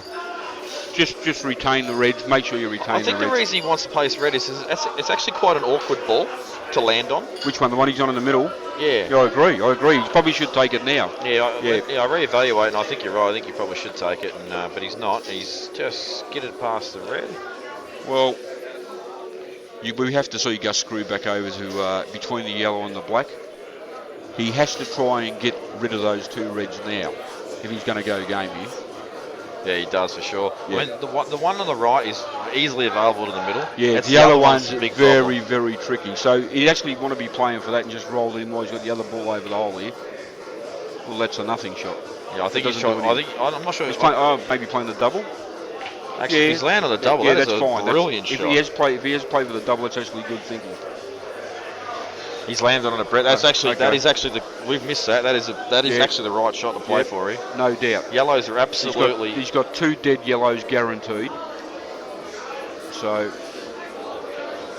Yeah, and this is a stun double where basically you want the white ball to basically come back 2 inches, Jamie. Yep, spot on. You're on the other tricky ball in the middle, and then you do have a big chance to go game. Then you can run through that one, pot the impeding ball, the one next to the yellow in the top pocket, get on the other one in the rail. You got a simple red over the hole, roll an easy black in the middle.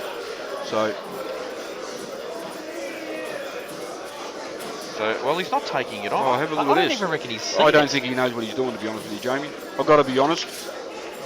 Good. Oh, he's look. Played a great shot, but I don't think. Well, actually, I reckon he did miss the double. He's actually probably been a touch unfortunate to let the black and the red stuck together. I think the ball that he initially played over, though, he did play to get on the one that was closest to the left-hand side rail.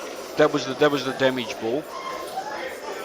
But to be honest, he's played a good shot there, and he's been a touch unfortunate. Yeah, he has. If the red's not touching the black here, you'd expect to see Gus go game here. But does the red go past the black into the top of it? Yeah. Lee Sweetley just told us it has, so Gus is in fine shape and here. And he just played for it too. And he must play it now. For mine, Absolutely. he must have played it now. Jamie, come back between the gap between the black and the yellow, pot the ball up the far end of the table, come down, roll an easy red in, easy black in. Yep, it's all about one shot here, which is this shot. Oh, what is it? Surely he's not playing I can't see the sense in this shot. Sorry. Even if he gets this and makes the out, no. This is a half ball pot on the red next to the black, Jamie. I think Easiest ball you can pot, and he doesn't have to do anything with the white. I think he's just worked it out. It was hard to get position on Brett, and Absolutely, he's going to play yeah. first. And he's gone back to it again. I can't believe this.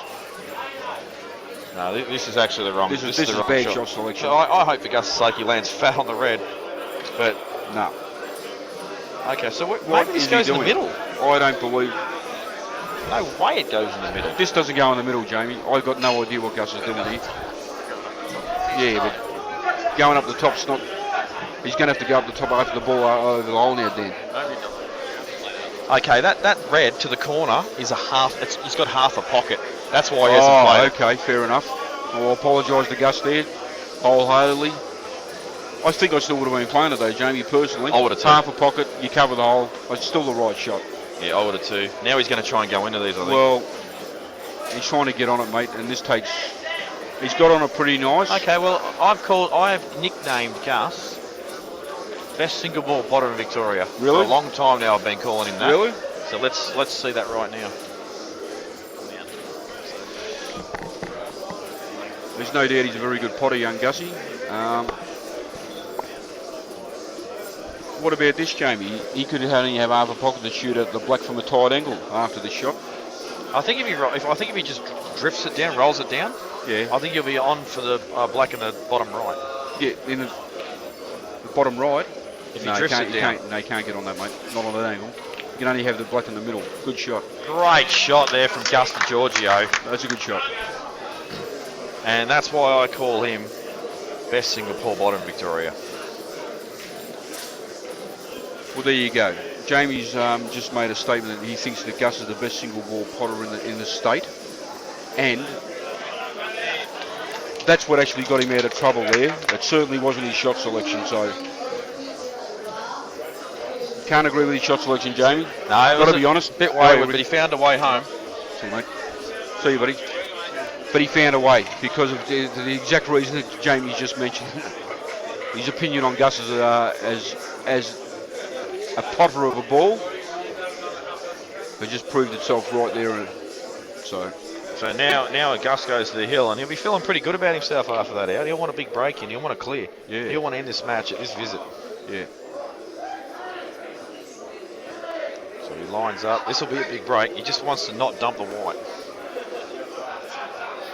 I'll tell you one thing, talking about breaking. Oh, nothing in. Jamie, who impresses you in the game? Think about it. Who do you think has got the best break in the game? The best break in the game? The bloke that I think most people probably wouldn't agree with, but who, in your opinion, who do you think's got the best break in the game? It's a tough one. I think Mark Robinson's got a very good break. It's consistent. Okay. I'm just trying to think who has the best break in the game. Well, my opinion, Joel Younger's got the best break in the game. Because if you watch what he does with that white every time, he actually stuns the white into the pack, opens them up, and leaves the white in the middle of the table, not much movement, nearly every time. Yeah, that's very difficult to do. So, for mine, Joel's got the best break in the game. People talk about who's got a big break in that. I think Joel's got the right break. Okay, I'm going to just take a quick break, Brett, and I'll let you do afterwards, because we need free pizzas arrived at the bar. We've got to get involved. Kev Harvey's jumping on. Here comes Big Kev before he goes to Thailand. That's what I'm doing here. All right, what have we folks, got here? Welcome back. Kev Harvey back on the line. We've got about 15 minutes before I've got to head off to Thailand. But until then, we'll follow Gus in the Calcutta heat. Make sure I can't believe what you said before, but make sure that doesn't happen, Kev. Timmy and the lady boys. Timmy's going to have a tattoo on his side of his head. Has he? And he's going to marry a prostitute. That's all And right. he's going to have kids. And it's all going to be on Facebook. Nothing wrong with So bringing a fucking bride back from there, mate. Keep tuned. Bring Keep two, tuned, Timmy. viewers. Bring a couple extra balls for me, mate, while you're at it. What's Gussie doing here? Gussie's on the reds. He's on the reds here, Kev. Can he make the out of your bread, or is the yellow with the red He too hard? can make the out, but it's something you need to really think about here. Personally, if me, I would be trying to go out. I think if you pot this red now in balk, if you actually stun this high, you dislodge the ball on the rail. You need a couple of connecting balls to get into the ball that's dead on the rail, and you want to be coming off the top rail to dismount that from behind. You do not want to be going into that red, coming directly into it, into the yellow. There is no value in that. Brett, he could pop that ball, bring the white back here, and the red near the black could go straight over the pocket with the two yellows. Yeah, and you he's could. in check. You could do that. That's not what he's doing, obviously, Kev. He's going to push this one over the old smart shot. That's what I meant. No. I got a laugh. The red with the black. Red with the black. Red with the black? That's the one I meant. Oh, okay. All right. Yeah, no, the out wasn't on. That was a bit ambitious, Kev. It was definitely a bit ambitious. But I'm looking, if you're going to go out. But once again, he's saying what I just said there. I didn't have the whole table mapped out, so But that's he's what missing brings an down easy shot, Brett, and I think with Gus's safety sometimes. He wasn't playing the pot there, he was playing the cover. He didn't cover the pocket. Yeah. So I think sometimes with his safety, he doesn't realise his safety is just as important as a pot. Absolutely. And he doesn't give it the credit it deserves. Well, Sometimes me it and looks Jamie like were just a talking baseball. about sort of thing, Kev. What looks relatively simple can actually be your undoing. Absolutely. Very much so Completely in this agree. game, and that's one of the reasons why I actually love this game, for that aspect of the game. Yep. I agree with When you, Brett. you're on a snooker table, you're actually both playing the same balls.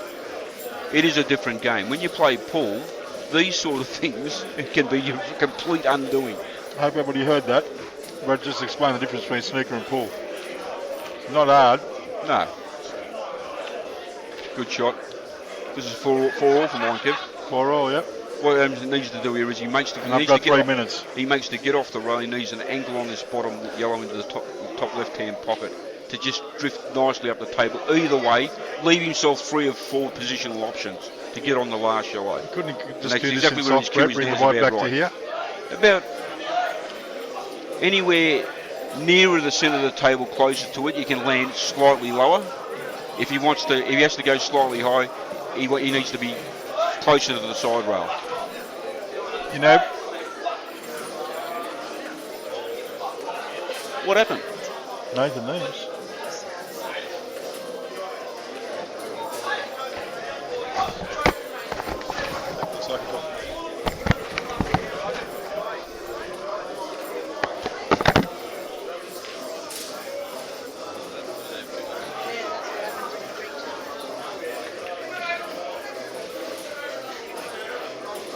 Bit of controversy going on here. I won't go into what's happening, but this doesn't look real good. Anyway, back to the pool. The most important thing, the reason why we're here. Adam's obviously fallen short on this yellow. I think it looks like he's taking it to the top pocket. He has to. He has to play this up to the top. That's all. Great shot, Adam. This is 4-all. I didn't see the shot he played before because there was a bit of a kerfuffle going on here, but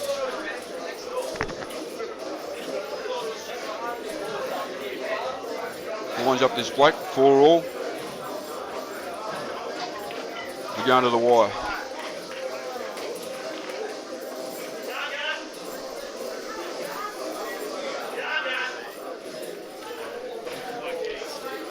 Four-all. As you can see, they've just shaken hands, wish each other luck on the decider.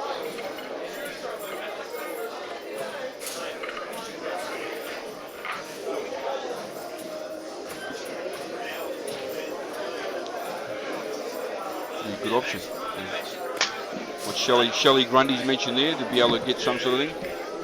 And like I said before, if we all help Danny, it was okay. All right.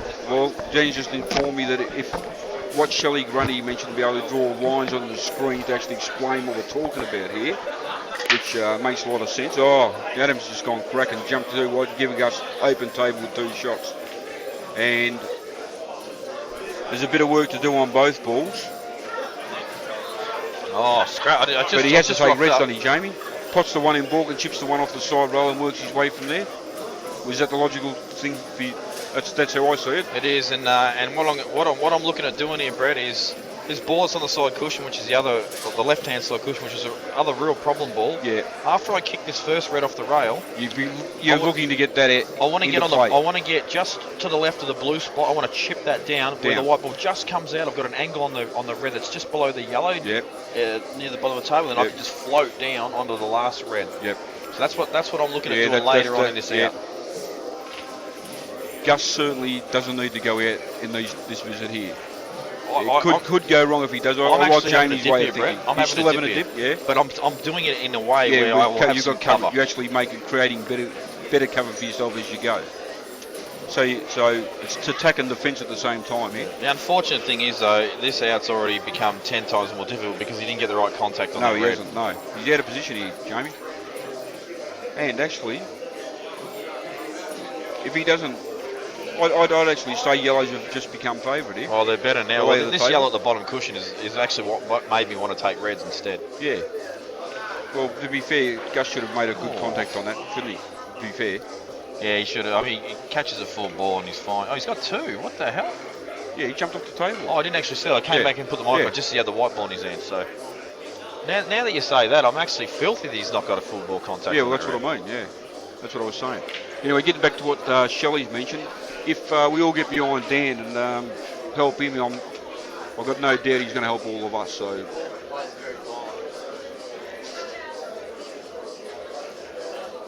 To get this live feed as often as it does, it all costs money. He needs another computer to do it.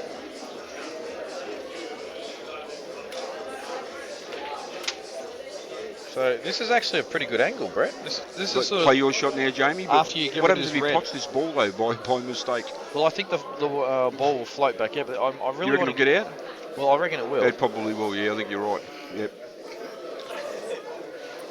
He can't actually. He's got to play that shot now for mine too, Jamie. I don't mind getting rid of this ball first. Yeah.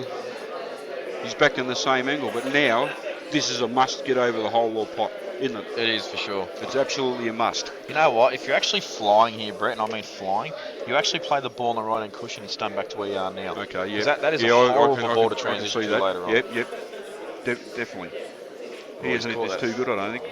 No, but it's actually set not. It's actually there. not too. Oh, I don't know. I think he can get the yellow inside that. There's a big gap. And if he does and he clears the red away from the hole, yellow's definitely become favourite for mine. I like reds from here. You like Steve Jamison likes reds? Well, we all like reds at the moment, but it'll Depends on his shot. Depends on what happens after Adam's finished with his visit. I don't think this red's the shot. This yellow is the shot to play inside the red. You actually want one near the side rail. You know what? I wonder if he just pots this ball over the hole. I think he's killing the red, mate. I think he's killing the red behind the yellow. I think he's going to pot. I think he's going to. Oh no! Look at this shot. Not a bad shot. It's just not hit hard enough. Wasn't executed quite right, but it was. The thought was definitely there. Absolutely.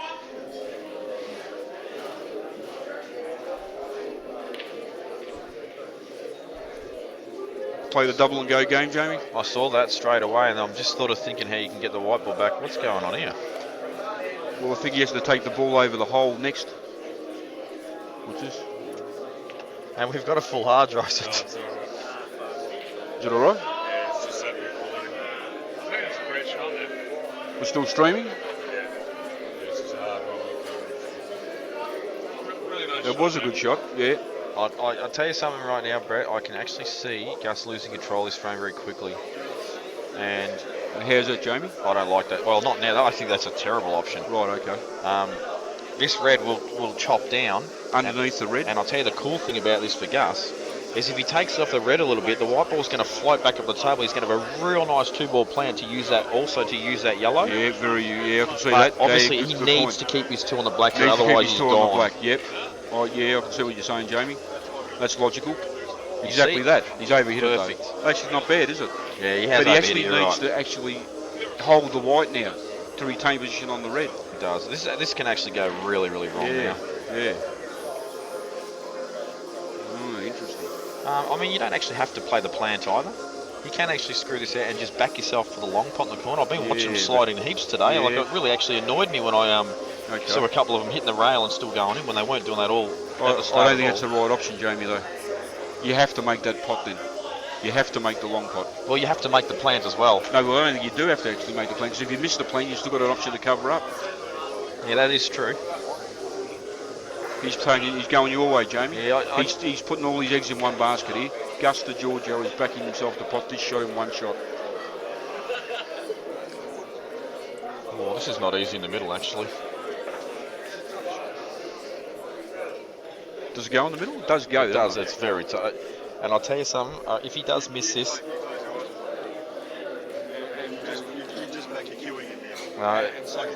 the problem with this is the lips, as I've spoken of earlier. Once upon a time. This could slide. This could slide across. He's taking it up the top. Oh, he's gone up the top. He's missed it. He's missed it. Well, and he needed Jamie, to pot that. There you go. Yeah, the plant was definitely the safer option without a doubt. Yeah. But as I said, he likes to do clean potting. Yeah. Single ball potting. That's his game, and that's why he went the other way. Well, you know what I say, Jamie? All heroes are dead. Most of them. Single ball double required now, Brett. Single ball double, correct. I wonder if the actually I've got to check. I wonder if the black goes off the top yellow. Well, not now. He's doing nothing with this black, Jamie. It definitely doesn't. It doubles, but what's the chance of knocking the yellow in? Yeah, this is just to make the double. What? I think you're smashing this, aren't you? Does he screw off it and try to play the triple? Double triple? In the centre of three rails, Tim Shelton just called. In the centre of three rails. Top rail, side rail, top rail. I reckon the yellow's in the way of that. So he's actually gone in the centre. Oh my God! Oh! Yeah, but look, I don't care if he knocks that black in. I'm not impressed. I'm still not impressed, saying, Jamie. Simple as that. That's playing against the percentages for mine. You're in the semi-final of a major tournament. That's the last place you want to be playing against the percentages unless you're actually forced to. If he actually wins this frame for me, it means Adam's chopped up hardcore. Yeah, that's right. So this is a horrible ball. He's just going to get it off the rail and get an easy snooker. See, and I don't even think there's an easy way out of this. Yeah, well, he's actually given him a chance to hit this, and I don't think you could do a lot more than that, actually, Jamie, to be fair. But I mean, if Gus flukes this black from here, it's you know, it's the 1 in 100 shot, isn't it? Yeah, it's a 1 in 100 shot to pot this black, even 1 in 500. Mate, you've basically got to come off side cushion. Yeah, and you need to get enough force on, enough power on the black to actually get it going towards the pocket, which there isn't one that's actually can go directly into. You hit the top side of the black and you could double it in the right middle. You could. That's like it's like a miracle shot. Yeah, it could actually go off the yellow that's on just out a bit from it. If he actually flick it hard enough. But Gus is actually screwed here. No, actually, you're right. We just had a look at it live. He cannot get to this black at all. Well, that's Timmy Shelton just mentioned pushing the yellow into the black. Doesn't matter what Gus does. He's there's nothing much he can do here. And it's thrown wide off the rail. That's not a bad result given. No, he's on the ball over the hole, Jamie, on the right hand side. Yeah, you're right. He is, and he's still obviously got to pot the balls. Yeah, and do the work. there is a problem. There is a couple of problems. The ball next to the yellow, next to the black. These two and the black are two problem balls. Yeah, the yellow he's closest to is a very good ball. Obviously, if you can get an angle on it, you can just get a little nudge on one of the balls or both balls on the row. He's only really got to kick one ball out if he's still got two, and then he can obviously use two on the other. That's true. Ball, yeah. So. I don't think he'd actually be wanting to move that yellow though, Jamie, because he just doesn't want to put himself in a position where are you sure he he's on could this ball leave over the hole? Shot at the black. If he's not on the ball over the hole, why is he not taking it? You know what? I can't understand that. That makes no sense. No, that makes no sense whatsoever. I agree. He's got one shot left, and I don't know why he's done that. Another snooker's going to come up here. He's going to promote these awkward balls at the bottom that he just created for himself. Personally, I think he'd be sitting on the one, just playing it directly into the rail on the right-hand side, and leaving him tied up hard up on the rail down here. I don't think he'd be wanting to play any shot where he can let Gus see any part of the black here, Jamie. What are you I gonna- agree, and that's why I'm flicking the right hand side of these two on the left hand side and just letting the white trickle up a bit. He'll probably pot it though, won't he? No, I don't think it's on. Yeah, it's on. Oh, it was on. Yeah. Well, there you go. You're just sticking behind it, right? Well, he's got to, yeah. Well, If he sneaks in behind it, he's going Gus. to be playing some kind of If he snooker. sneaks in behind it, Gus is going to leave it there though and force him to use one still. Yeah, that's true. Yeah. Well, there you go. So He's you need him behind it. He's going to make him waste one. So. You need a more constructive shot than that. And there, once again, shot selection. Instead of taking the ball over the hole, which he was actually on the first shot, he actually tried to play a harder pot. It's not actually take the risk on losing your advantage, just as Gus did, and put himself in this position. Exactly right. And providing Gus can push the white in a way where Adam Andreski can't get to the right hand yellow, he will probably just leave the white there. I think Adams actually eliminated that opportunity of him not be able to leave him on the right, the way he's played the shot, James. Well, he can play bottom cushion first and slip under the yellow, but then you risk leaving a ball to the middle then, so... Still a tricky shot, isn't it, to leave him off the ball? I think he can still play it okay. Oh, this is wrong. This is wrong. Yeah, well, he's left him on it. He's definitely on it, I think. I don't think he is on it. I think Gus knew it didn't matter where he put it on the bottom rail there, it wouldn't be on, so... But this yellow will go to the middle. Yellow go to the middle? Yep, it's thin and it's tough, but it's on. Yeah.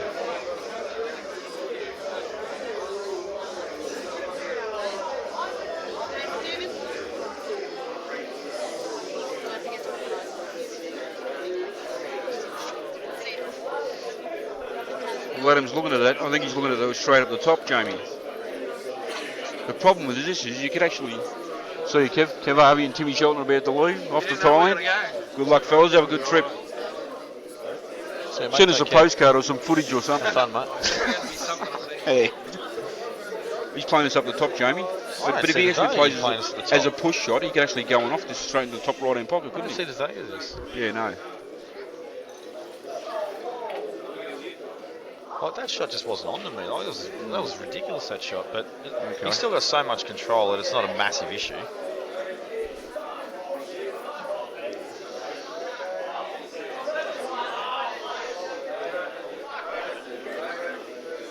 What's going on?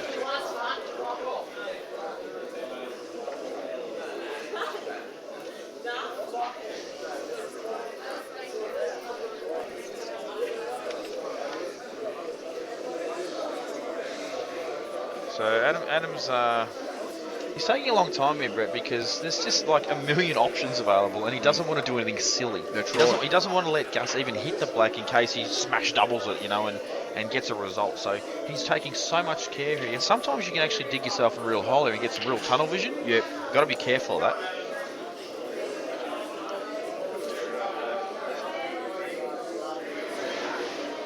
What about this for an option? No, James. Oh, he can't play that. What I was just thinking of actually.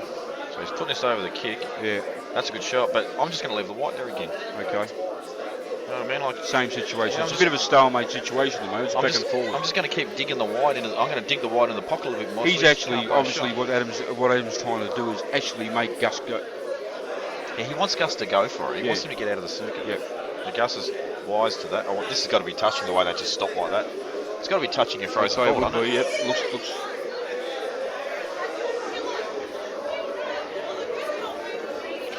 The way that white suddenly just weirdly stopped like that, I reckon it's frozen and it's touching. Okay.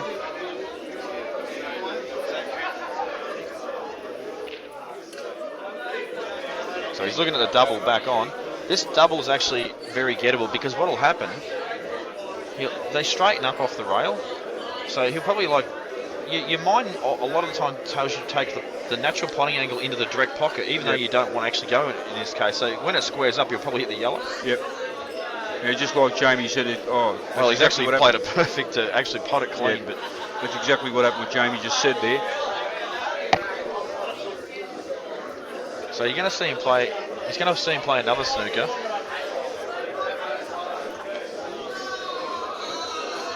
Well, obviously Gus will be snookered again, Jamie, but there it is. And Gus is just going to play the same shot again. Same shot again. We could be here for a while.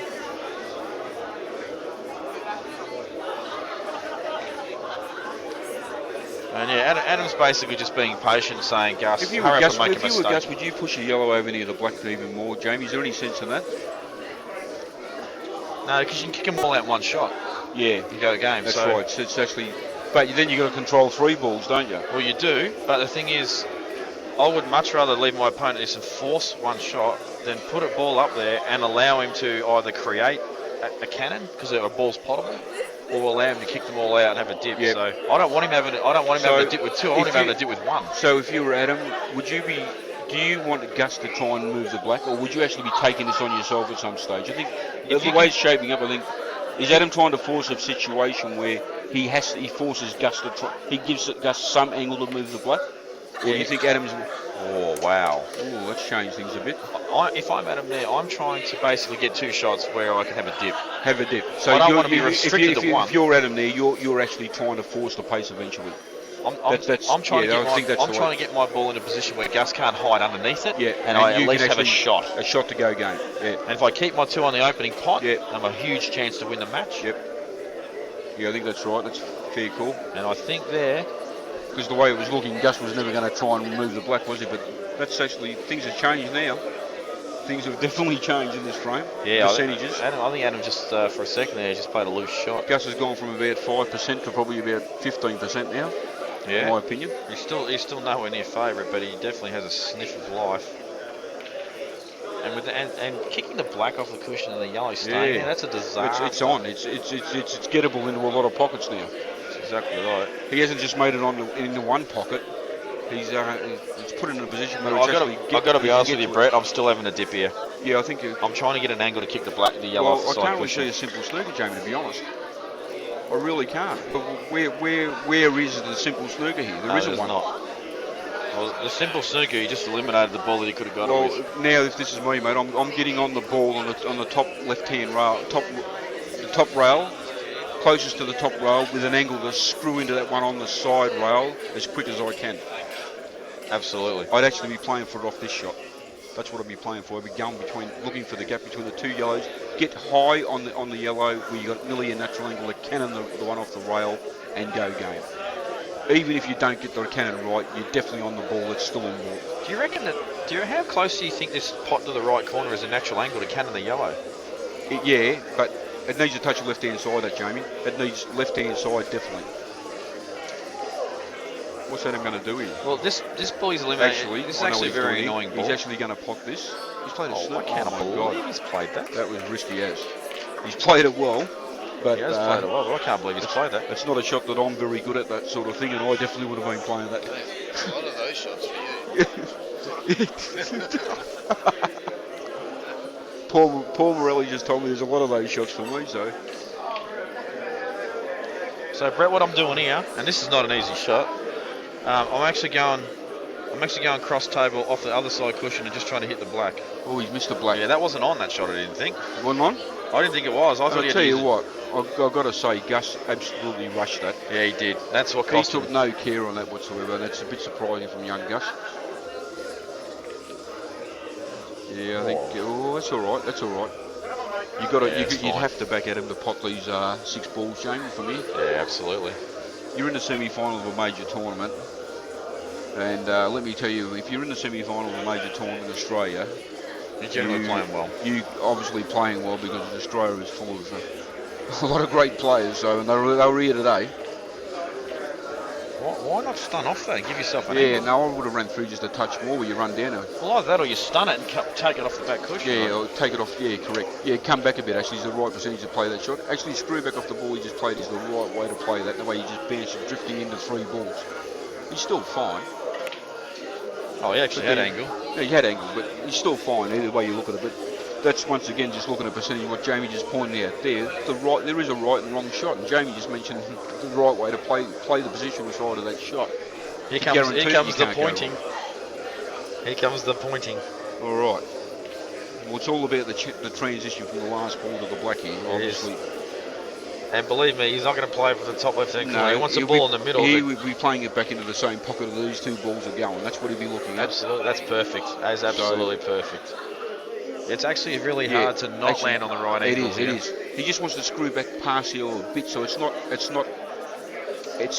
a more fullish contact on the yellow, so he can actually run through it a touch and get closer to the black. He doesn't want to be just drifting off the yellow here, Jamie. I reckon he can actually play this plain ball in the middle and come back out for his last ball. Yeah, just screw back off it. Oh, so that's what I'm talking about. Actually, want to need to be further back across the table. I would have run through that. Didn't play well, did he? I would have run through and put the other yellow in the other middle. No, I would have run through off the side cushion and back out. And we shouldn't see anything go wrong here, but still. Oh, he's fine. No, he's fine. Yeah. He actually held that better than I thought. I thought it was thinner than that. Well, here we go. So he will make the final. Adam Andrinsky and Mick Hill, final 2014 Anzac tournament. Good showing though from Augusta, Georgia. Now we'll get to see a Adam Andrinsky and Mick Hill final, and that should be a good match. And Mick Hill will take some stopping. Yeah, definitely, Jamie. Like I said before, mate, and I'm fanning him about this. Out of the blokes on the last 8, I actually give you the best chance to beat Mick. That is not going to happen. This it's man not going here. to happen. It's definitely not going to happen. But this man you here had the best game to actually beat the man. So actually, I think Adam Andrinsky's game is pretty all round as well. And, yeah, it's pretty good. And he's been potting well, so I think he's as much a chance as what I would have been to knock off Mick. Don't get me wrong. Don't take me wrong at all here. I'm not riding Adam off. I just think that Adam can definitely beat him. He can beat him. Well, Gus will take roughly a $400 note. I'm not exactly sure what the semis are worth. I can tell you this right now. Mick Hill won't be playing. Look, I'm just going to be brutally honest here. Mick Hill won't be playing the shot that Augusta Giorgio just played there. No, you're right, he won't. So there'll probably be a 5-minute break before the final, so we'll just take a quick break and we'll come back and we'll give you some more coverage.